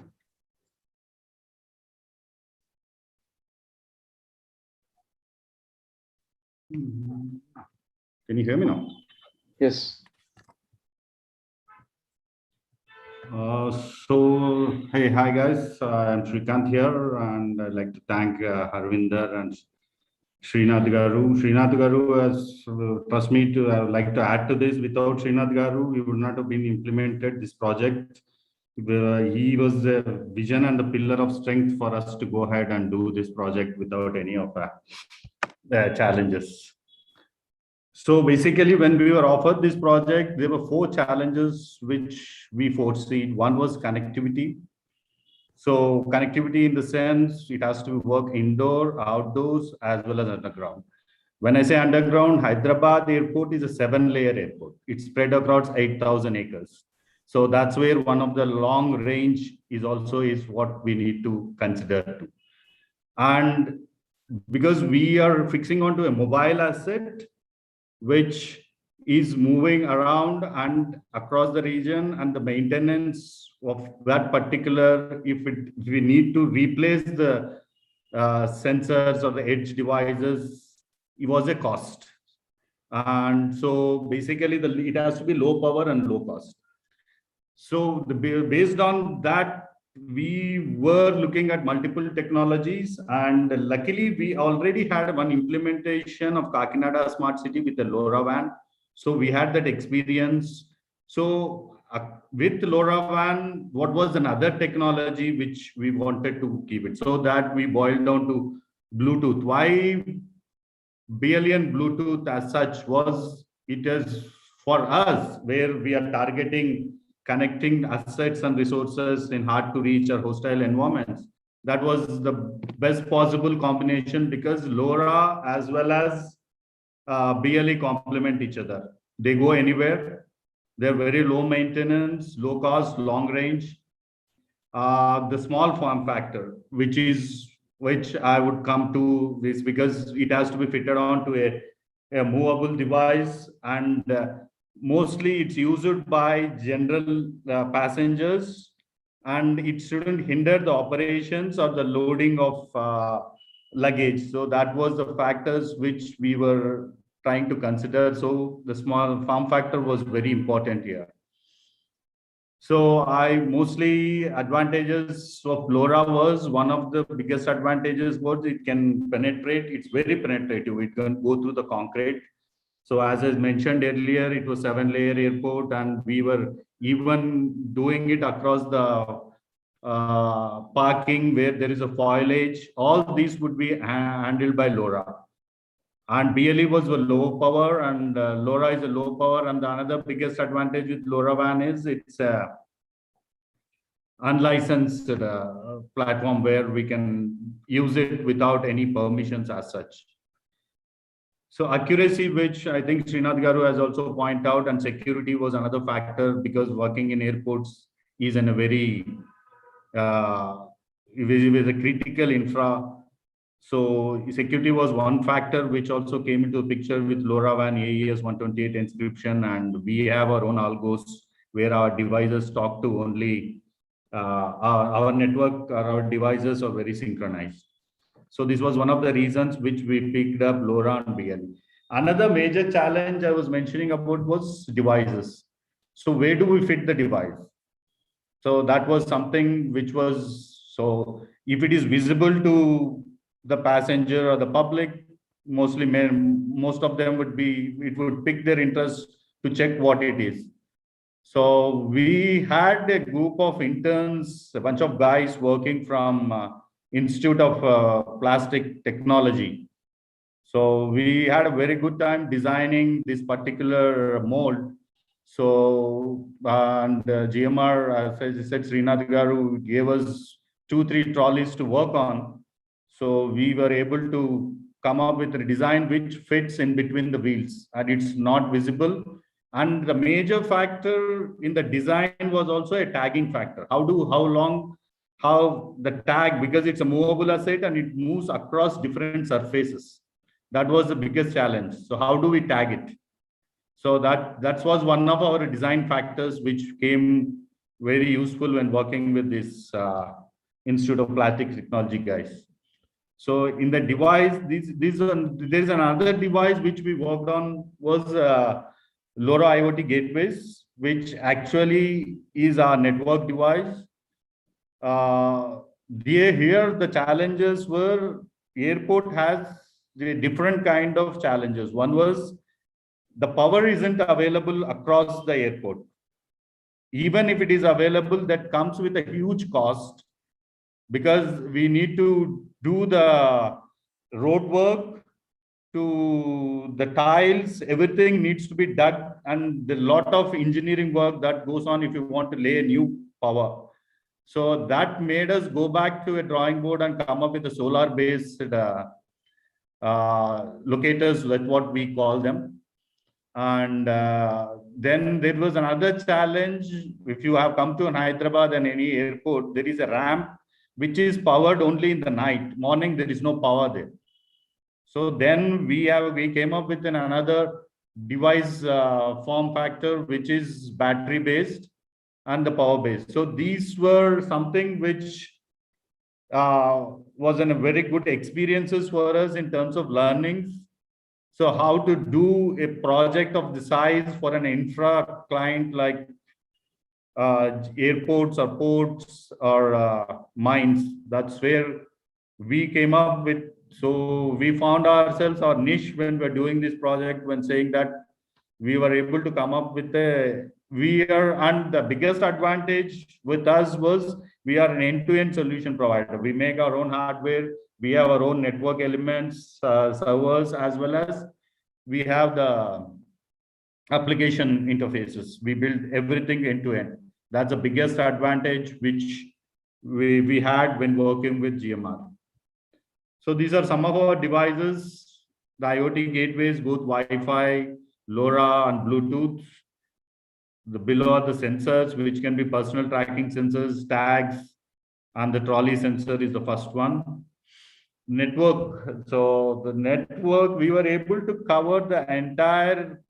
So we are right now confined to passenger terminal building, which is they call PTB, parking, and some areas of the airside, which we were able to cover with 2 gateways, that is outdoor gateways, and 6 indoor gateways. Indoor gateways, basically due to most of the trolleys are stationed or stacked at the belts. And the movement of the trolleys inside the airport was also a critical factor. That's the reason we came up with our own low-cost gateways inside the airport.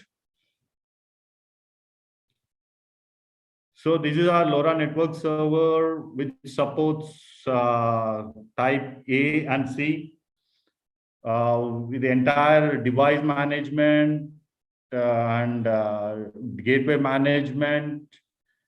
And we can support multiple vendor gateways, multi-tenant system. We do REST and MQTT for third-party integration. As Srinath Garu was mentioning, we are not only supporting trolleys as such, we are doing smart metering and other applications in the airport too, because we have set up the private network there.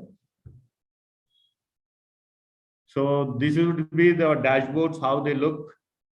So, and the best part is we have integrated with the passenger information system, and we have our system has intelligently developed an algorithm, intelligent algorithm, where we can, based on the flight type and the time of the flight, we can predict how many passengers would be using the trolleys. So that's one of the intelligence which we built in this particular and the trolleys. So we do CRM. So this is how we have done a zonized tracking across the Hyderabad airport. This is in a real time. It shows how many trolleys are at a given zone as such.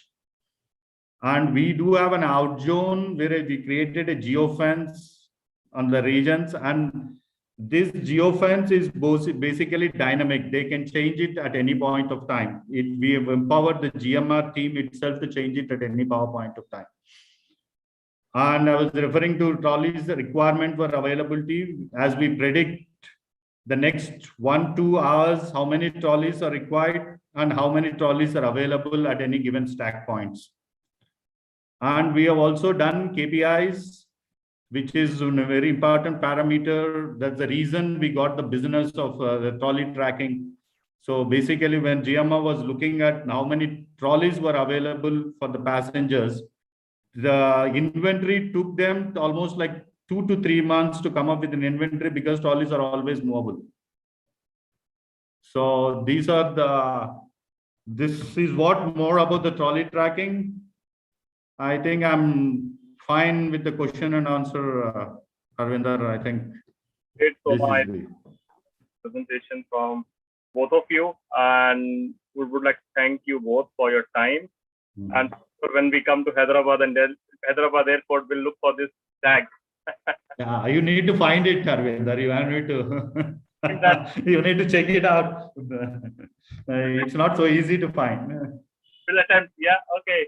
I think we'll in due respect to the time, we'll move on to the next session. Srinath, I think again, I thank you again for your time and wonderful use case to look at. And I see a lot of work happening at airport. That's going to be tremendous in coming time. Yeah. Thank you. Thanks everyone. Okay, so moving on to the next show, we have Ms. Bharti Srinivasa and Mr. Anil Bhaskaran, who are going to present on IoT is the new IT for enterprises, harnessing the power of IoT for enterprises during Industry 4.0 era. So welcome, Bharti and Anil. It's a pleasure to have you here. Introducing Ms. Bharti is head of IoT Engineering India, responsible for leading development teams working on SAP IoT, SAP Edge services. With overall 25+ years of experience, Bharti has diverse experience across engineering, consulting, pre-sales across multiple products at SAP and other companies. Welcome, ma'am. Mr. Anil Bhaskaran, who's Vice President, Innovation Office, APJ, based out of Singapore. He has 22 years in SAP with diverse experience across engineering, consulting, pre-sales, innovation, organizations across APJ and GCN regions. Anil is responsible for driving customer innovation in APJ with Innovation Office. He's also responsible for SAP Experience Center in Singapore, a space for inspiring customers who start their innovation journey. Anand is passionate about solving business problems with technology. He's also a startup enthusiast, and he mentors deep tech startups in AI, IoT, and blockchain space on business strategy, go-to-market, and technology. He's actively involved as an advisor with SmartBank, a voice NLP company. They are a startup offering spaces by hour, and SenseFlow, a recruitment AI company.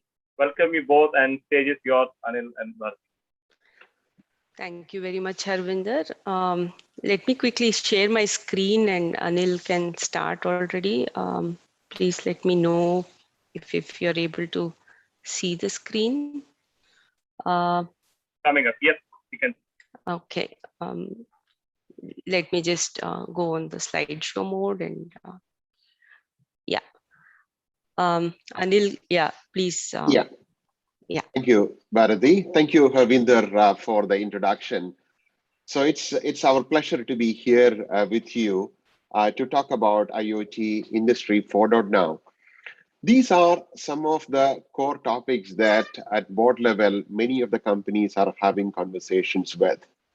I would like to get started with a story or the experience that I heard from Lutz Meschke, Porsche's CFO, on the current situation that they are in. And he was speaking along with SAP CEO Christian Klein at Sapphire. Sapphire is SAP's annual customer event where over 50,000 customers and partners attend. So he was talking about, Bharati, if you could run the next animation. So Lutz was talking about a company like Porsche is going through three pressures. The competitive pressure, the Porsche is known for making high performance cars. So we all know, their models, right? But incumbents like Tesla are challenging the marketplace, and also along with that, the customer preferences are also changing. The customers want digitized, connected, and also electric cars, and because they are also becoming purpose-driven as well. And so they are forced to look at high-performance cars, but delivering electric power. Now, not only that, they also have a huge innovation pressure. No one is buying a car now, which is going to the showroom, looking at the various preset models and buying them, but everyone would like to personalize their cars because they would want the cars to suit to their personal needs. And of course, cost is another important pressure as well. So Porsche has taken this as one of their core strategies in order to cater to this new demands that are coming and various capabilities. Digitalization is one among that. And so one of the key enablers of that is smart factory, industrial IoT, and also AI. So this is a core part of Porsche's strategy, with which they are going to address the challenges by investing 15 billion euros.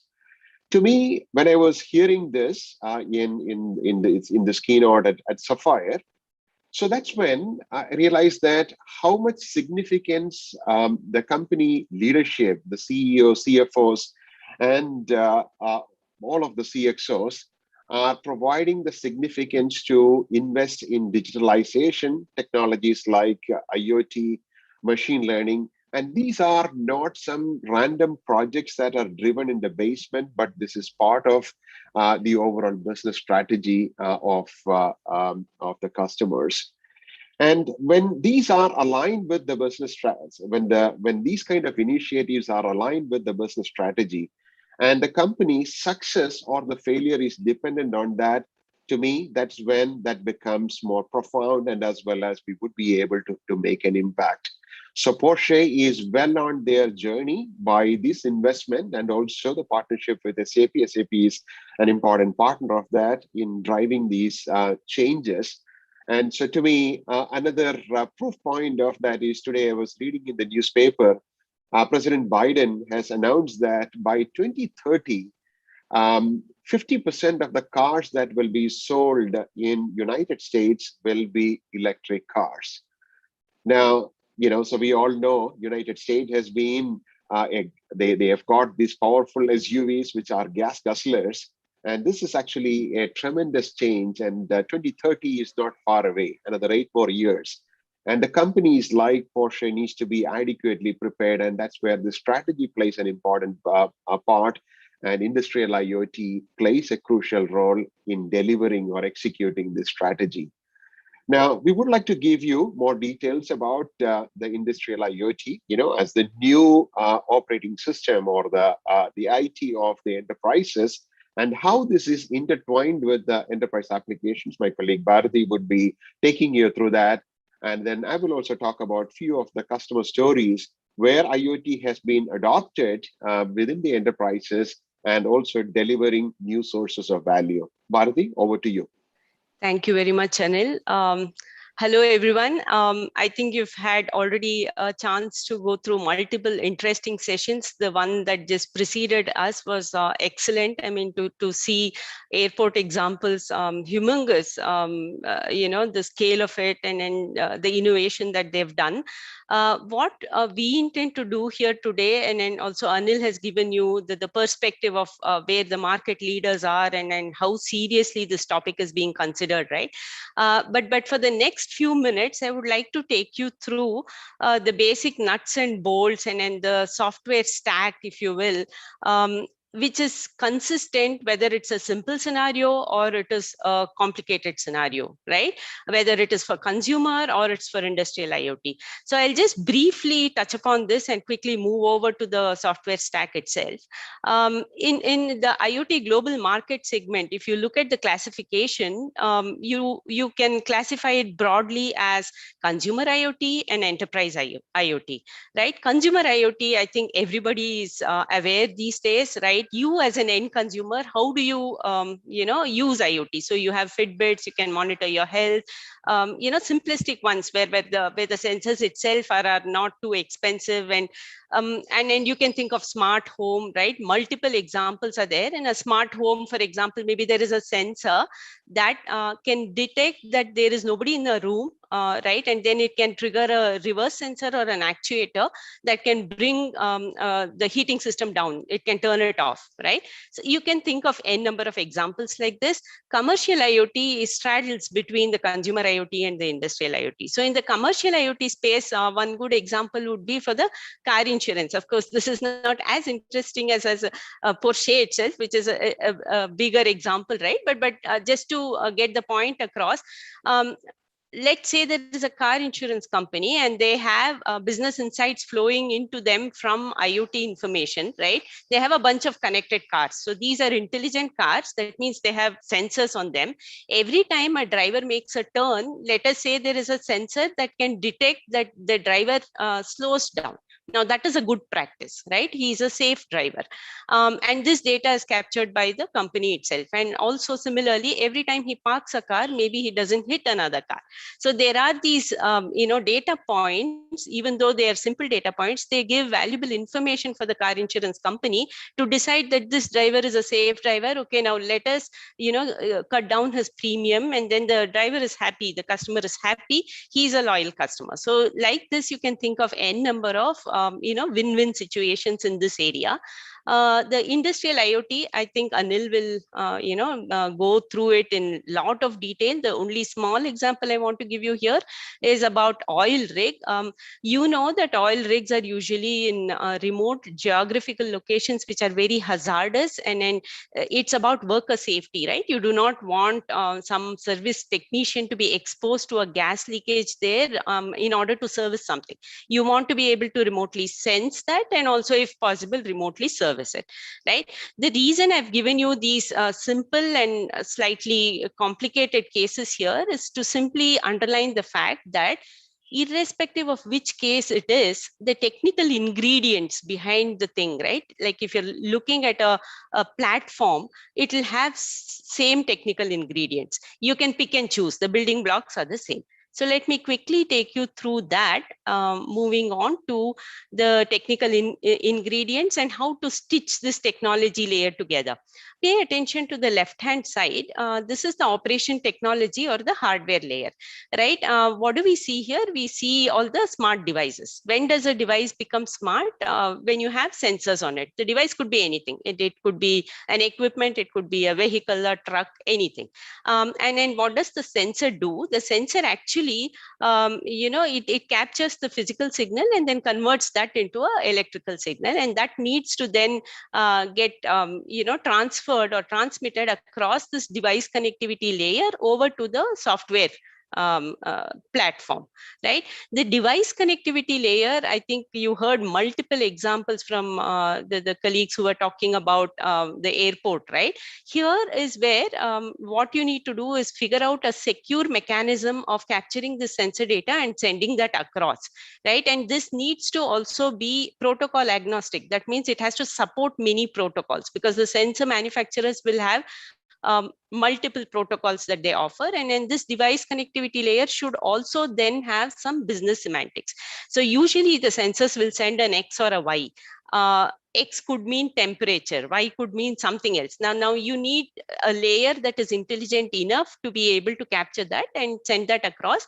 Very importantly, it has to do a device authentication. Securely it needs to send, right? On the right hand side, there are multiple components here. I'll take you in detail to each one of those, but quickly, just to stitch it all together.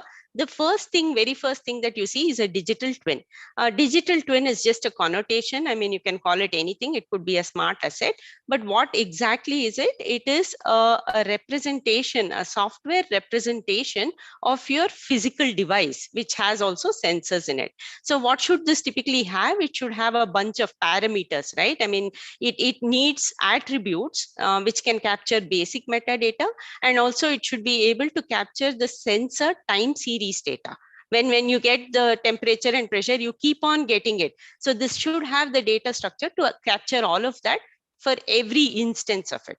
And then when you get all the data, in a minute you will see it is huge volumes. So this will be like running to per customer for all their instances, it will be billions of data points that you need to store, persist, for example, and then also first of all transmit it effectively without any loss. So the ingestion pipeline takes care of that part of streaming all the data. Then there is the big data storage itself, because you need to persist this data for meaningful business decisions later on, right? We will see that.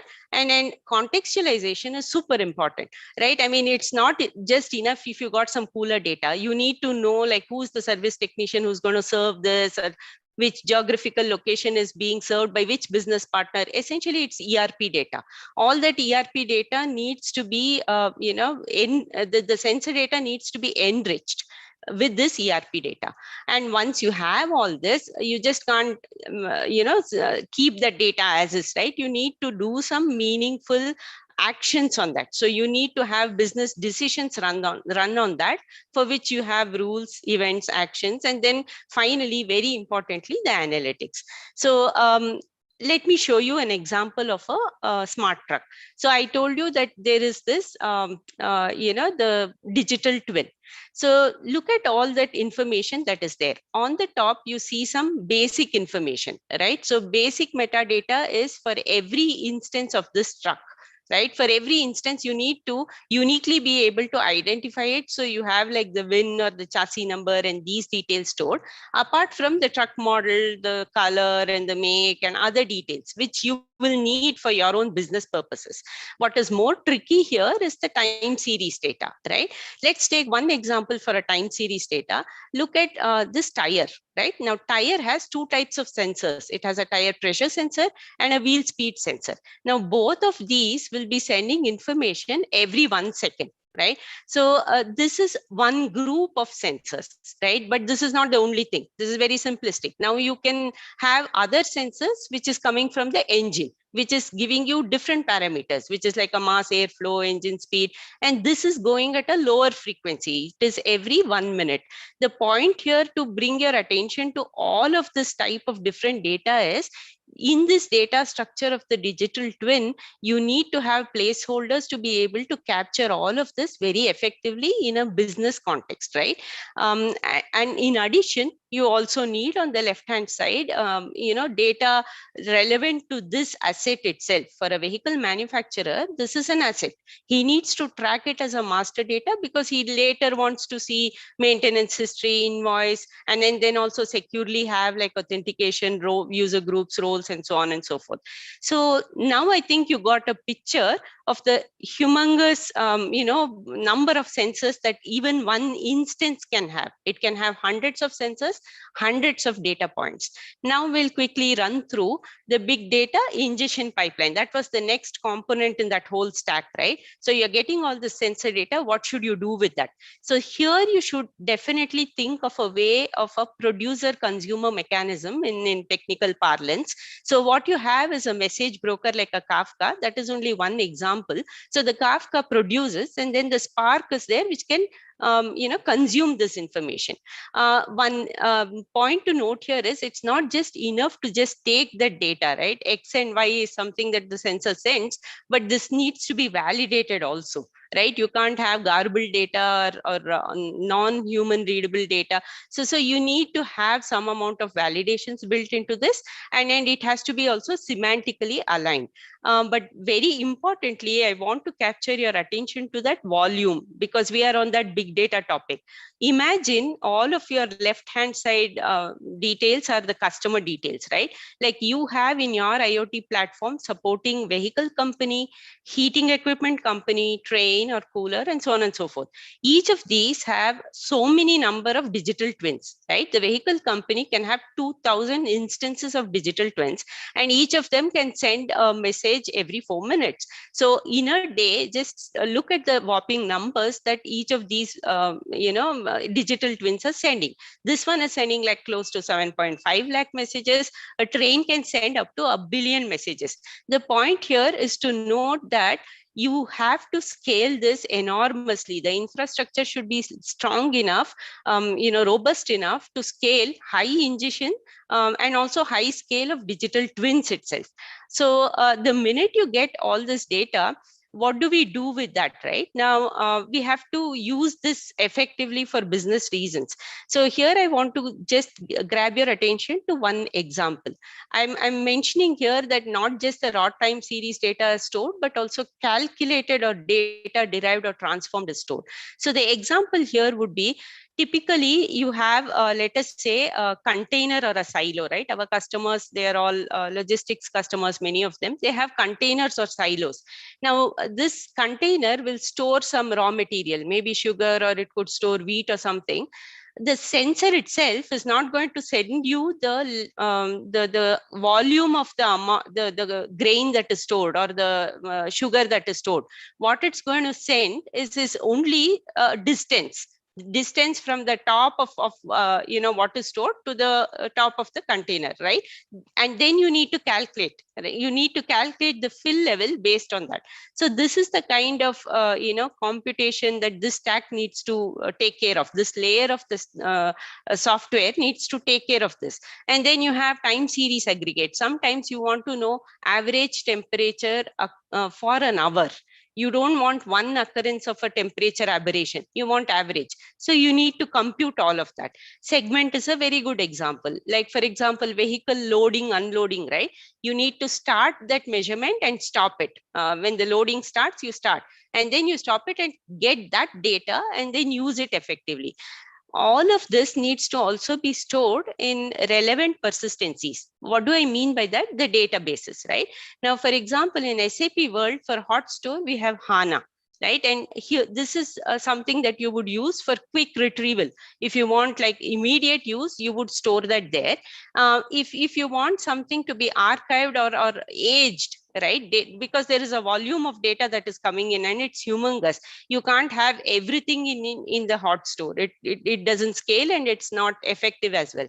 So you would then have like a warm store, like for example, Cassandra, where you will store weeks worth of data or months worth of data, and then years worth of data would be in a cold store. Like for example, you have Blob stored in Azure, right? All of these are cloud based. So I'm taking the examples of cloud provider, hyperscaler, databases. Like S3, for example, is a cold store. So the basic idea is you persist all the data in relevant databases. I was talking about the contextualization as well. Now, let me quickly give an example. If there is a cooler, I am a cooler manufacturer. The cooler, of course, is a smart one and it has multiple sensors on it. All that is fine. But I really don't care about the temperature or the serial number, right? I even don't care about the location itself. What do I want to know about that cooler, which will help me as a company owner, right?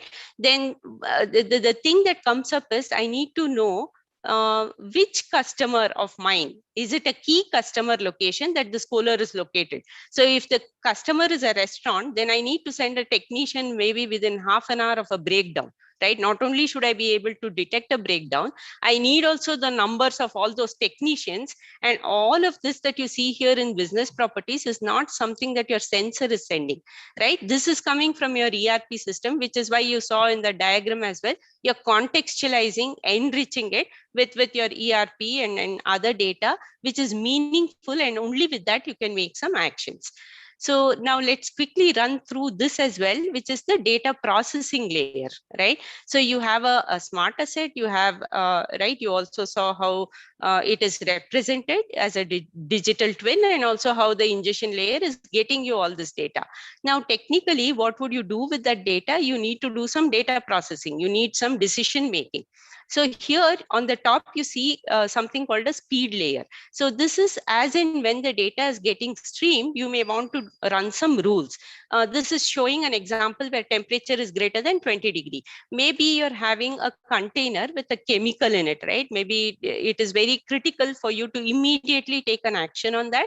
So what this thing would do is trigger an event or an alert.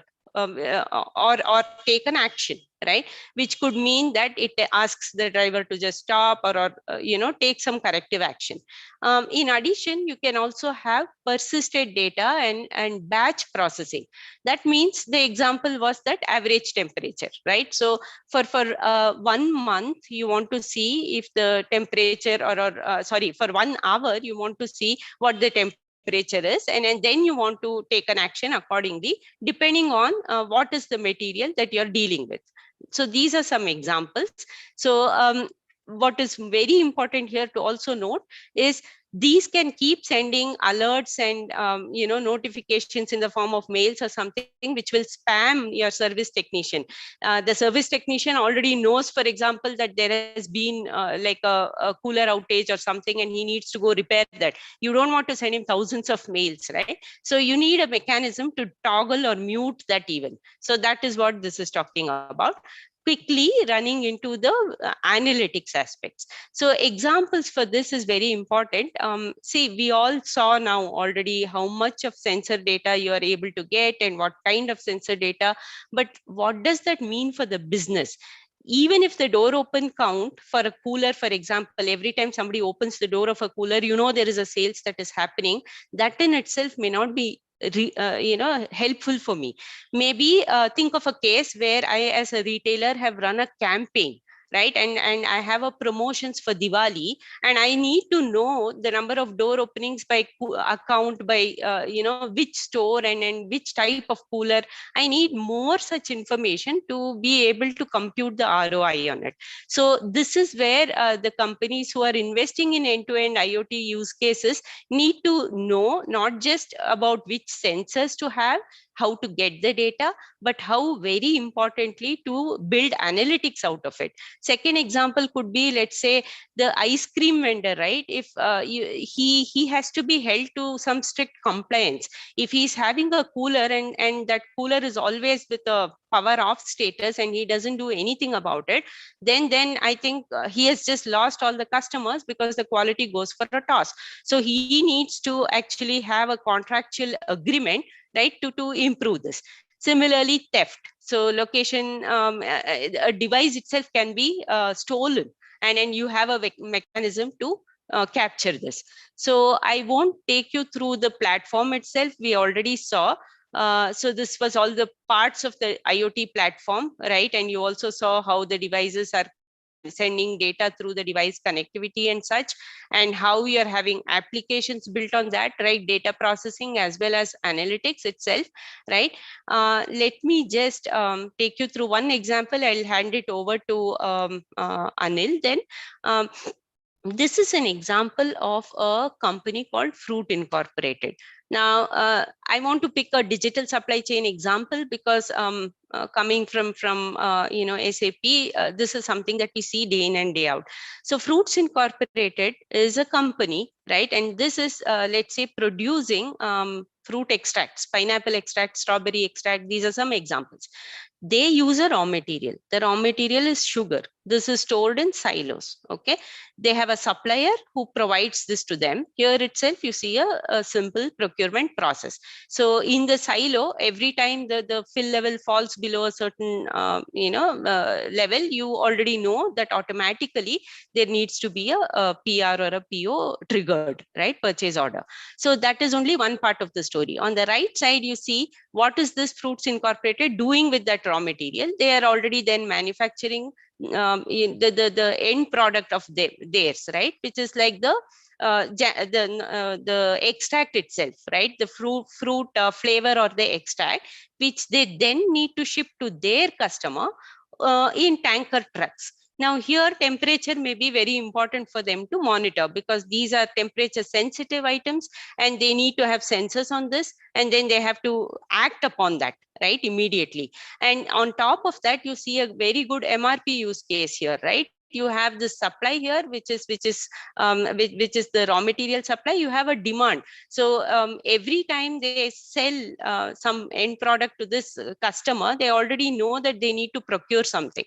So you have an MRP use case here. And in addition, these customers are also having their own logistics. They are manufacturing yogurt and they have to have some mechanism of identifying expiry dates on that.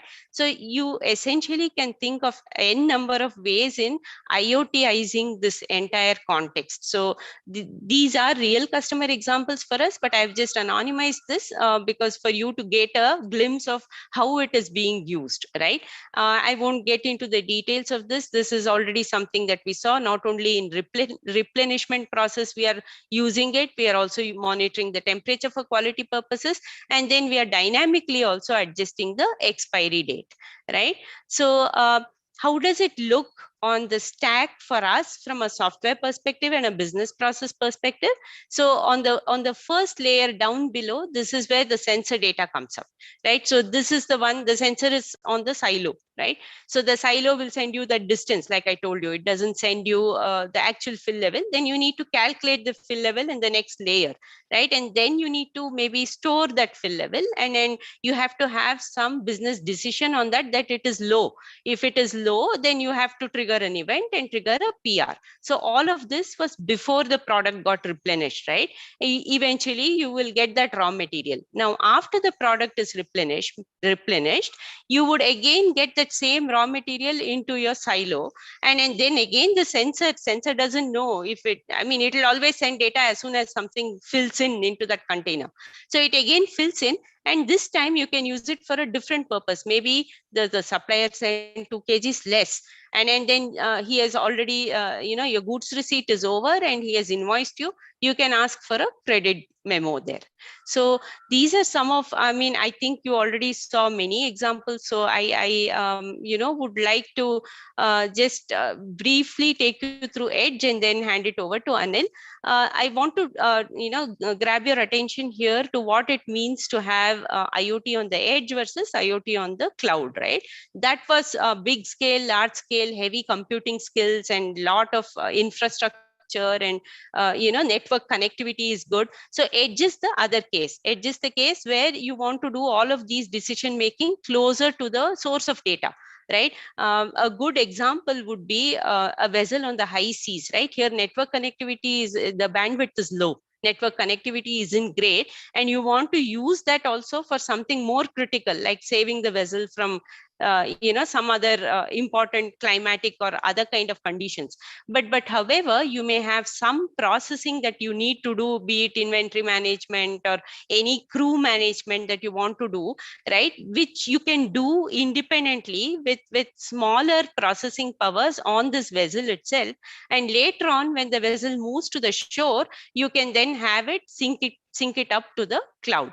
So with that, I think I have given you a flavor of maybe, hopefully all the building ingredients. If somebody here has an interest in building an end-to-end IoT use case, you can think which of it makes sense and which one is applicable. And then it's only a matter of then, putting all these pieces in place. With that, I would like to hand it over to Anil. Yeah. Thank you, Bharati. So Bharati has given ample examples of how technology can be leveraged in order to aggregate the data from the various devices and create new sources of value by blending it with the enterprise processes. And that's where I wanted to give you a few examples. Maybe in the interest of time, I will skip this one and go to the next one, the story of Harley Davidson. All of you know Harley Davidson. You could go to the next slide, Bharati. So, so we are all, so grown up seeing the powerful sound of Enfield, and hopefully I would like to own that one day. But, Harley Davidson is a global performance bike manufacturer.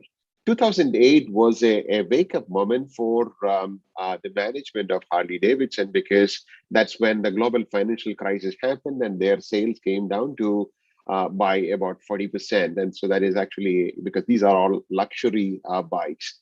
And they started a massive transformation. And one of the pillars of the transformation that they have started is a new smart factory plan, which they have created. So like in the case of, I was talking about Porsche, even Harley Davidson bikes are also highly personalized. Everyone would like to have their own personalization, and there is a unique way in which they would like to have their bike. It is not the bike that they will purchase and take it to a store and where they will augment it, but it is actually ordered from the plant, and also this is manufactured.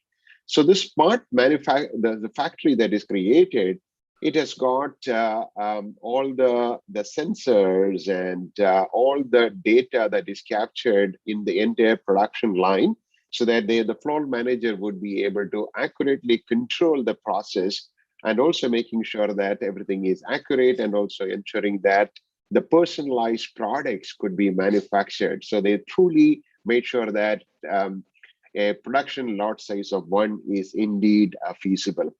So they are not only able to capture the data from the production process, but also ensuring that the data from the bikes as well are captured.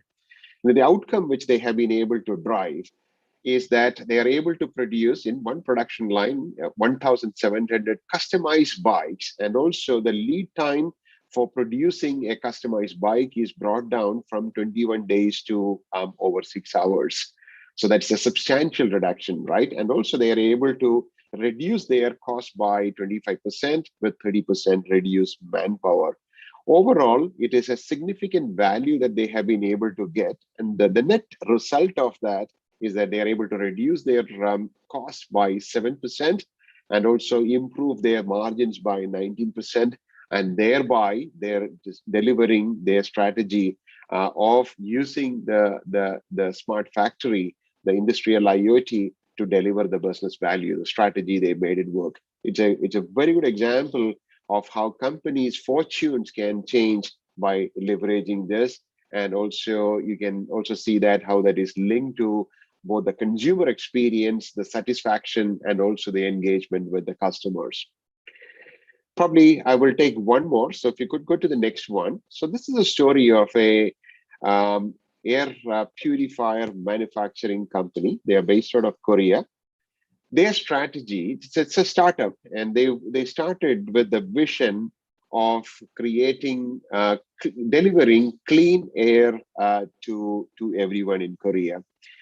Particularly the schools, they were driven by that purpose. You know, there are many air purifiers that are available. So you all know filters are one of the important component of an air purifier to deliver the clean air. They have created a connected air purifier so that they would be able to collect the data and also implement predictive maintenance, and also collecting the data, all the parameters, particulate matters, 2.5 microns or 10 microns, temperature, CO2 level, and so on and so on. And the device information would be available for the end users, and they would also be able to see the status of the air filter. And not only that, the manufacturer would also be able to, this company also would be able to keep a track of all the air purifiers in the field. Now, this also has resulted in a new business model for them. Rather than selling the air purifier, making it a commodity, they are also able to change that into a service. As air purifier as service, clean air as a service. And so that is completely changing the model, right? So it's becoming a subscription, making the entry barrier for the customers lower, and also creating a lifetime value for the customers. And they would be able to ensure that through this connected devices, whether it is the theft or whether it is the actual performance of the air purifier in the field are monitored. Now, the same principle can be extended to create anything as a service, where it could be a purified water as a service, compressed air as a service, drilling as a service. Any of these kind of new business models you would be able to create. In fact, companies have also done that. So 2 examples, in fact, there are a few more examples in the deck. So you would be able to see that. But if you could go to the last slide to summarize it. So based on what, you could go to the last slide, madam. Excuse me. Sorry about that. So the enterprises are adopting the IoT in broadly these 4 areas. One is to create a situational awareness with the IoT data. So this could be to improve the operational efficiency, to monitor, maybe create, service tickets, or replace the components, or guiding service technicians on delivering. Delivering their job. The second one, okay, Bharati, if you could take over, that would be nice. Thank you. Yeah, sure, Anil, no issue. So the second one is for superior customer experience, right? So we were just discussing on how you can have like connected processes provide the superior customer experience in terms of maintaining the quality of the product, right? I mean, there are ways in which you can, achieve this. And then the third one is enabling the new business model, which product as a service he just mentioned now. Anil gave you right examples of purified air as a service or water as a service. So these are all the different revenue models. So yeah. So Anil, any closing words? Yeah, thank you, Bharati. I feel better now. Sorry about that. That's okay. Yeah, so the key is the key message that we wanted to give is that one is connected devices, IoT industry, 4.0. These are essential parts of every organization to create new sources of value with their products and services. Standalone projects or initiatives will not help, but this need to be tied in with the overall corporate strategy, and that's where you can deliver deliver true value, and certainly that will create the future, and that is what our customers or consumers expect as well. So thank you very much for your time and attention. Thank you, everyone. Thanks, Harvinder. Thank you. Thanks to you, Bharti and Anil. I think it was a wonderful presentation covering in great detail from looking at the IoT platform, the logical architecture of it, getting into technical specifications to see what are the performance sort of things, right? And getting into use cases and how customers are getting benefit from using this. And I think this is a great details what we have seen, and our audience would have got to know what happens inside IoT platform now. Thank you again, and let's move to the next show. Over to you, Soma. Yeah, thanks, Harvinder. So now we will touch upon digital transformation in utility space. And utility is one of the maximum used IoT cases to whether to optimize energy or water consumption, so on and so forth. And we have with us Mr. Rahul. Rahul Raghunathan is the co-founder of Exact Space, a company that was started to make advanced AI solutions accessible to all power plants in India. And he started his career in analytics almost 15 years back with one of the world's largest retailers. And he has spent the last 6 years in solving complex industrial problems in thermal power and other process industries. And of course, at Exact Space, he has built a strong team of data scientists who have analyzed data from over 100 boilers and turbines and thousands of other equipment. They created models which are ready to use for the power industry. So I would request Mr. Rahul to talk about himself, his company, his role in utility digital transformation, and then we take from there. Yeah, over to you, Rahul.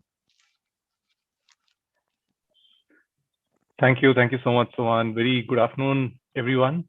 Very glad to actually be part of this forum.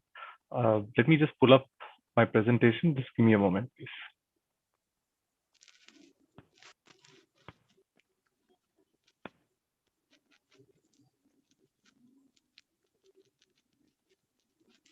So I hope you're able to see my screen. Go ahead. Yes.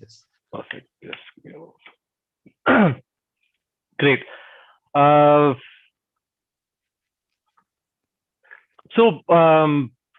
Thanks again.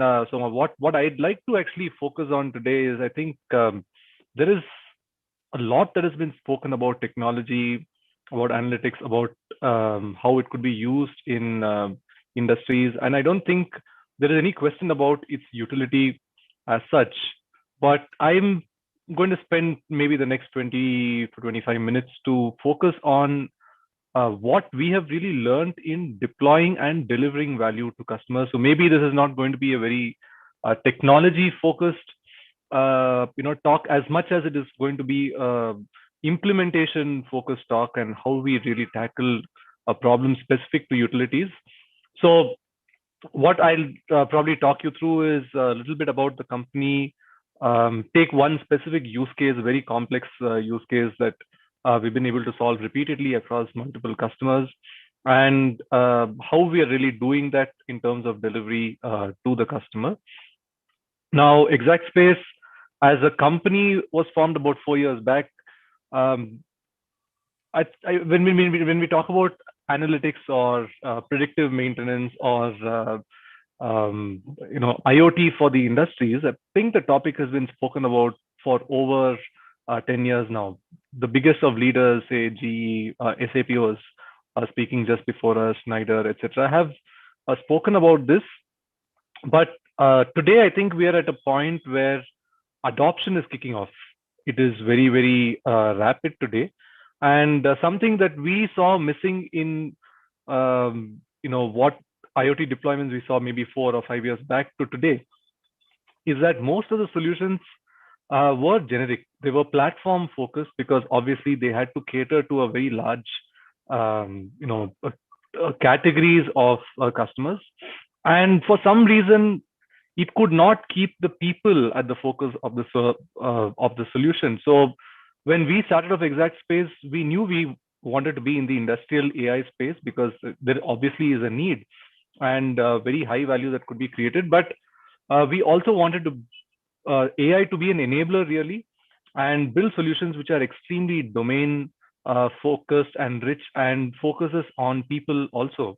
And with our solutions, we try to achieve 2 outcomes for our people. One is how do we reduce unplanned failures or improve overall asset reliability and improve overall performance, meaning how do I contribute to decarbonization goals in industries.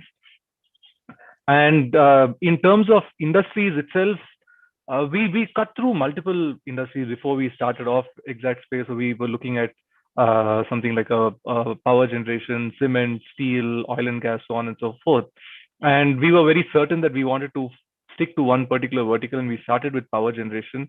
And I'll tell you why we started with that. And today, I'd say in India, exact space probably has the largest deployment of digitized power plants, upwards of about 40 to 50 power plants in India, which would definitely be one of the largest in the country. So the reason we picked power is because of the energy transition. So today, we all know that there is an ongoing energy transition, a lot of renewables coming into the grid. We know we have a very, very aggressive target of more than 30% of our power needing to come from renewables, and more specifically solar, right? So solar, wind, etc., would probably contribute to 45 to 50% of the power mix. Now, whilst this is very, very important, the other side of this is that India as a large country needs increasing power generation. It needs to be supported by conventional power sources also. Now, when renewables come onto the grid, the challenges it poses is, number one, it creates a lot of cycling of loads. So your power plants need to move from 100% load to 50% load, cycle back up to 70%, 80% based on how much renewable is available on the grid, right? So this kind of operation is called flexible operations, which the conventional power sources or energy sources were not designed to do, right? So it causes inherent issues with, say, asset reliability. There are lots of failures which come up because of stress in the assets. It reduces your efficiency of overall systems. It increases the fuel consumption. So the idea of energy transition is to decarbonize as a whole. And when you have reliability issues or when you have efficiency issues, you are drawing down on whatever improvements you're making in terms of decarbonization. So it's very important that these aspects of conventional power is also addressed. And that is where we really come in. Now, if you look at something like a thermal power plant, they have been in place for more than a few decades, easily a few decades, and governed by the most complex control systems, because it is one of the most complex processes. It's a continuous process. It does not stop at all. It is running 24 hours every single day for years and years together. Now, despite having such advanced control systems, we see that this context that we are in, where power plants are being forced to operate flexibly, is leading to lots and lots of issues in power plants, because number one, typical alarming type of system in plants which is based on thresholds will stop working, because the loads at which they're operating, there is so much dynamism in the overall process. So very simple rule-based algorithms are going to stop working. And while doing this, there is immense amount of stress. So if you look at a boiler, they're operating at about 600 degrees of 100 kg steam, and a lot of dirty coal, which is at about 1000 degrees. So it's a very dynamic environment, and even small stresses that go unnoticed can lead to failures. So what I'll do now is, this is the context in which we operate. I'll talk you through a problem which is often faced by power plants, and talk about how we really went about solving these problems. Now, this is called a boiler tube leak. Now, if you look at a boiler in a large utility scale power plant, like a 500 megawatt plant, you can imagine a room which is probably about 50 meters by 50 meters and about 100 meters in height. And these have lots of heat exchange tubes. Now, when you stretch these tubes out, they are probably a few kilometers in length. Now, water flows through these tubes and they get converted to steam. So that is what the boiler is doing. Now, very, very complex. It is part of a very stressful environment, and very complex problem occurs, meaning there is a small pinprick hole in these kilometers length of tubes, and a small pinprick hole can lead to the entire power plant going down for a couple of days to 3 days at a stretch, number one. And if it goes unnoticed for way too long, it causes damage to the overall boiler, leads to explosions. We've heard of lots of explosions that occurred over the last few years. So a very difficult problem, and has been very difficult to predict as well. This is not something that a typical control system has been able to do.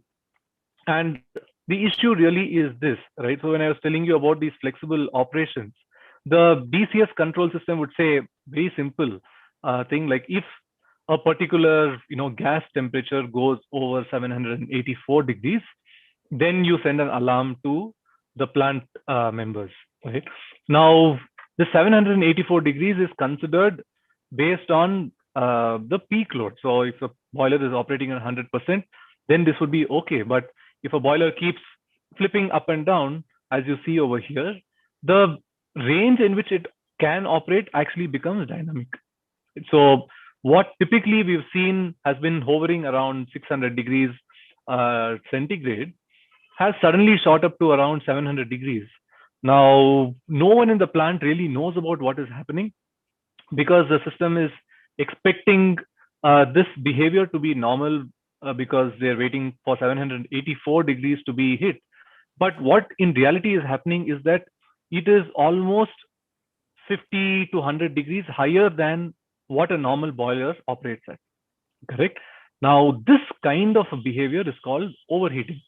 So this period of say 3 to 4 hours that you see in the middle has created so much stress on the boiler itself that the metal itself starts eroding and it starts melting over a certain period of time, and it leads to a failure about 15 to 20 hours later, right? So if you just look at pure metallurgy and physics, it says even if you increase the temperature beyond the ideal temperature by about 20 degrees, and that would lead to a loss of life of these boilers by almost 80%. So this is really what is happening and what is at the core of the problem. Just summarizing the problem again, these plants are extremely dynamic today because of the overall energy transition. A simple rule-based analytics is never going to work, because the ideal situation for every single operating point keeps changing, and operators are probably sitting with more than 5,000 odd sensors, and maybe 4 or 5 people looking at it. It's impossible to spot changes in behavior, compare it to the past, and come up with very accurate diagnostics. Now, what we do is we take a very different approach, not novel in the sense it is a learning-based approach. And what we're doing is learning the process of a boiler operation using its own data. Now, if you look at a boiler, it is governed by maybe 1,500 to 2,000 odd sensors, just one single boiler. And if you put rules based on thresholds for each one of these, you will go crazy, because you would probably face about 10,000 odd alarms every single day. Right? So what we do is we create these thermal profiles which learn from historic operations. It learns not just what is normal and what is not normal, but it learns the relationships between, okay, if my metal temperatures is so and so at a certain load, then these temperatures need to be something else at a certain other load. How does it change when my coal incoming fuel quality changes? How does it change when I fire coal on the top versus coal at the bottom, and things like that? So you can imagine that this is a very difficult equipment to monitor, and 2,000 odd sensors learning data over 1 year would be about 200-300 million data points for us to learn the relationships from. But that is really getting condensed back into a simple say, thermal profile like this, where different sections of a boiler is being mapped using all of this data that we just spoke about, say metallurgy, the creep and fatigue, their steam profile, flue gas profile, flame profile, mill profile, so on and so forth. And it's come down to something as simple as this particular image. And the system is really comparing these images which are being generated by our system almost every single minute to what has been its normal operating behavior. And if you look at this failure which occurred over here, this particular example, where this spot went completely unnoticed, this is what our system is able to do. It is able to condense about 2000 sensors to say, okay, in your reheater, I see that this is your profile, but visually the system has identified that there is significant overheating on one side of the reheater, and it gets delivered to a customer like this. So a few points that you'd like to note here is, how am I really communicating, right? Which goes back to my point about how do I bring people into the heart of an AI deployment or an IoT deployment. It is really communicating as though the asset is talking to the operator. It's like saying, hey, I'm the boiler here. My metal temperature has gone really high. I've also seen that my flue gas profile in the platen superheater region has changed. My outlet header metal temperatures are changing. And looking at multiple such parameters, I believe that the furnace in the boiler, its pickup has become poor, right? And please operate the blowers next to the furnace so that this condition can be avoided. So what we've flipped this to is really not so much about dashboards and other things that go out with a typical analytic solution. We have converted this to a problem of communication. Right? How do I ensure that AI is able to communicate to people the way they understand a language? So you would see over here that there is very, very domain-focused language, which someone in a power plant would understand. There is language like, say, pickup is poor. Now, how is it really understanding is where the AI aspects come into it.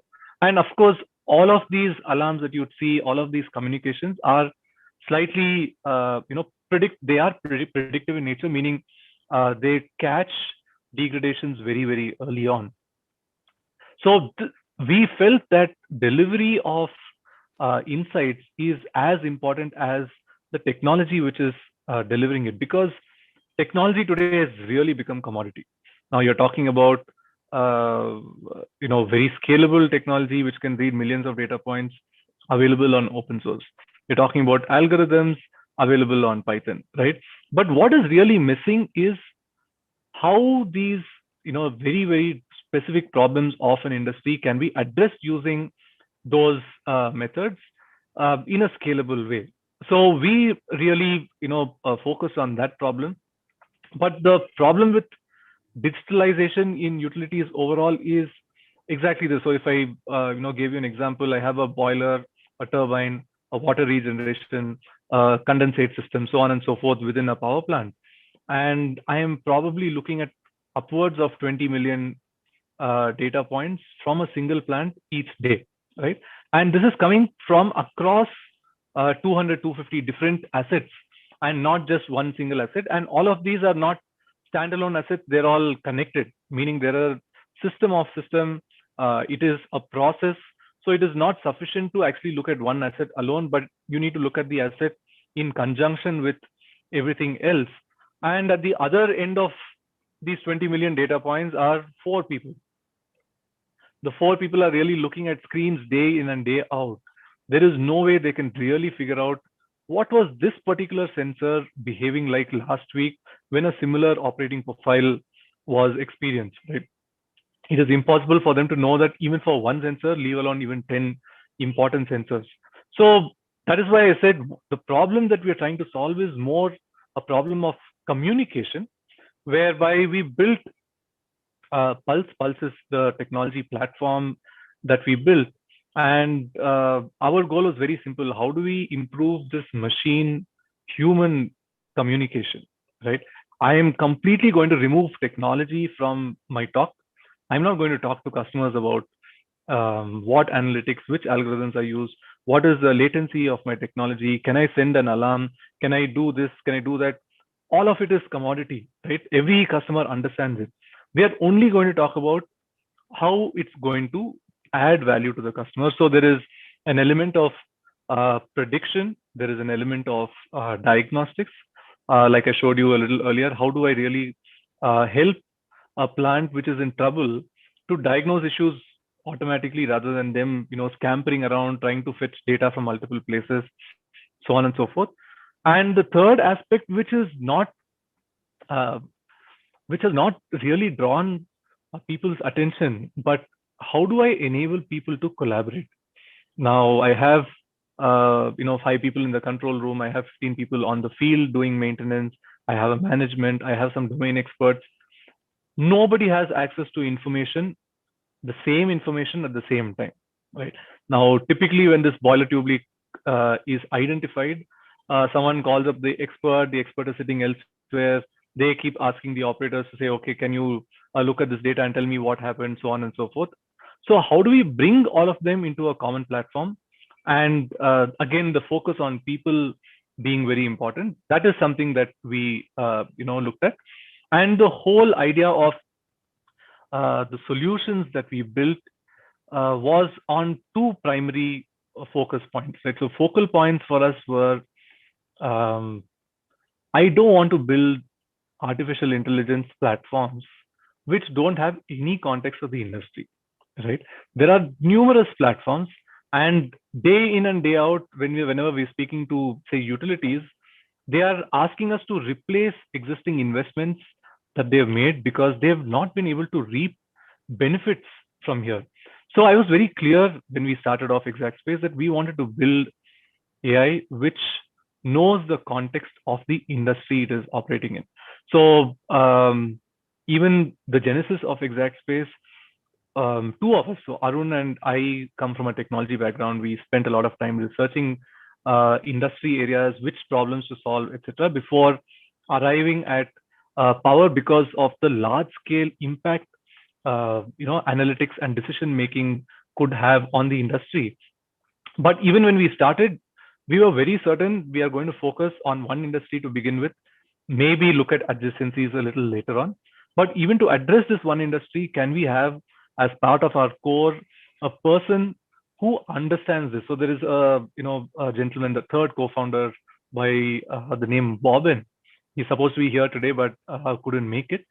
That is really where we draw a lot of domain know-how. If you look at the complexity of something like a power, there are close to 250 assets working together. There are 50 different asset classes. And to make things worse, they're all connected, right? I have something like a turbine, I have a boiler, I have heat exchangers, I have mills, I have fans, I have electrical systems. Now, I don't want to be just looking at a turbine, which many typical OEMs would do. So say an OEM of a turbine will only look at their turbine to provide improved visibility or serviceability of the turbine. But for a customer who's running a utility, it is not sufficient because the turbine is connected to the boiler, and if there's something wrong with the boiler, it affects the turbine in turn. Now we need to consider the complexity of understanding 50 different asset classes. How do I put all of that knowledge into my system and deliver an experience to the customer which gives them the confidence that this AI is not tech talk, but it is really understanding customers' problems. So what we went on to build was an asset library or a digital twin library, which comprises every single asset from the power system. We've really, dug in to various, research findings, the domain experience of our own founders. We've built models using data from across 100, 150 odd different, equipment and boilers, for example, and came up with this asset model where I know almost 90% of how a boiler is supposed to operate, how it interacts with the turbine, how the turbine in turn generates power, and how do I need to cut losses in a power plant? How do I need to predict issues in a power plant? How do I need to diagnose those things? So when I go to a customer, there is a whole lot of domain speak and very, very little of either big data or artificial intelligence or IoT. It is all understood. And, we're only talking about the value creation, right? We're not allowing or letting the customer really figure out how to create value. And that is not what we're trying to do. So one area of focus for me was from day one, how do I bring AI which understands the context of an industry?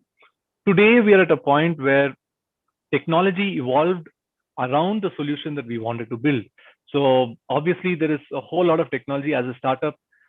Typically, such solutions which span across an entire utility would take about 5 to 6 months for a competitor to deploy. We are at a point where we can do that in 2 to 4 weeks. And the entire focus for us was to build technology that can scale, number one, can be very, very efficient. Meaning, can I deploy these asset models for 50 different asset classes for 200 odd different assets in a power plant in under 3 weeks, right? And everything that we did went into building efficiency of the technology itself. So today we are at a point where we started looking at one additional vertical. So if you look at our journey, we started with focus on one vertical, build solutions, build technology around it. Now the technology gets reused for a different vertical, say like a cement industry, right? Which where what we do is we expand this whole library of assets or digital twins that we've built. And that's really the path that we have been charting, going from one focus vertical to maybe 2 to 3 over the next few years. And these digital twins are codified with almost 2,000 different failure modes. So they understand different 2,000 ways in which a power plant could fail, so that every single thing is basically covered. And this is something that can only happen with a lot of laser sharp focus on the kind of problems that you're solving. The second thing that we wanted to do was, we felt for some reason that the people who are using or consuming technology were not kept at the heart of technology itself. Now, obviously, when I go into a power plant, I've got a whole lot of pre-configured aspects in terms of analytics deployed for them. But how do I, allow people to expand that solution very organically? So a lot of our technology components, while they were built for efficiency, they're also built to democratize AI for plant engineers. So today, customers, say operations engineers, typically maybe diploma folks or engineering folks who are manning power plants, they use our system to build their own predictive models. So if what am I doing when I say building predictive model? I want to say, can I look at my bearing health? Can I look at bearing temperatures and how that its relationship with the overall plant is changing? So what would a typical data scientist do? Go pick up either a regression or a random forest or any other model, put a lot of data using some code base and build a model and try to deploy it. Now we've built this as a UI driven engine where someone from a power plant can say, I want to predict my bearing temperature. I want to predict it basis the lube oil pressure, lube oil temperature, the speed of the turbine rotor, the steam temperature, the ambient conditions, so on and so forth. And all they need to do is say, okay, this is the input, this is the output, and hit the train button. It builds a model basis all the historic data that's already available. They can do a few different iterations and deploy predictive models by themselves. So they are actually doing that today. And there is a sense of empowerment. So no one wants to be left out in this whole AI space, but no one also wants to be remaining dumb or be in the dark about what is happening. So there is a sense of empowerment. Now, if I have a 30-year expert sitting in a power plant who knows, from all of the operations, some very specific insights about their plant, which has not been captured by our, asset models or digital twins, can I enable that person to simply go and deploy these different fault trees, deploy failure modes, help the system improve and learn for that particular customer, again using a zero code interface, right? So that is something that they do. Customers today, whenever our system does not pick up a right diagnostic, customers actually go and expand the solution and say, okay, start looking for these diagnoses in the future. Can I have a collaboration platform where an expert and a very junior folk in the plant operations collaborate and learn from each other? Once maybe today's engineers move out of the company, how will someone coming up actually learn about what happened in the plant, etc.? So there is a lot that we did to democratize AI for our customers, and that's something that is really helping us take these to customers with much more confidence. They are able to adopt it with much more confidence. One, they know that the system knows them. The second is that they're not really dependent on us. They are actually getting their hands dirty with IoT and analytics and not waiting for some large expert to actually deploy all of this, right? So we kept it at these two focus areas, and that's what we continue to do as we grow. Like I told you, I don't want this to be a very technology focused talk. We are really talking about our experience of deploying value. So as a 4-year-old startup, which has today the largest digitalization deployment in the power plant sector in comparison to any of the large platform providers that we can talk about. What I really want to focus on is our experience. Of course, we built all these components of technology. Is there a big data infrastructure? Most definitely, because we need that to solve getting 20 million data points every single day. So the best of technologies actually go in there. But we've added an asset library of digital twins, which has a lot of know-how of the asset classes. We also combine them with thermodynamic models and allow these models to learn from historic data. There is a built-in machine learning pipeline where I do everything with a lot of nuances to power plants. So the other challenge with using a platform is it addresses lots of use cases, very important use cases for lots of different kinds of problems. But when I'm looking at one particular industry, the way data needs to be treated for a process industry is very, very different from the way data needs to be treated for a discrete manufacturing. For an automotive versus power or oil and gas, very, very different. So that's where the challenges of a platform really come into play. Something as simple as, can I validate if the data, sensor data I'm getting is right or not? There are small nuances with respect to the industry that we need to build in, right? So this whole pipeline where I'm using streaming data to process, validate data, to create fingerprints of 5,000 odd sensors for every single power plant, to recognize patterns, to dig into my fault trees, identify the diagnostic, run my optimizers, provide my customers with recommendations of what they need to do to improve their setup right now. So all of that is what has gone into our platform, which is Pulse. And what we are really doing for customers today is, one, improving asset reliability. How can we predict failures? Very focused. Out of these 50 asset classes, can I ensure that my system is the first to identify or spot an issue, provide a diagnostic, and help the operations team do the maintenance right?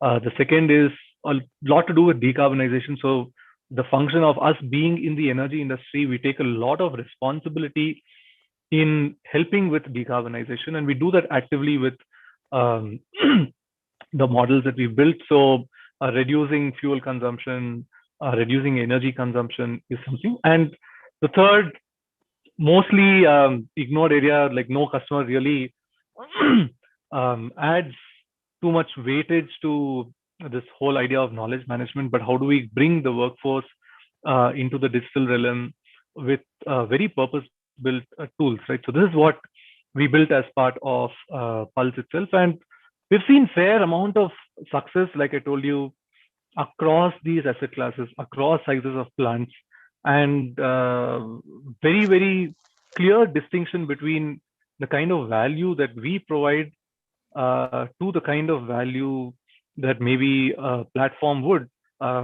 because of this focus on domain that we have maintained. So I just wanted to keep it at this, leave about 10 minutes for Q&A. More than happy to answer how this value delivery is happening, or any other questions about exact space or our products.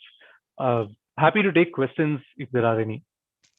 Yeah, thanks, Rahul. I have one question. See, obviously, when you are modeling your thermal power plant, boilers, and all these things, you have a lot of data to be done. So how do you manage to get this? And you have, it is not a linear way of predicting. Correct. So your focus is more on building a model and getting your accuracy. And what's the type of accuracy you get in your prediction right now? So yes, I mean, I think data is the most important in all of this. You need to have seen sufficient number of boilers, sufficient number of turbines, how the data is structured to even start building these models. And I think the starting point for us is that we said we will do only power plants. We know exactly what your problem is. So customers have felt confident enough to come back to us with this data and say, okay, here's the data. Can you help me with this data? So that's really how initial engagements began. But today we're at a point where customers are more than forthcoming in giving us data. We have close to 150 different power plants data, very, very rich data sources, obviously. And that, I would say, again, it is all coming from a point where you're able to deliver that confidence to customers, saying there is going to be something out of this data study, right? So very simple. If you gave me a boiler's data 4 years back versus if you give it to me today, the output from the data is significantly better today than 4 years back, obviously because of all the know-how that has been developed. And that is something that customers feel more confident with us, more than maybe some other platform providers, because we know exactly what to do with this data. And over a period of time, obviously, everything for us is learning from the data alone. But the other thing is also that if I have 2 boilers, if I have 2 turbines from the exact same OEM deployed in 2 different plants, they behave very differently. So I can't really use data from one plant and put that model into another plant, because that's not the way it does. So we actually build a model of every single asset at every single site individually. Only thing that comes from learning is how do we build these models better, right? That learning is what goes into the technology, but the actual model that we develop itself is quite unique in the sense from one plant to another, they keep changing basis the actual data and operations. Yeah, thank you. I think we are almost on time. What we can do is that there are a lot of questions which have come and probably we can try to share with you. Sure. We already given your coordinates. I would encourage people to reach out to you directly. Thank you very much, Rahul. It was a wonderful presentation. A lot of good insights into this. Thank you. Thank you so much, Soman. Thank you, everyone, for hearing us through on a Saturday. Oh, thank you. Thank you so And much. I would hand over to Harvinder to take this forward for the next session. Yeah.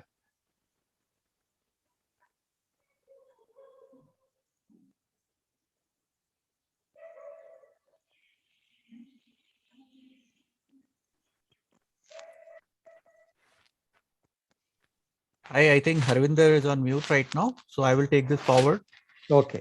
So we have now another Power Pact session scheduled after a great session by Rahul. So compliments to you, Rahul, for giving us an idea about how you can solve complicated things as complicated as a power plant. to such a simplified and solution which can be understood by a layman. So great work. Please continue doing it, and we are there to support you. So now we are going to move to another topic of interest, which is worker safety and productivity. So we have Rakesh Trivedi, Director Marketing, Ecosystem Development and Products IoT Business from Tata Communication. And we are going to focus on how during the COVID times, we have to ensure the safety of the workmen in the shop floor. And also we can look at how we can have better productivity, because we have faced at times 1/3 of the workforce being present to take care of the production. So how we can manage the efficiency part of it. So before we get on to the discussion, I would like to welcome Rakesh, and would like to say a few words about him. So he's presently working as Tata Communication, and he has spent close to around 23 years of cross-functional experience in smart cities, IoT, telecom, IT, internet, and media industries. And he has been phenomenal in creating new businesses, launching new products and services, and worked in many companies like Intel, Qualcomm, Motorola, Tata Teleservices, and SIFI, to name a few. And I would say the feather in the cap what Rakesh has is, prior to joining Tata Communication, he has co-founded a startup in smart city space and been an entrepreneur. So welcome once again, Rakesh. We are just a minute ahead of the schedule. So I hope you are there and we can start the session. Over to you, Rakesh. Hi, thank you guys. Thank you, Dipesh, for the introduction. I hope you guys can hear me. Yes. Okay, I was just trying to figure out, I think my sharing screen has been disabled. If there is a moderator who can allow me to we'll help you with that. Share my screen, that would help. Sure. Now you can do it, sir. Can you please check? Yeah. Now we can see your screen, Rakesh. Okay. So can you see my presentation? Yes. Yeah. Okay. Just hold on. Okay. Sorry.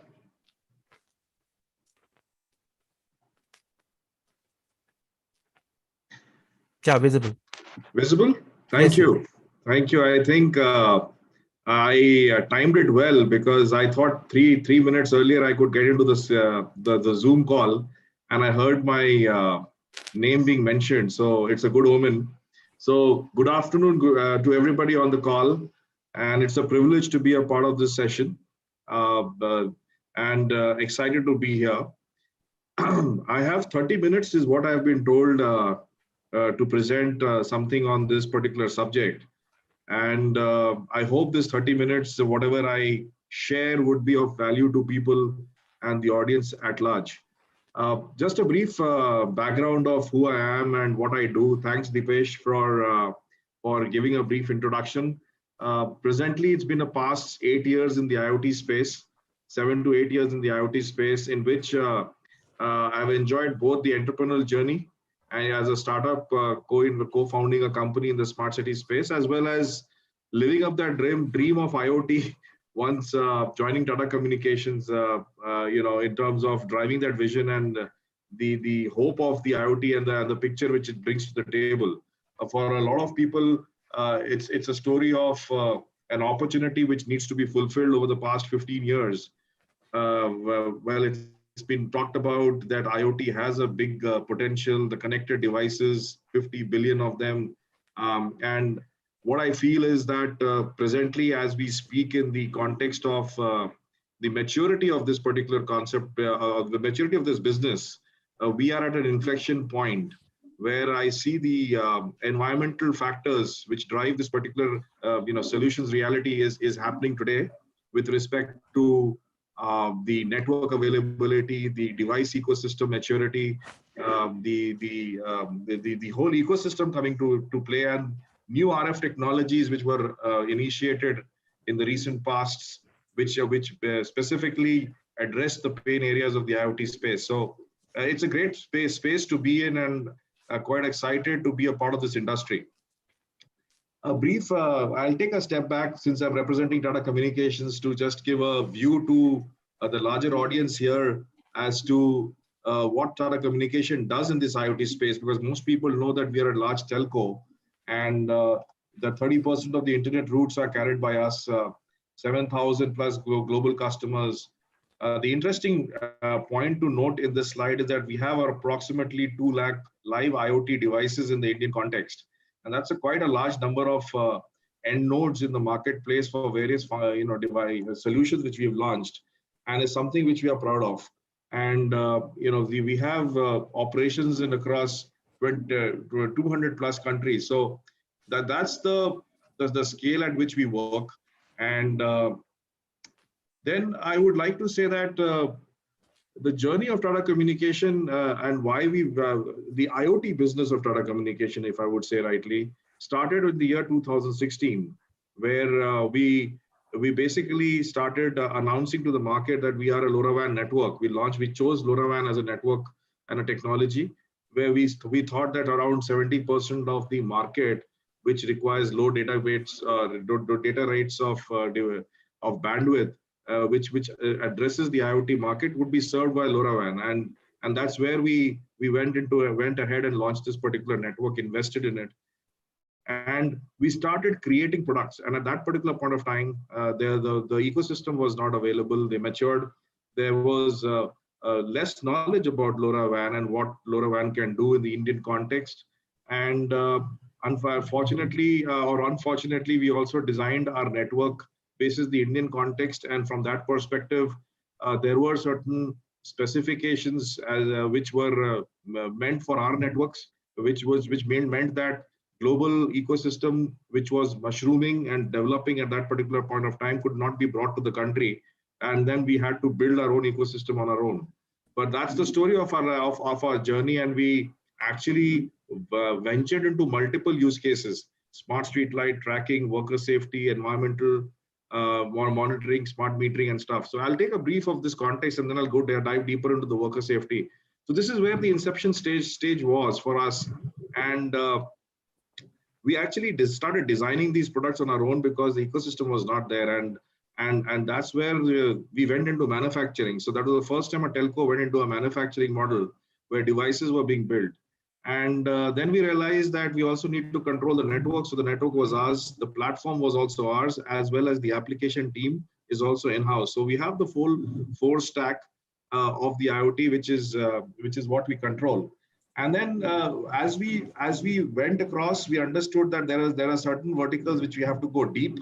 And then there is a bit of the breadth was there with in the 2 years, we developed multiple product portfolios, and then we went deep into 2-3 verticals. One of them was the streetlight vertical, and the other is the worker safety and productivity vertical of ours. And then the third was a tracking vertical. So these are the 3 verticals we identified and went deep into, and we saw some scale. So that was when in 2019 we started really making some difference and going scale. And then from 2022, 21 and beyond, we are maturing as an IoT service provider. We are maturing, and we are now, we are definitely have sensed scale. It's not a POC or a proof of concept we are talking about. We have large commercial deployments in the marketplace. We have evolved and moved from not only looking at LoRaWAN as a market, an RF technology which we will utilize and promote. We realized that the market also required an integrated solution to a multiple use cases, and that is with the way forward. So we've also opened up to multiple other technologies and solutions going forward. And we are actually expanding and co-creating the man-machine material concept in the marketplace, also launching a few initiatives in the IoT fabric space, which is something which is very interesting model which we are proposing to the enterprises. So I will just rush through one more slide, and this is that of the breadth of the devices which we built or co-created with our partners over the period of the last 3-4 years. And this is the whole host of solutions which we have in the market today, which is designed and co-created by our partner ecosystem. Now I'll jump into this pandemic era and the manufacturing segment and the workers, which are one of the key elements in this whole domain. So, which is also a very important point with most organizations looking at the safety and the productivity of the workers. So, there is, if to give you some stats, there is around 2.7 million work-related fatalities each year and 374 million work-related injuries each year. So, incidents with over 50% due to overexertions and falls. So these are all stats which are from the reports all over the place, and these are actual figures of what happens in the workplace with respect to worker safety and productivity point. And $90 billion of cost of work-related injuries and illness in India itself. So these are things which we don't realize, but if you look at it from a report perspective, these are large numbers. And what we did is we as a Tata Group, we actually had a very concerned and interesting opportunity and a partner in an enterprise or a manufacturing segment who wanted to look at the workers and their safety. And the key challenges which they faced was ensuring the safety and productivity of the workforce. So they had these key questions, which is there in the slide. Can we monitor the safety of lone workers with automated alerts in case anomalies? And how could we improve emergency response times? What generally happens is that we are always reactive and not proactive. So can we become more proactive in terms of the worker safety and healthcare? Then also, can we track those workers and can we find out where they are, where their location is, how many hours they are working, and can we qualify their presence in the assigned areas of work?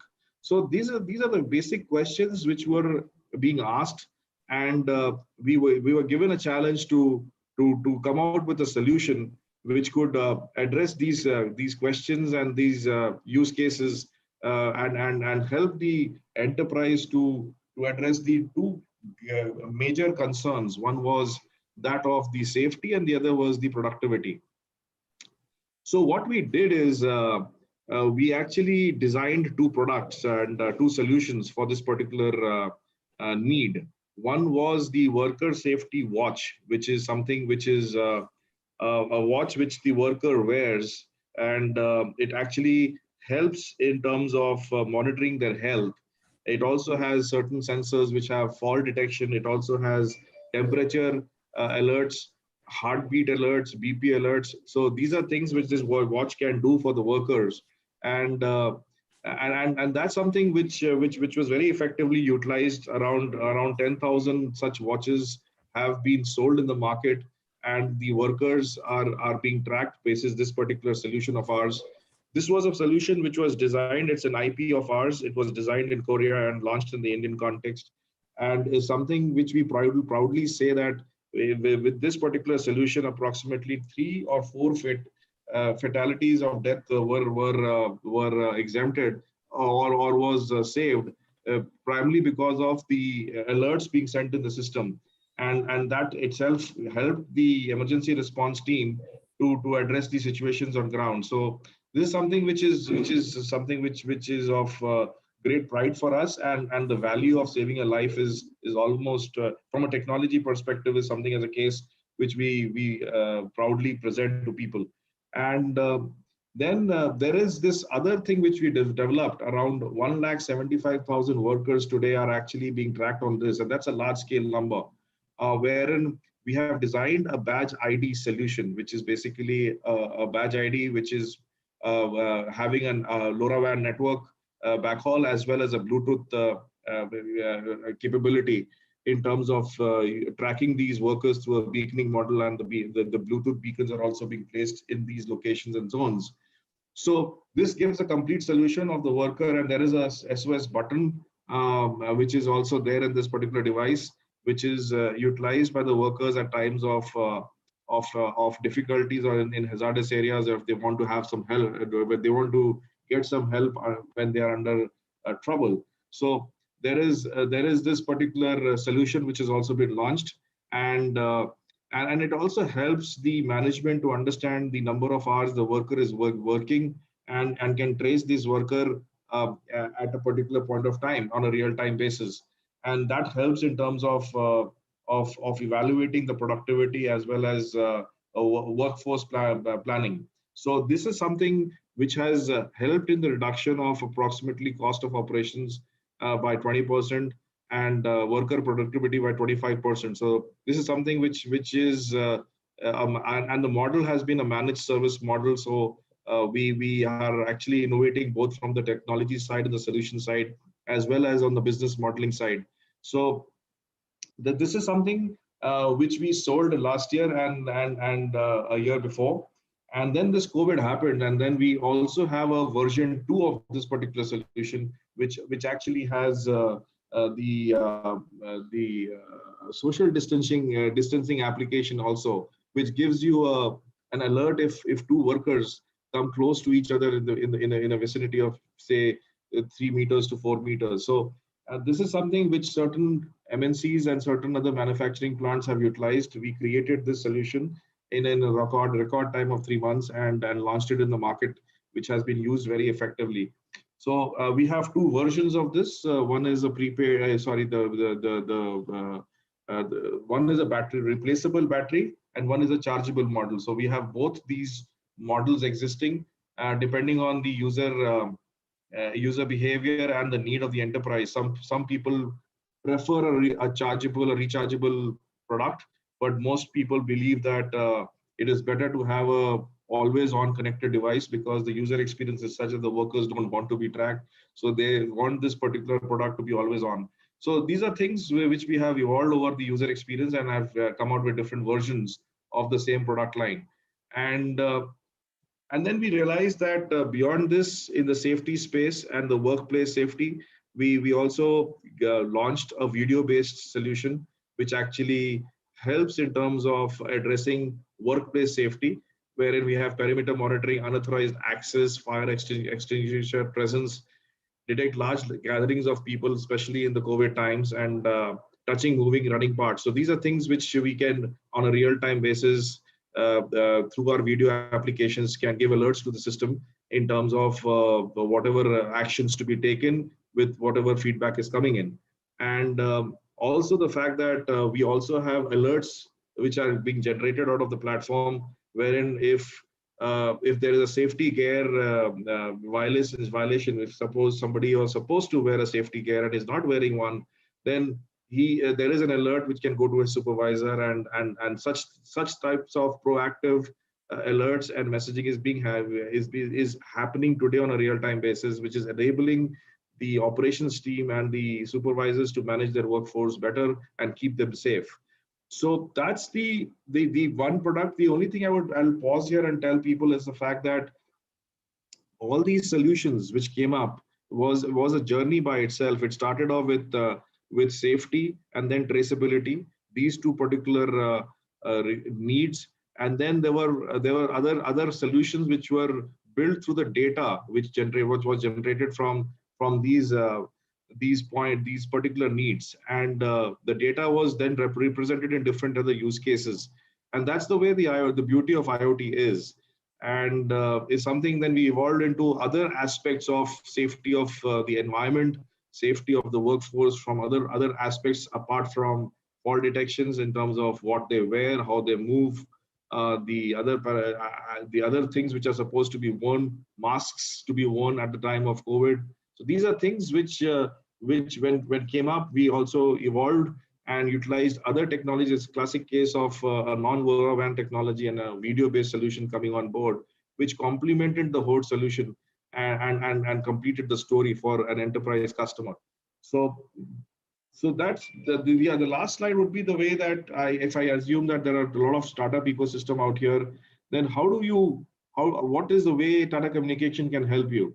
Tata Communication is always hungry for new applications, new ideas, new solutions in the marketplace. And we have a program in which we run these ecosystem development programs, where we give them access to our application, our platform, our network, invest with them, co-create with them solutions. If there is a value to address in the market, if there is a problem to be solved in the market, which is real and has got potential to scale. So this is something which we are open to each time when we meet and interact with our ecosystem partners. We have this particular proposal in front of them.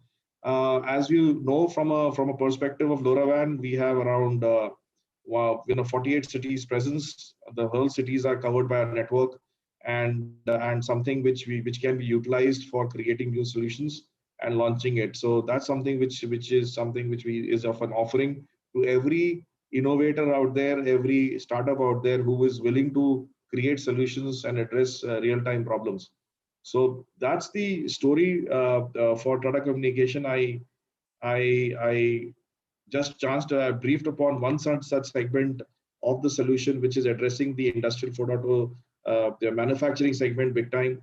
Oil and natural gas industry is also looking at a solution where they require a specific certification on this particular product, which we are working on. So which will address their safety and security needs in terms of the environmental factors. We are confident we'll be able to crack that, and that opens up a large market for us. So there is cement, construction, these are industries, and mining. There are industries like this where we are looking at the similar type of solutions which we will be able to address and bring to the table. So the last but not the least, I would like to say that we are proud to be one of the largest players in this particular domain of worker safety and productivity. I don't see a large-scale deployment of 175,000 workers being tracked by a single LoRaWAN technology in 7 locations or 8 locations globally, I would say, and that's something which we pride of, and I'm sure there is a lot of potential for other players in the market to become to scale the way we have, and address these real life problems for enterprises in the marketplace as well as the government. So with that, I will end my presentation. If there are any queries I can address, or over to the promoters. Yeah, thank you, Rakesh, for a nice presentation. And I would just like to summarize some of the points you said. Tata Communication being a telco moving to manufacturing digitization, and you have a 3 vertical focus, which includes worker safety. You're also working on street lights. And you said that almost $90 billion in terms of work engineering in India, which seems to be a very large number. It's an eye-opener. And you also talked about how the watch could be used to monitor the human vitals in workers, and the badge ID solution can also give SOS tracking. And the version 2 is also something you're talking about, which can have social distancing functionality. Now, I have a question to ask you here that, let's say during the COVID times, all these things are going to be important, but how post-COVID, when maybe social distancing may not be a critical thing, or maybe some of the other safety issues may not be the primary aspect. So how does this product going to evolve in terms of the future scenario post-COVID? See, the COVID, thanks Deepesh, and I just wanted to dive deeper into it. It's a good question. COVID, this worker solution was not a birth post-COVID. This was the safety and security as a concept for the manufacturing industry per se has been there as a concern area for a long time. And believe me, there are a lot of unions in these areas which get into activation if there is a worker who falls while in the office premise, and the loss which is there with respect to addressing it, both from the productivity of on the production floor, people are not working, a number of hours of factory being shut off, as well as the damage of life. So this was something which was existing, and there are certain companies, or for example, Tata's itself. There are companies like Tata's who are actually conscious about their worker safety, and this was a need, and something which was not because of COVID. So this is something which we see a need for most of these industries where the safety of the worker has been a concern area. For example, oil and natural gas or mines, where workers go deep into these hazardous areas, and traceability of the worker, if something happens, becomes a challenge. Rescue operations don't know where they were and how to address them. So this will continue as the technology matures. I see a market in India which is huge enough, minus the COVID too. The social distancing app which came along with this particular product was a result of the COVID environment, where for contactless work environments, while we wanted workers to go back to the manufacturing plants, we wanted to keep the safety precautions in place. And that's something which became a contactless model. And that's something which which was a birth out of the environmental factors, which was an innovation by itself on the product existing. So going forward, if COVID becomes okay, and I hope it becomes normal, the world comes back to normalcy as soon as possible, the need for, and the other way to look at it, most of the enterprises, by the way, and Government of India, government enterprises, public sectors, or enterprises, the challenge for adoption of such technologies in terms of, see, everybody wants to, the bottom line is everybody wants to do the productivity analysis and the cost benefit analysis of this particular solution, wherein they want to monitor the workers. Now, if the other way to look at it is that if you trace and track workers, and that's a need which will exist, and it's a big need. If you track and trace workers and tell them that you're tracking and tracing, they will not wear the wearables. But if you reposition it as a safety product, where you have other aspects to it also, the adoption is much better. So these are the key insights on which the product does the same thing, but it's repackaged and repositioned in the marketplace where people are utilizing it, and the adoption has become easy now, because IoT as such, if you realize the solution exists, the adoption of the solution with the socio-economic environmental factors in the environment you sell into is the biggest bottleneck. People don't want to be traced. The people don't want things to be tracked, and because it exposes things. So that is something which is a challenge, but the way you sell it, the way you package it, is definitely the reason we are successful is the fact that we bundled both safety and productivity together. So this particular need is always growing. The market is huge. We have not even touched the tip of the iceberg. And as and when people are aware of how to utilize this platform, most people, and I'll give another example of my entrepreneur's journey, where I was serving a customer, a businessman based out of Coimbatore, and he wanted his machines, which were being monitored in Bangalore city, to be monitored for productivity issues. Now, it was basically a lathe machine which used to do the stuff, and he wanted to know the number of hours it worked and the produce it came out. So we actually developed a solution of when it gets switched on and when it gets switched off. Now, gentlemen, the point I'm putting across is the fact that this was a solution for productivity of the machine, but the owner reacted more from the fact that he said, "Oh, guys, this machine should be operating from 7:30 in the morning. It's always getting switched out at 8:30. There's a 1 hour difference. The contractor is supposed to start at 7:30. It became an attendance monitoring system for him, and he was more interested in finding out when those workers are coming to the table and started working rather than the machine itself. So this is a need from a perspective of business operations, where owners or plant operations managers want to cut costs and improve productivity. Data is required. Real-time data is required, and that's what we are addressing. It could be workers, it could be anything else. The data is what is helping people to improve efficiency and drive productivity.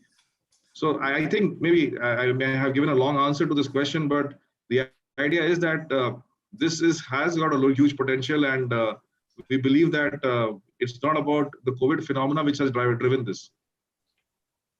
Yeah, thanks, Rakesh, and I really appreciate the way you're moving forward and the thoughts what you shared with us. So very good presentation today, and we look forward to such presentation in future. And we want to thank you once again from the bottom of our heart for sharing your presentation time and answering the question. We now move on to the next session. I would like to hand over to Soma. Yeah, thanks, Dipesh. Our next session is a very interesting session, which is AI-powered quality inspection for precision manufacturing. And this will be done by Mr. Aniruddha Banerjee. Aniruddha is one of the co-founders of SwitchOn, and he has spent years in developing AI applications and has played a key role in NVIDIA AI on-the-edge platform for self-driving cars. After having worked in US and India, Aniruddha in 2017 founded SwitchOn, which uses a combination of AI and edge compute systems to automate quality inspection in precision manufacturing industries, such as automotive, FMCG. And Aniruddha has a unique mix of experience in technology and business to contextualize AI for industries and drive significant business value. So I would hand over to Aniruddha to take this session forward. Over to you, Aniruddha. Hello, good afternoon to everyone. Thank you so much for the great introduction. And I'm really having learning a lot from this session and from the other esteemed panelists. Just give me a quick second as I share my screen and then I'll get right into it. I hope that my screen is visible. Go ahead. Visible? Okay, great. So by means of small introduction, as Soma said, that we at SwitchOn are working with AI-powered quality inspection solutions for precision manufacturing. Talking a little bit about the team, I am Aniruddha. I head business development and strategy at SwitchOn for both Europe and India. My co-founder overall looks after product and technology, and we really have a very experienced team who have worked a lot in computer vision and AI specifically for the manufacturing industry and we are well positioned to automate some of their very interesting quality control practices. Just to give you a brief background about the problem that we are trying to solve. The problem is a very niche problem in the high-speed precision manufacturing industry, where what happens is that while most of the manufacturing right now is completely automated with the whole help of robots, cobots, and so on, but most of the inspection is still a manual process. To give you a sense of the magnitude of the problem, more manufacturing industries right now have more than 25% of their workforce looking only at quality inspection and still have around 8 to 9% of their products having some kind of defects. And it is very usual to see more than 8 to 10 customer complaints for safety products, even for the customers. Right? Industries typically lose in the tune of around $10 to $12 million per plant per year just on customer complaints in quality defects. Our vision is to enable these manufacturing industries reach zero defects by completely automating their quality inspection practices. While machine vision itself has been there for quite some time, and some of the veterans will see that it has been around for more than a couple of decades now. But I'm sure that a lot of us might be wondering why it has not been adopted till now and what are the major problems around there. Right? So when we started SwitchOn, just to give an anecdotal example of what we saw. So we at that time, earlier to SwitchOn, as Suma mentioned, I was working with a lot of automotive companies in a lot of their manufacturing plants globally. And what I saw was that while a lot of the conventional visual inspection systems were really good at simpler things like presence absence, assembly inspection, etc. But there was a lot of complex surface inspection and process gap identification that still required visual inspection to happen. And most of these faults had a lot of difficulty with the conventional systems. They had a large number of false positives, which made the deployment almost impossible on a plant-wide manner. B, most of these were very limited with respect to the number of tools they had, and even more so if you talk about high-speed manufacturing. And by high speed, I really mean about 700, 800,000 parts per minute, right? So, it is about 8 to 10 parts in a single second that was getting produced. And the current generation of systems who found it very difficult to inspect these kind of products. And thirdly, of course, most of these systems were built in a very siloed way, where you install the hardware on a line, and essentially you have to go to each and every line to figure out what kind of defects, etc. were happening. A combination of all the three meant that, even right now, less than 5% of the total parts are inspected automatically, which is a very, very small number, seeing the amount of, defects and customer complaints each of our manufacturing customers go through. This is where we at SwitchOn come in, where, through the use of AI, we have built a platform that can do the inspection of these kind of products at a very, very high speed.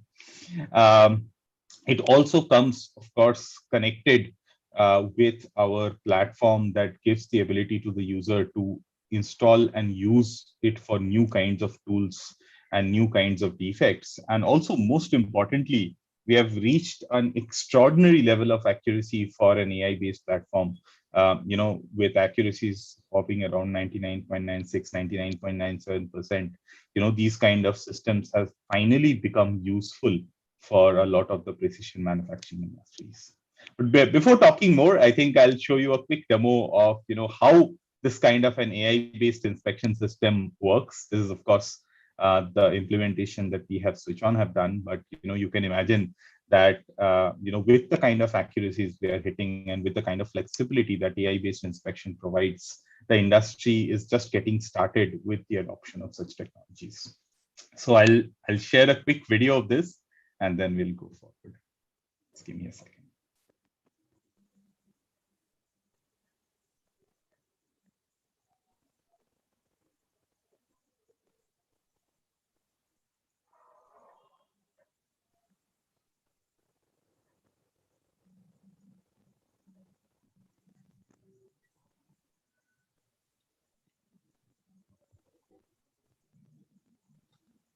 I hope my screen is visible now. Not so far. Yeah, now it's visible. Yes. Got it.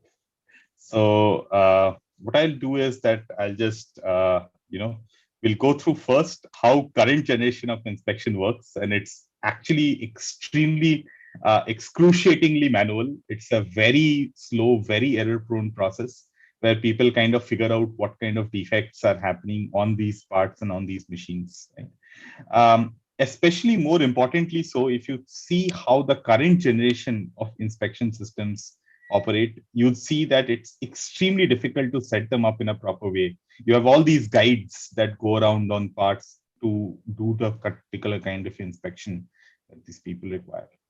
And more importantly and interestingly so, if you think about different kinds of surface defects like these, right, it becomes almost impossible for the current generation of visual inspection systems to make sense of these problems. This is where we at SwitchOn have actually completely relooked how inspection systems are supposed to be built. And we have created a platform that can capture different kinds of parts and allow the users to make a field trainable model, right, that they can train themselves. What this does is it converts the operator or the inspector, gives him the superpower to do an automatic inspection themselves and drastically improve the accuracy and the speed at which inspection can be done for these parts. The training of the platform happens completely on the SwitchOn platform. And from there, they are able to see what kind of defects are happening in real time.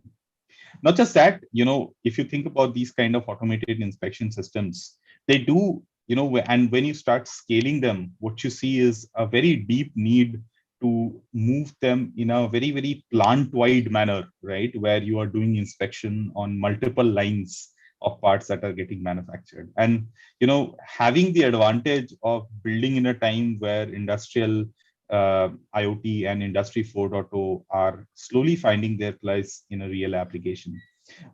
We at SwitchOn were able to build this application from scratch to be a connected application, right? And with the ability for the user to move seamlessly from one line to another line to figure out what kind of parts are getting made.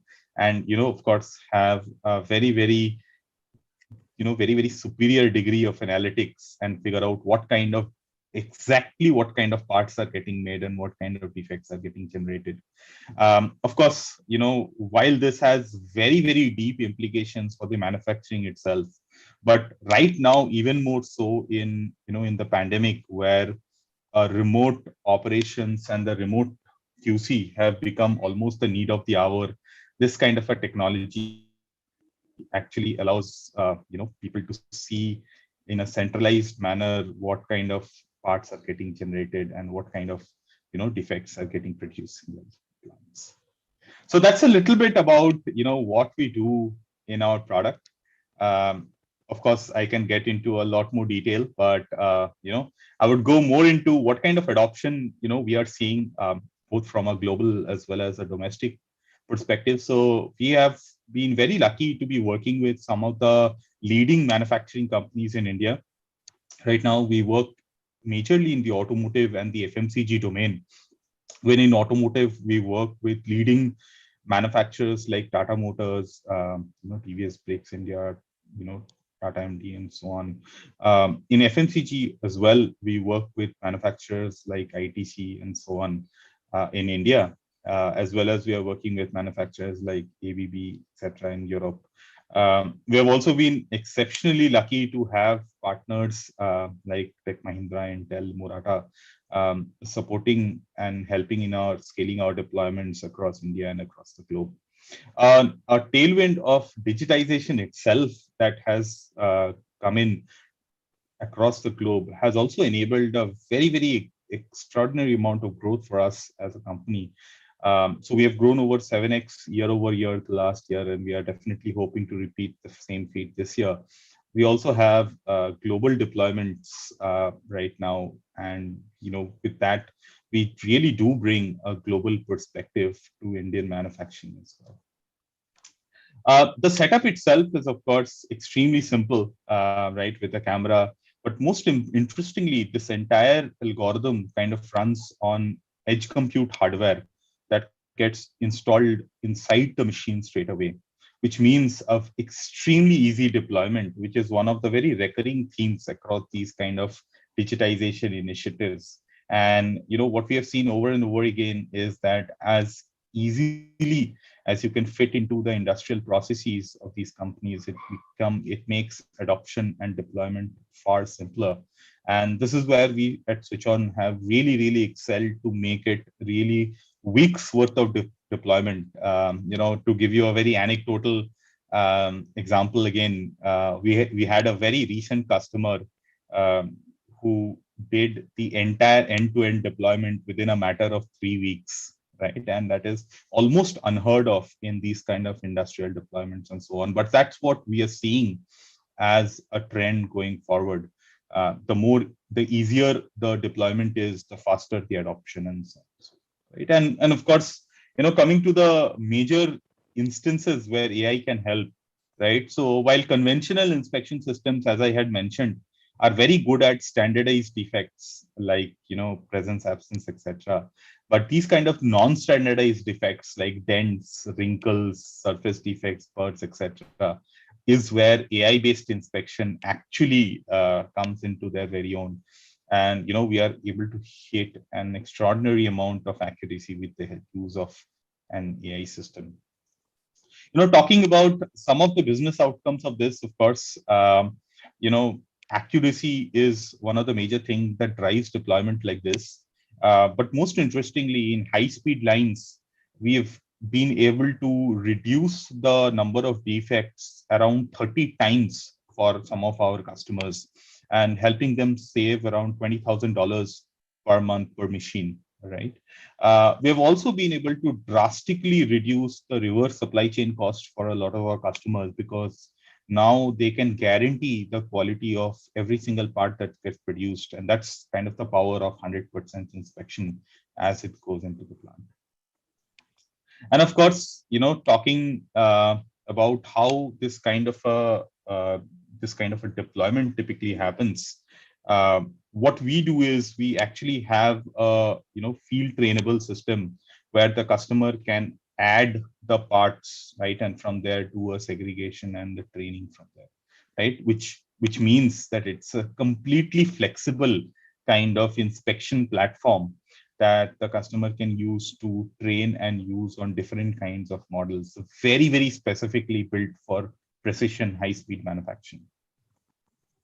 Talking about some of the some of the use cases, of course, two examples of this are one in the engine part inspection, where you can barely see the surface scratch that has happened here, right? And that is basically something about 100 micron or so in width, which is kind of the thickness of a slightly thick hair, right? And that's how precise you have to be when you're talking about critical, critical component manufacturing. And this is where manual inspection becomes really, really problematic, because any kind of, you can imagine how difficult it would be to continuously inspect these kind of products in a manual way. And this is where, an automation of this really gives a lot of advantages for our customers. And the second, example is that of glass manufacturing, where, again, the defects are surface defects, very, very difficult to, see them work and see them happen in a real time. And this is where we, with the AI-based inspection, really helps them drastically improve the accuracy in their manufacturing. That's a little bit about some of the use cases. Of course, the deployment of this happens inside plants, and this is where most of this AI actually has to run on the edge, on these edge compute platforms, to do inspection at about 300, 350 parts per minute. And to do this, we had to, from the ground up, build the system architecture of the platform in a way that allowed a completely, from the sensor to the edge compute system to the software platform. It was a very, very unique and differentiated, high-speed, high-performance hardware, going and optimizing the software to work on that kind of hardware to give 100% inspection for the high-speed lines. So that's some of the stuff that we built. Of course, we do use a cloud platform to train this entire system, but the entire AI-based system actually runs on the edge in the manufacturing shop floors to also enable a large degree of security built into the platform, because the data of the customer actually does not leave the customer premises at all in the normal scheme of operation. So that's a little bit about, AI-based inspection on the edge and how that is getting deployed on a lot of precision manufacturing industries and customers. And that's where what we at SwitchOn do for the automotive and FMCG industry as of now. With that, I'll take a pause and I'll see, Soma, if there are any questions that I can answer. Yeah, definitely. A very good presentation, Aniruddha, and very insightful. One question, curious. I mean, you were telling you are more focused on precision manufacturing, but when you look at high-speed manufacturing, most of this what you're given is not actually high speed. So are there other areas like high speed, loom manufacturing, other things you looked into, or you want to focus more on automotive and this type of components? Yeah, great question, Mr. Roma. So actually in FMCG, a lot of the manufacturing is really high speed. By high speed, I mean starting at around 300, 350 parts per minute. It can go to as high as about 700 parts per minute, right? So we do work with a lot of these, inspection in the FMCG industry in high speed lines. So for example, inspection of different kinds of packaged products, so secondary packaging. Right, different kinds of, you can imagine that, the technical term for a product is something called a BOPP film, which is like a very thin, transparent plastic film that goes on to a lot of products. And there are a lot of defects in that that essentially ultimately result into a bad quality for the customer. So we do see a lot of defects around that. We also do a lot of inspection for different kinds of bottles, right? Most of these lines running at about 400, 450 bottles or vials per minute, right? And, defects in these range in the, in the sealing, in the different kinds of labeling, printing, even surface defects on these kind of products are very important because these lead to customer complaints happening for the end customers. So these are, some of the very high speed inspection that we are doing. Also, these are, the requirements for these are also very precise because, as you know, that in a lot of cases, these lead to compliance issues for customers and so on and so forth. Right. However, we have chosen to, from a strategic perspective, focus more on automotive and CPG as the two verticals, more as a strategic call to go deeper into these industries and solve very specific problems for them. But as you can imagine that in the next stage of growth for our company, we can actually expand this further across adjacencies in, for example, aerospace, pharma, and so on and so forth, right? And, the flexibility of the AI-based inspection platform actually enables us to go horizontally as much as it allows us to go deeper.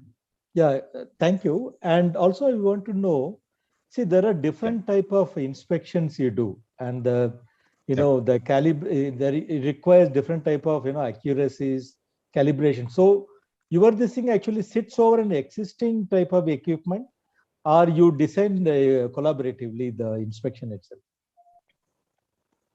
That's a very interesting question. So yes, so a lot of the inspection, the product itself are reasonably complex, right? And they do in certain cases require, for example, having the lighting in a certain way, or a certain kind of camera being used, and so on and so forth, right? In that, the very interesting strategy that we have taken is that we essentially work majorly on the inspection and the inspection platform and algorithms. And we leave most of the automation for our machine maker partners and our automation partners, right? So basically, they can use this platform to do the kind of inspection that they require on their machines. We internally at SwitchOn don't build the whole machine or don't do the automation ourselves. This is again slightly strategic from our side, because while we have a lot of very deep expertise in AI and in the inspection technology, we would like our partners to build on our platform and deploy really cutting edge solutions for our customers, right? And this platform essentially enables them to do that. So that's basically, what we have in terms of how we deploy. We also have our own partners, so very happy to do turnkey installations and deployments for our customers as well. But that's how the platform is typically used. Yeah, and there is a question on how do you measure the calibration frequency and other things? Yeah, absolutely. Yeah.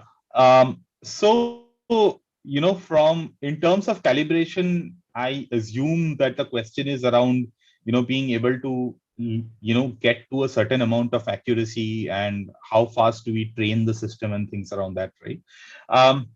So that is where AI kind of comes on its own. So while a lot of the conventional inspection systems do need a constant calibration and recalibration based on changing environmental parameters, but the AI systems, and especially the variety of AI systems that we have built, have a lot of self-trainability and self-learning in them. And the fact that this is connected to a cloud platform means that our customers can actually retrain this product within a matter of hours and be able to deploy it for even changing environmental conditions, right? So, for example, if there is some kind of a lighting change that happens in the lifetime of the product, the customer can just retrain, place the train button, retrain the system, and it again reaches the 99.9697% accuracy that they require, and all of it in a completely self-serve manner, right? Which means that it is extremely easy for the customer to kind of do it yourself on this kind of inspection and automate their modeling. And is it focused more on tier one manufacturing of products, or it also extends to the OEMs, other people also? Yeah, so again, good question. Kind of brings me to a little bit of how automotive itself works. So as you might know, that most of the manufacturing in automotive actually happens in the tier one and the tier twos, right? Most of the automakers typically do the manufacturing of more, IP related things like skin panels, etc., and certain other kinds of products. But in terms of the applicability of this platform, we actually have applied this across a large variety of automakers, starting right from the OEMs to the tier one and even the slightly larger tier twos. And that's because this platform is designed in a very modular way, in which you can deploy it on a single line as easily as you can deploy it across tens of lines and tens of plants across India, right? So, so that is where we have been able to work with these large variety of players, and is not limited to any particular kind of manufacturing. Having said that, though, since most of the manufacturing does happen in the tier ones and the tier two, so most of our deployments also happen there. Yeah, there's another question. Is there an applicability in consumer products as well? Yeah, so I did speak about fast-moving consumer goods. So I mean, of course, it does have a large applicability there in the fast-moving consumer goods. This is all varieties, starting right from consumer goods like bottles, sachets, different kinds of vials, etc., etc. Right? It also has a large applicability on things like premium soap products, different kinds of perfume bottles, etc., etc. Right? It also does have applicability on different kinds of white goods and white good manufacturing as well, which are again consumer products to some degree. Yeah, good. And see, there is a question. See, you talked about inspection in process. Is there a complete product inspection also possible using this solution? The product is absolutely. So you're talking about aftermarket inspection, something around there? I mean, the question is whether complete product inspection is possible using this solution. Maybe you have shown some child parts, right? So they're asking the complete product. Yeah, absolutely, absolutely. So yes, so we do a 360-degree inspection, on different kinds of products, as small as about 100 mm cross 100 mm to something as big as about a 350 mm cross 350 mm, and even bigger actually. It really is, it really happens through a combination of the actual inspection technology and automation that can happen. We have support for different kinds of robotic arms, different kinds of other kinds of flipping, etc. mechanisms that can be used to do a 360-degree inspection of these kind of products. And I have a question. How about suppose if I can see the frequency, like the speed is more, like we can inspect many parts in a couple of minutes. And what kind of inspection mark will be provided? Suppose that is the major thing, and the major issue in manufacturing companies is they will miss out a lot. Completely, they will miss out a lot in inspecting that lot. Yep. So how you'll ensure it? Like what kind of inspection mark is provided? Yeah, absolutely. So, that the fundamental reason why whole batches are missed is that, typical inspection in manufacturing happens in batches in something called an offline inspection line, right? So wherein what happens is, just to give you a very simple example, let's say you have a stamping line, right? A stamping press, you have a conveyor belt. At the end of that, the part is made. Now that is put into a bin, and then that is moved across to an inspection line, and then the inspectors inspect this, right? And in this material handling that happens, there are a lot of possibilities of errors happening. What this kind of an inspection technology actually does is that it moves most of the inspection to an online model, where right after the manufacturing itself, you can do the inspection, right? And we do have different kinds of rejection mechanisms and integration to that. For example, it can directly move to a good bin or a bad bin, right? Straight away after the conveyor belt, and it can come integrated with the sorting and so on and so forth. What that means is that with this kind of 100% inline inspection, there is no need to do material handling anymore at all, right? And hence this drastically reduces the probability of error and so on. We do, from the automation perspective in terms of marking, etc., we do have support for different kinds of etching, painting, etc., kind of things. But I would go so far as to say that if you have a completely inline automated inspection happening, by virtue of improving the process, this kind of batch misses and all can be completely eliminated. And we can work to institute such process in some of these industries. Yeah, good. Yeah, thanks, Aniruddha. Thanks very much. I think these are the questions, and it's a lovely presentation. A lot of use cases, and I think you're given your coordinates. Whoever is interested probably can contact you. I think you already given that, or you can put in the chat box. Yep. Thank you very much. Now we move on to, I invite the other co-chairs and people who have participated. I think let us go to the next one. Thank you. Thank you so much. Thank you for your time. It was a great interaction. Hi, Deepesh. Hi, Harvinder. Yeah. Yeah, thanks, Soma, and great presentation, Aniruddha. Really look out for your startup to grow, become a unicorn. All the best. We are now going to end the session with a summary of the whole day event. So first of all, thanks to all of you from the bottom of our hearts, from the TIE team, the IoT and the IIoT team members are very obliged to have this session, and we have seen that almost more than 100 participants at a time were glued to the session, and we had apprehension that whether we need to have a lunch session or no, and good that we didn't do that, because the kind of participation which has been there is phenomenal. So thanks again, and we are not just ending the journey here, we are going to continue this. So look forward to you again in December, when we are going to have the big event, that is IoT Matrix, on December 3rd and 4th. So we invite you again for that. So now we are going to have a summary of the whole discussion. So I would touch upon the first part, and then I would request Soma to take it over, and would like Harvinder to just give some highlights of the day today. So today's discussion began at 9:15 a.m. in the morning, when Joy introduced the IoT Forum and introduced to the IIoT Summit. IoT Forum is a think tank initiative of TIE Bangalore, which evangelizes and engages corporate investors and 3,000 startups to grow the IoT ecosystem in India. And we have been doing so many things in terms of regular meetups. We have maintained a directory of almost 3,000 startups. We are doing annual events. You were here today in IIoT Summit. We do IoT Next, IoT Matrix, and IoT Day. And we have been working in different verticals and horizontals. So one of the vertical which all three of us represent is the industrial IoT, for which we had this exclusive event.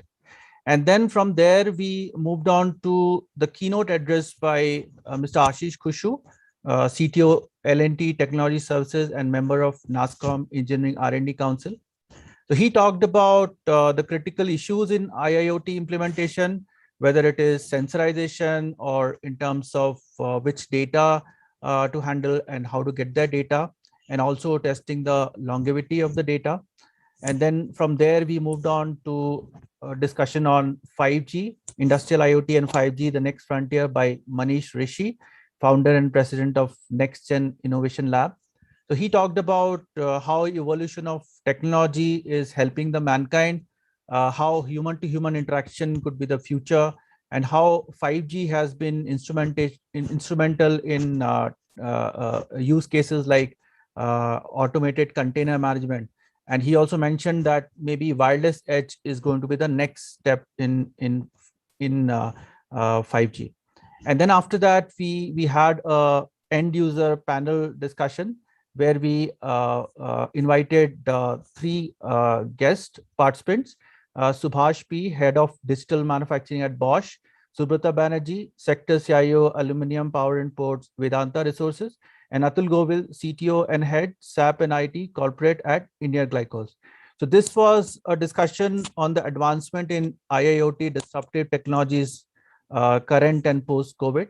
And this was beautifully moderated by Ravi Chivkala, who has been an active member of IIT Forum, one of the founder member, and he's also from Steel Authority of India Limited, which gives him the edge to discuss such a nice topic. So the discussion had an interesting points. For example, COVID has accelerated adoption of digital intervention like IoT. IoT application has been spread across men, material, machine, method, and motivation. And starting with men because of safety issues, robotic process automation increased and human touch points reduced in the process. And from there, we moved on to a session by John Linden, founder and CEO of Equino Solution. So he talked about the personalized robot mover and edge machine learning use case. And he elaborated on the role of edge, which continues to grow with 83 billion devices being connected by 2024. Maturing industrial use cases with IIoT to account for almost 60 billion IoT connections. So that's a very sizable number. Edge will benefit the customer and users of it equally. And then from there, we moved on to another panel discussion on Edge IoT. The topic was, what's the edge in pushing towards an intelligent industrial transformation? This was moderated by Nida Sheher, who's part of the IoT Forum Singapore. And this was represented by Malani Bhandaru, open source lead ML, IoT and Edge at VMware, Amar Jadhav from SAP Innovation Team, Chintan Soni, CEO Equilibrium Energy, and Maruti Prathapati, founder CEO at Wind Centum. So the key takeaways was that digital transformation is 1% productivity improvement at an industrial setup. And some of the comments I would like to highlight here. Amar said that manufacturing on the shop floor is becoming more efficient using Edge. Chintan, a bit of a controversial remarks, but well said. AI and ML in the real sense do not exist in the current setup. Malini talked about Edge in terms of having better power savings, and Maruti put a focus on metadata of the equipment and importance of the single line diagram while implementing any IoT work. And then we moved on to the IIoT use case study, IoT initiatives in airport automation, which was led by Soma Shrikant, CEO of DevAppsol, and Srinath Prasad from GMR. So both these presentations were equally very good, but the unfortunate part is that we had to slightly cut the second presentation by Soma. So the key takeaways were the connected airport brings together a variety of technologies through the Internet of Things, IoT with the goal of strategically differentiating an airport, including improved traveler experience and tapping into monetary benefit through greater efficiencies and new revenue stream. So that was also a very good and elaborate presentation by the two gentlemen. And then we moved on to, you can say, post-lunch session at 1:35. We had SAP team talking about use cases and how they have implemented using SAP tools and techniques. So this was led by Ms. Bharati Srinivasa, Senior Director and Head of IoT Engineering India, TSC Manufacturing and Industrial IoT, SAP Labs India, SAP Labs, sorry. Anil Bhaskaran, Vice President, Innovation Office, APJ, SAP Asia Private Limited, Singapore. So the key takeaways was that the SAP Internet of Things solution has a reference architecture that offers business services and specific capabilities to address critical industries IoT use cases across manufacturing, supply chain, logistics, assets, products, services, management, and more. And I think it was a very good presentation, very elaborate explanation of the things, and hats off to that presentation. And this was followed by Utility Digital Transformation Journey by Rahul Raghunathan, CEO and co-founder of Exact Space. We missed today Bobin Anto, who could not join because of some work. Rahul talked about predictive modeling in thermal boilers, which is complicated and not linear. And he explained in such a nice manner that even a layman can understand that.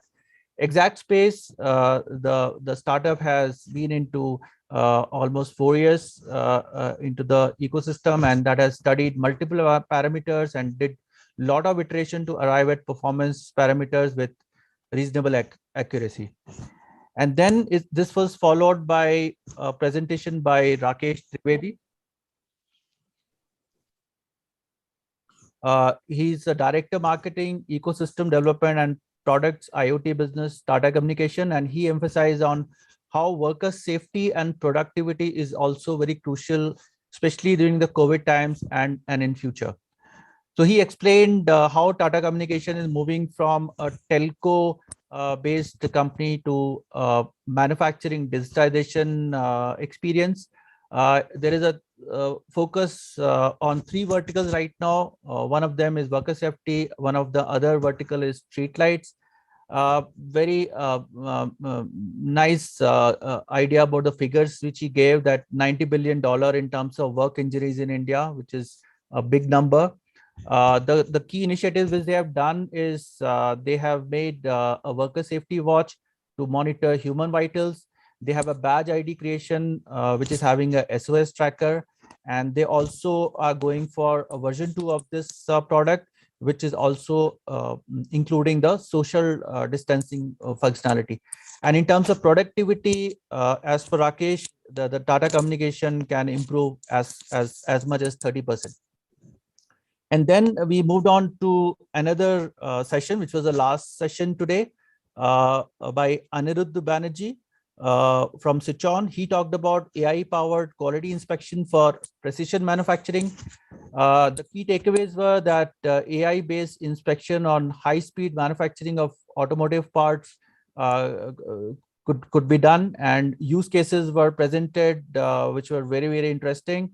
And the savings seen in both effort and cost. And the good thing is that these dollars are actually shown on the table. It's not just we are talking about. And that has been a kind of a discussion all around, where we are talking about the actual revenue or the cost benefit, or in terms of productivity, which is being delivered right now. And this is happening in India, not just happening globally. So that's really satisfying, and that's really a good thing which we have witnessed today in almost 8-hour long discussion. So with that, I ask Soma to just complete anything which I missed, and then Harvinder can add some more comments. Thank you. Yeah, thanks, Deepesh. First of all, let me thank Joy for putting me in this task force. And I really appreciate Deepesh and Harvinder for bringing me up to speed, because I was the last to join this one. And a lot of hard work, especially from Deepesh and Harvinder. So that has made things possible. And I know the type of efforts required to get a summit like this in place. And it was not only a Saturday effort, but also a weekday effort also. I'd like to thank the entire team which worked on it. Som Shubho, and guided by Mr. TRA, Joy, and the entire team. So I'd like to really thank all of them to make it happen. And I thank all the participants who made it possible and make it a success. So again, thanks to the entire team. I will now hand over to Harvinder. Yeah. Thank you, guys. I would like to start saying thanks to complete the Indo-US Entrepreneurs team, Bangalore TIE Forum, right? IoT Forum, Leadership, Joy, CRA, Shubro, Vijeta, Venki, I think everybody who has supported all the volunteers who work day and night to make this such a success. And to all the wonderful audience who have stayed full day, taken the time out on Saturday and engaged with speakers, asking a lot of questions and sharing back their feedback. I think it was a fantastic day and great presentation. We all that we learned a lot about what's happening around us. And I think we